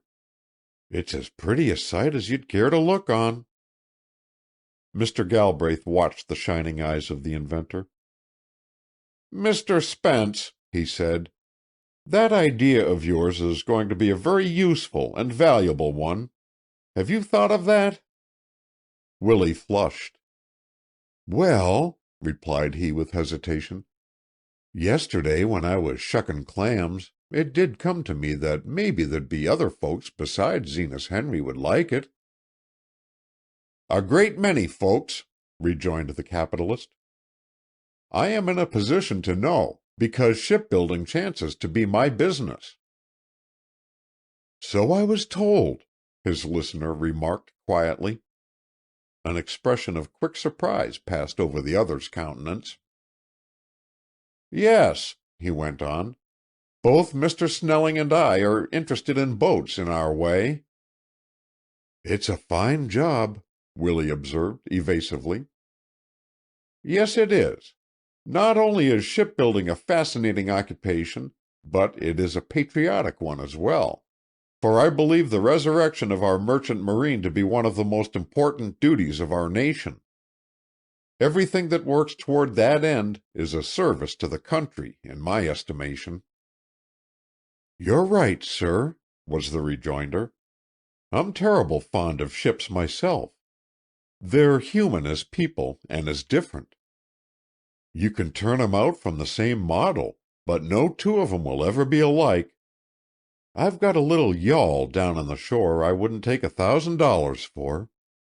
She's knowin' as if she was alive. I can tell to an inch how much sail she'll stand and how much water she'll draw. She answers to the tiller quick as a child to your voice, too, quicker'n most children. I've had her for years, and smooth weather or foul she ain't never gone back on me. Folks disappoint you sometimes, but a boat never does." As if sensing that he was venturing on dangerous ground, he stopped abruptly. "So you build boats, do you?" he commented, to change the subject. Richard Galbraith nodded. "That's my calling," he assented. "And since it is, I am in a position to handle things that have to do with boats of all kinds. That is why your motorboat idea has interested me so deeply. I saw its possibilities from the moment I first laid eyes on it, and I wish to congratulate you on having given the public such a useful invention." "It ain't got far toward the public," objected Willie, with a deprecating shrug of his shoulders. "But it's going to," Mr. Galbraith declared with promptness. "Bob, Mr. Snelling, and I have taken matters into our own hands, and have ventured to have an application for a patent prepared, description, claims, and all. And after you have sworn to the affidavit and affixed your signature, we will send it off to Washington, where I haven't a doubt it will be granted. I thought this would save you the bother of attending to it yourself." Poor Willie was too amazed to speak. "Now, Galbraith and Company will want the monopoly of that patent, Mr. Spence," hurried on the financier. "We're going to make you a proposition either for the purchase of it outright, or for its use on a royalty basis." With a supreme disregard for business, Willie wheeled on him before he could go further, and said simply, "Law, Mr. Galbraith, you can use the thing and welcome. Turn out as many of 'em as you like. It won't make no odds to me. But the patent! Think of having a real patent on something I've thought out. Just you picture it." He repeated the words in a soft, musing voice that hushed his hearers into stillness. "I never thought to live to see the day anything of mine would be patented. That means that nobody else anywhere in the world ever was kitched by that same idea before, don't it? It's sorta wonderful and gratifying. But if it hadn't been for the rest of you that's helped me, the claptraption would never have been in any kind of shape. 'Twould have been just a hit-or-miss contrivance, like the rest of the ideas I've got indoors. You see, I never had the schoolin' to manage my notions, even when once I'd got 'em. I know that well enough. So if I should get a patent on this thing, 'twould be mostly due to you that's helped me, and I thank you most humble." His voice trembled with feeling. "After all you've done, the three of you, you wouldn't expect me to take money from you for using the scheme, would you? Take it and welcome, and may it bring luck to your business. But there's one thing I would like," he added timidly. "If we should get them patent papers from the government, and they ain't no particular use to you, I'd like to keep 'em by me to read over now and again. 'Twould sorter make it all seem more real some way, and less as if I'd dreamed it. I've imagined this happenin' so many times, and woke up to find it was only imaginin's." The blue eyes softened into mistiness.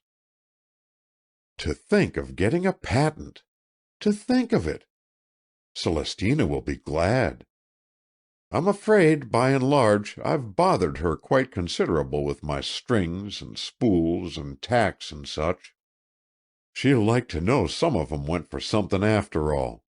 The Brewsters and Delight will be pleased, too. And there's Genoa. Oh, Genoa must be told right away, Bob. Quick as ever we can fetch it. It will clear the air twixt him and me, and make us both happier. I ain't never been able to convince him that, if you put your trust in folks, they seldom betray it. Who knows but when he finds out what's happened, he'll catch that idea. If he should, it would be worth all the inventions and patents in the world put together. Look for the best, I say, and you get it every time," continued the little old man, with a smile of exquisite serenity. "The universe is full of kindly souls with hearts a-beatin' inside 'em same's yours. Meet 'em with your hands out, and their hands will come the other half-way." "It is a pity you can't take out a patent on that notion, Mr. Spence, and sow it broadcast," returned the New Yorker soberly. Willie's gaze traveled with wistful and reverent faith across the other's face to the sky above him. "Somehow," he murmured, "I like to believe that idea was patented centuries ago by one who put it right to work by believin' the best of all us poor sinners. Folks ain't used the notion yet, much as they might, but they're gettin' round to, and the day'll come when not to believe in the other fellow's soul will be well, like having a motor boat without our attachment," concluded he whimsically. End of chapter 23. Recording by Roger Melin. End of Flood Tide by Sara, Ware, Bassett. We hope you enjoyed tonight's sleep audiobook. If you liked this audiobook and want to listen to more, please check out our channel at Sleep Audiobooks. And if you prefer to listen to each story individually, they will also be uploaded to our secondary channel at Sleep Chapters. You can access our entire catalog of bedtime story audiobooks through our web app, which can be found at sleepaudiobooks.com. There, you will also find our suite of sleep tools, including a complimentary Better Sleep Quick Guide if you sign up to our mailing list. Links are in the description below. All likes, comments, and especially subscribing help this channel grow so that we can reach more night owls in our quest to help as many people sleep easier so they can live their lives more fully during the day. We appreciate your support and wish you a very excellent night's sleep. This is Sleep Audiobooks.